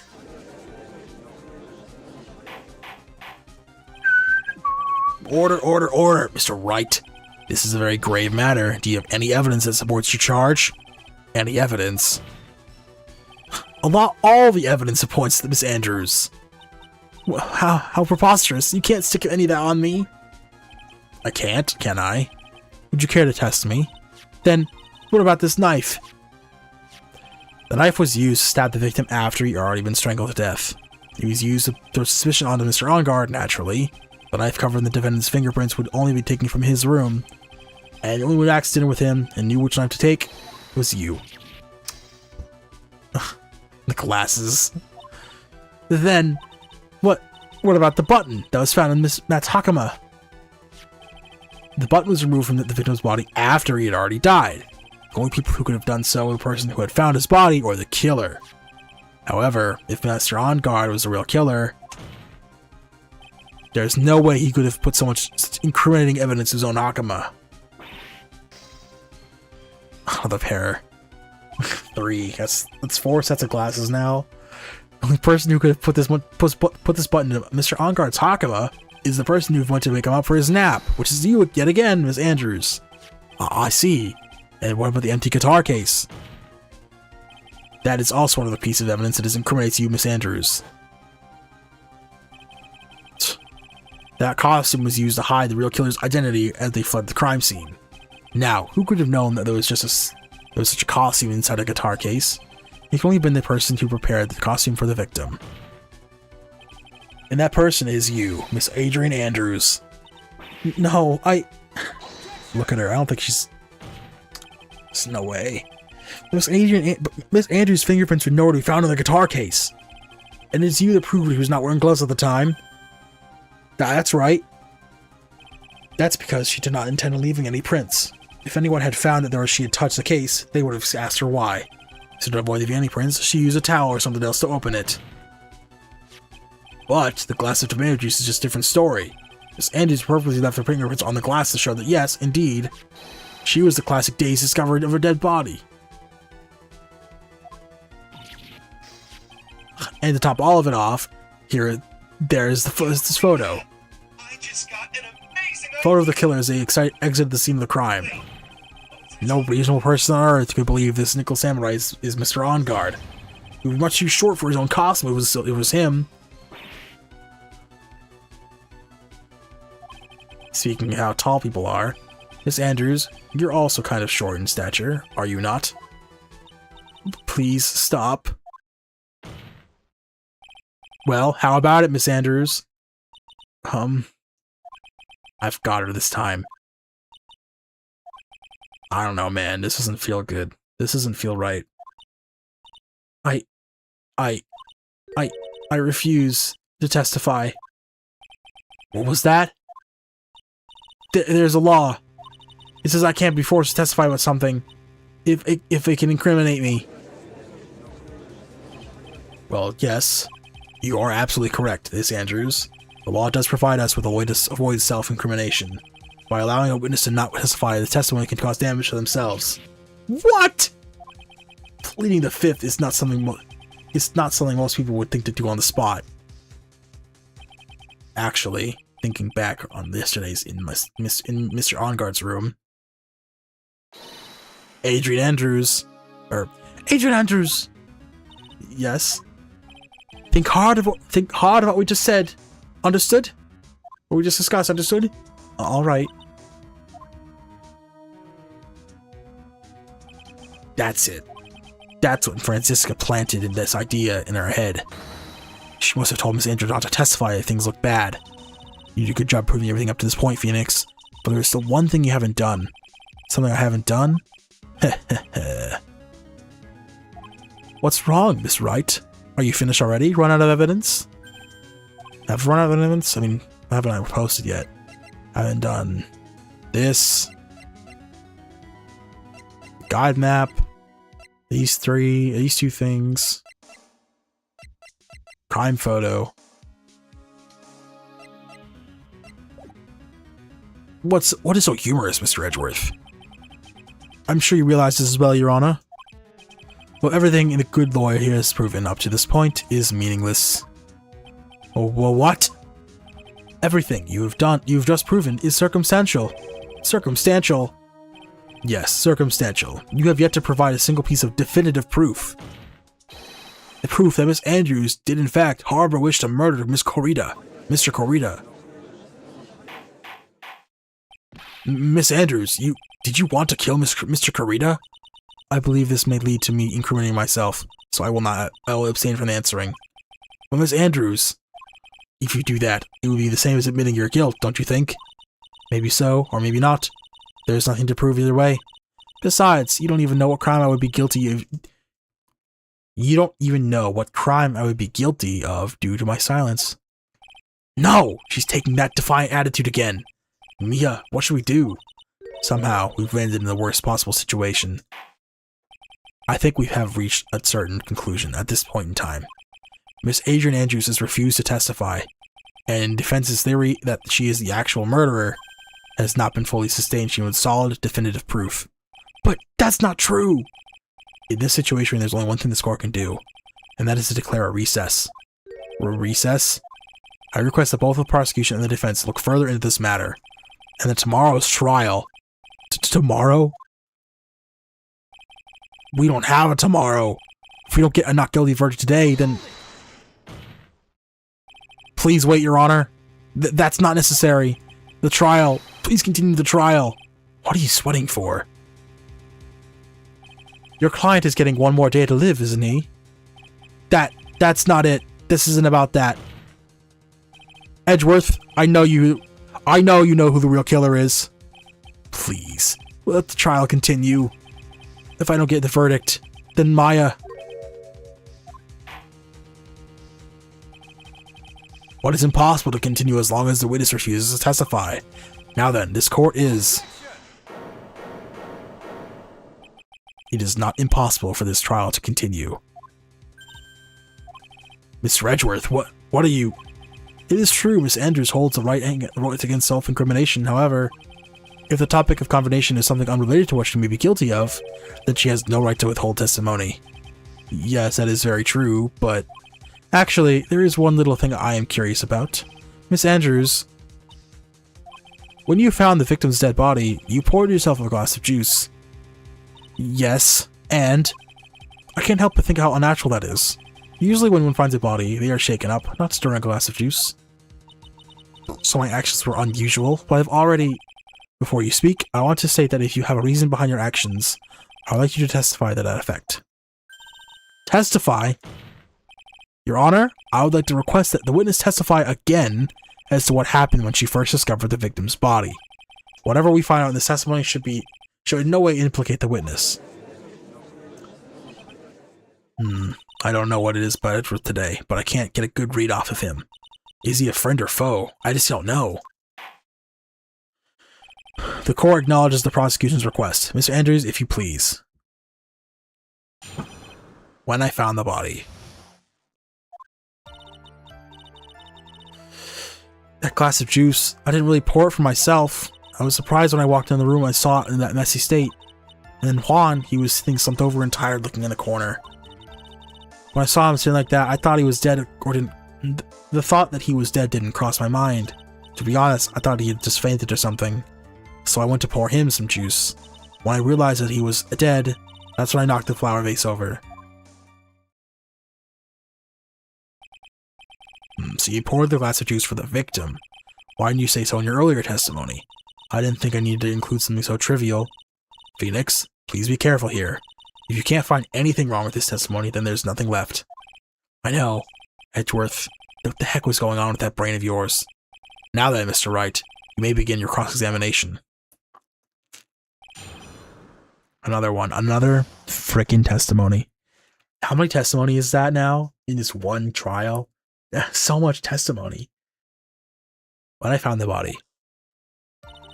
That glass of juice, I didn't really pour for myself. But there wasn't anyone else in the room, right? Of course not. Then, who did you pour it for? My Mr. Wright, there's a rhyme, for a reason for everything. Can you just wait a little longer for it to be revealed to you? In other words, Wright, be quiet and listen. Precisely, I couldn't have said it better myself. I was surprised when I walked into the room and saw it in that messy state. So, it was a mess? Are you sure it wasn't messy because of your fight with Mr. Corita? I understand your frustration in not being able to prove your theory, however, before you go accusing people of crimes, you should go find yourself some evidence. And then, what did you see next, witness? And Juan, he was sitting slumped over and tired looking in the corner. Slumped over. Yes, he was just sitting there, with his head tilted forward, eyes closed. He really looked like he was sleeping. Is it just me, or did that right there sound a little odd?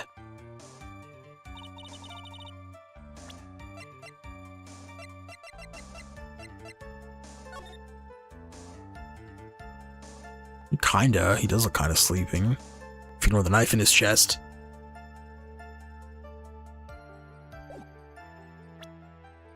When I saw him sitting like that, the thought that he was dead didn't cross my mind. Then what did cross your mind? I thought maybe he had smashed everything up in anger because he lost the Grand Prix. And then felt tired after his rampage, so he decided to take a nap.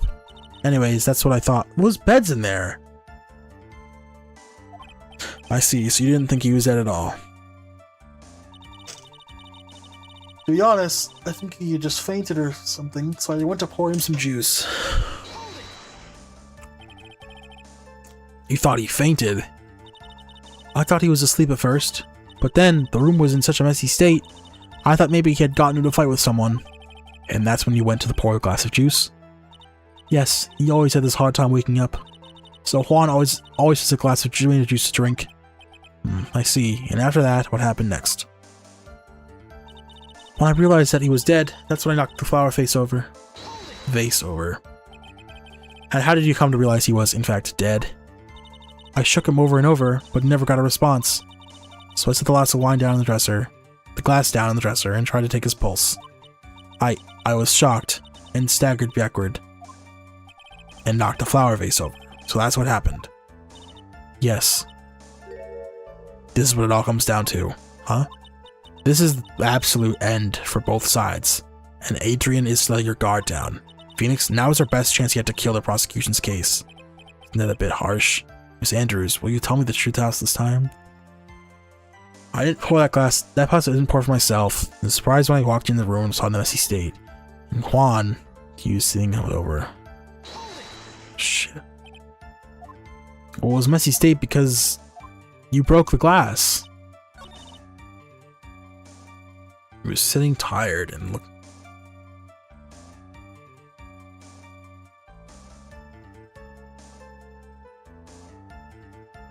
Yeah, I mean,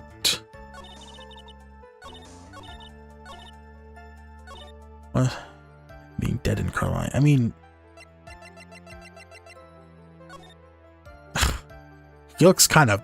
That looks kind of wet. Is there a back to that chair? Because I can't tell.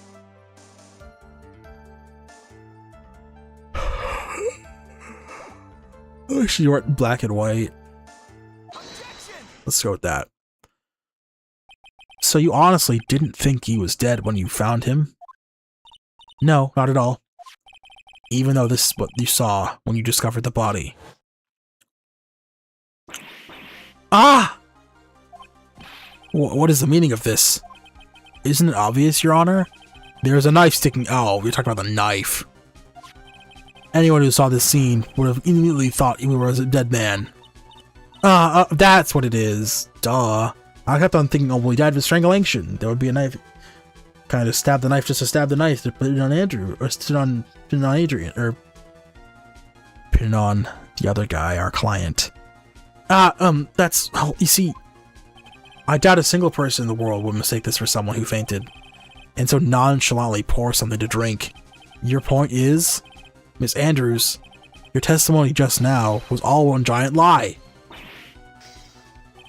And your lie has proven one thing very clearly, that you are the real killer. No! Oh shit. That wasn't like a usual freak out though. It looks like the defense has somehow brought the ugly truth to light. The defendant, Mr. Matt Ongard, is not guilty after all. But that's impossible. You're wrong. Miss Andrews, try to have some composure. It wasn't me. It wasn't me, I tell you. It was Matt. I swear it. He's the one who killed Juan. But you were the one who refused to testify, and your reason for not doing so was that you might end up incriminating yourself. That's because. And Miss Andrews, I will give you one last chance. What exactly are you hiding that may incriminate you? I refuse to testify. Jesus, dude. Then there is no need for the court to continue any further. Mr. Matt Ongard's innocence has been clearly demonstrated. Is it over? Have we found the truth at last? What's wrong, Phoenix? Usually the real killer confesses his or her guilt. And now that I think about it, this is the first time someone hasn't. Now then, I'd like to hand out my verdict for Mr. Matt Ongard. Ah, Christ. Your Honor, the prosecution feels that it would be premature to pass down a verdict at this time. What? The reason is quite simple. This witness has yet to speak about the absolute real truth. The absolute real truth? What are you... Witness? Don't you understand yet? Huh? I don't know who planted this silly idea in your head. But as long as you protect yourself through your silence, Matt Ongard will go free, and in his place, you will become the guilty party. That's a lie. I don't believe you. What? I was told if I spoke, then it would be all over, and Matt would never be declared guilty. What in the world is she talking about? Is she lost it? I can't speak about it. I'm too scared.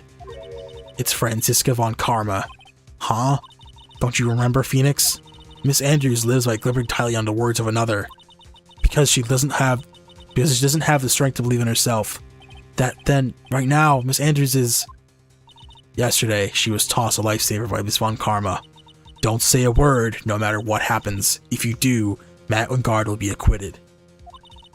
Miss Andrews undyingly believes in those words right now, and is clinging on to them. Then what should we do? This is the first time I've ever come across anything like this. But Miss Andrews has to be the killer, right? All we have to do now is just get her not guilty. That is my only priority. It wasn't me. I'm begging you. Please believe me. I didn't kill Juan. Help, please. Someone help me. Mr. Wright? Yes, Your Honor. The court can't continue like this. Therefore, I'd like to hear what you intend to do. What I intend to do? What am I supposed to do? What am I supposed to say? Right, I suggest you think very carefully about this. Think about what this witness did and what she did not do. And think about who is the real mastermind behind this crime. Who's the real mastermind? Isn't it obvious? There's no one else could be except the woman crying over there, right? Come now, what will you do? What kind of man are you, Mr. Phoenix Wright? Request not guilty verdict. You need to testify right now. This is your last chance. I have to win a complete acquittal today. There's no way around that. But I can't bring myself to do it like this. Not when she's making a face like that. Miss Andrews, I'll let you know what you're really hiding. Mr. Wright, are you sure you know what you're doing? Sure, but Mr. On Guard would get an acquittal, but in his place you'll be found guilty. Is this how you really want this trial to end? But be quiet. How dare you? You're trying to trick me. That's not enough.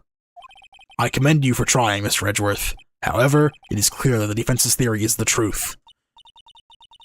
It's almost like the roles have swapped. It's almost like Edgeworth is the defense attorney and I'm the prosecutor. You're wrong.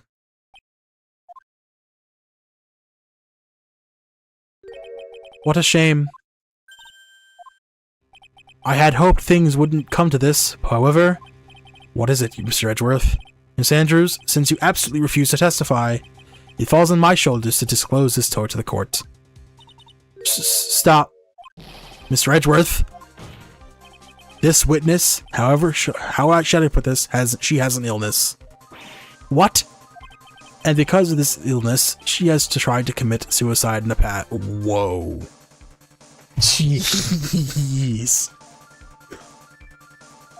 Stop. Please stop. No matter how much you want to hide it, it's no use. I have the evidence right here.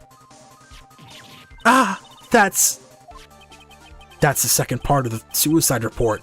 The attempted suicide report. Let's look at that again. Tempter, Adrian Ansie's reason, shock is less impact suicide. What will you do now, witness? You know what I am about to do, don't you? I will now reveal to the court the true nature of the pitiful woman known as Adrian Andrews. The secret of her dependent nature. Having other people know about it scares her more than anything else in the world. Please, please stop, I beg you, if people find out. If people find out, I'll... If you're going to say you will choose death, that is no concern to me, Jesus Christ. Edgeworth, how can you be so cold? However, before you die, I'll pull the truth from your still breathing lips. God damn, bruh. Chill out. No matter what I have to do. So, will you tell the court yourself, or shall I? Either is fine with me. I'll talk. Please, help me. Oh, man. Nothing matters anymore. My crime? Oh, damn. Oh, damn. When I first saw him, I really thought he had fainted, honest. When I realized he was dead, that's when I formulated my plan. Once I made sure there was no one in the hallway, I made a dash back to Matt's room. And then, I stabbed Juan's dead body with a knife and ripped off the button. Just when I finished and was returning to Matt's room, I had a bit of an inconvenience. And that's why I ended up using that nickel samurai costume. Stab the body with a knife? But why would you do that? Isn't it obvious? To pin the blame on a certain person. A certain cowardly man.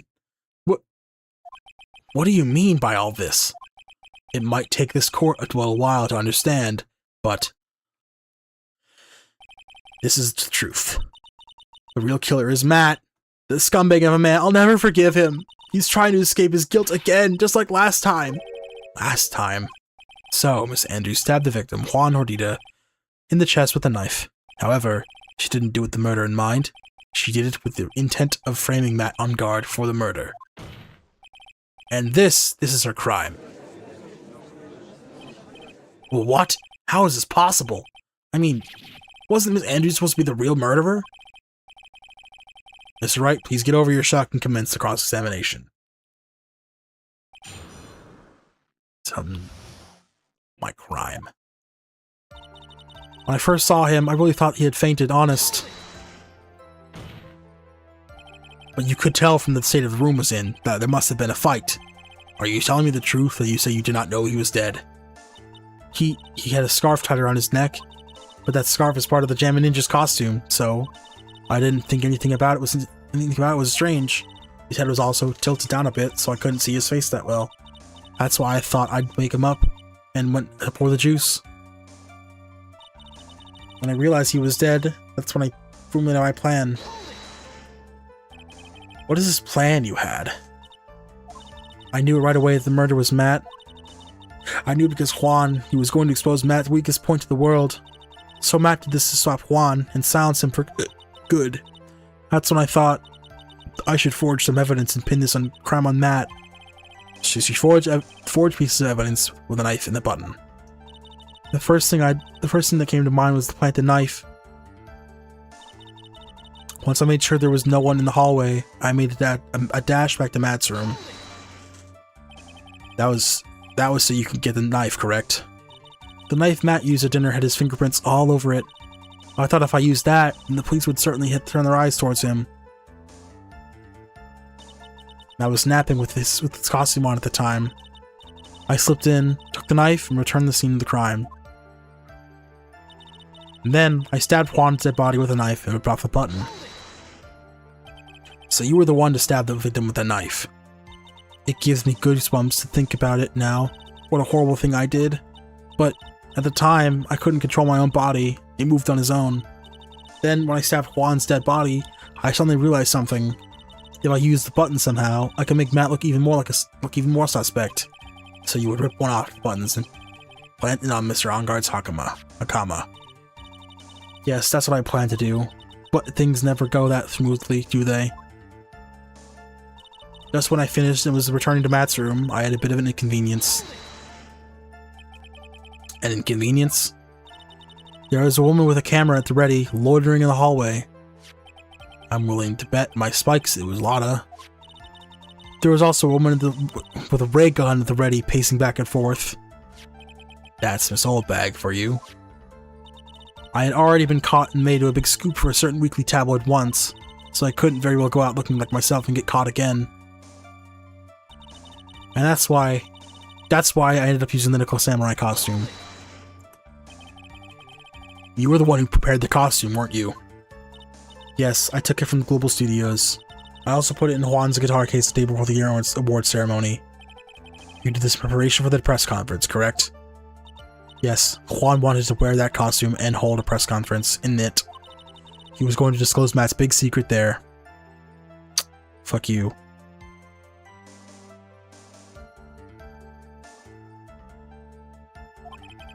And what is this secret? That I don't know. Anyway, I thought if I were to leave Juan's room in the Nickel Samurai costume, then people would think that Matt was the real murderer. I was very careful not to leave any fingerprints when I opened the guitar case. I absolutely did not want anyone to know about the costume. I think we've heard enough. So, after that, you went back to Mr. Onguard's room and planted the button. Into Matt's Hakama? Yes. After that, I folded up the costume I was wearing and put it into a bag. Then I snuck out of the hotel and got rid of it. My word, what does it all mean? Mr. Edgeworth, is it?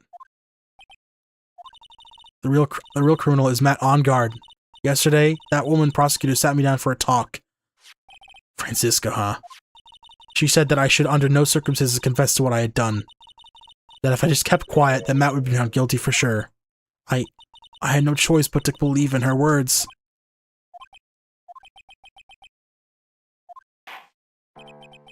What this witness has done is clearly unlawful. However, as long as her testimony stands, we can be certain she is not the real killer. Wait, Your Honor!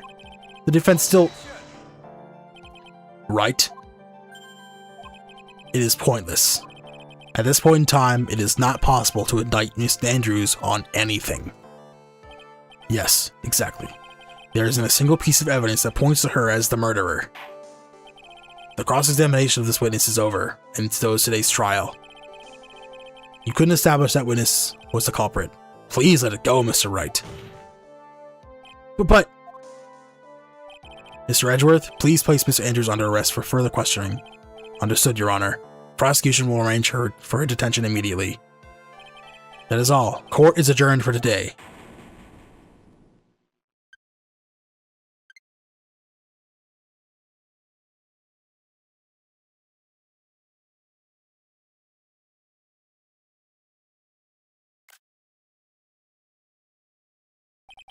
Today's trial. It's over. I didn't win an acquittal. Witness, would you mind if I asked you something? Edgeworth? What is it?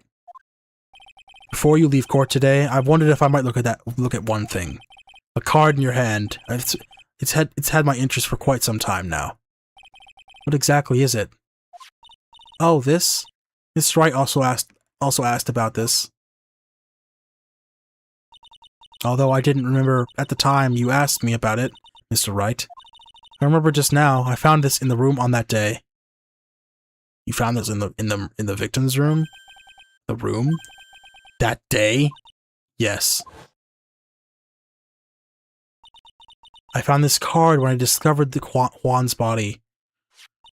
It was lying there, right next to him. You found that card next to the victim's body? I suppose I must have unconsciously slipped it into my pocket. But it's not as if this card has any relevance to Juan's murder, right? Yeah, I guess not. But it still has a strange card, if you ask me. But as far as a clue to this case, I don't see why. Witness, that card! Give it to me, hurry! Edgeworth?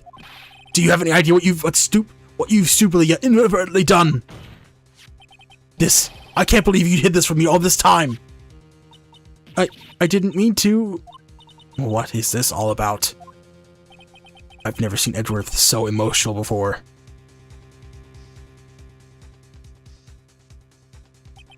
That card. What in the world is it, and what does it mean? We'll find out next time, guys. Because I don't have enough energy for the rest of this episode.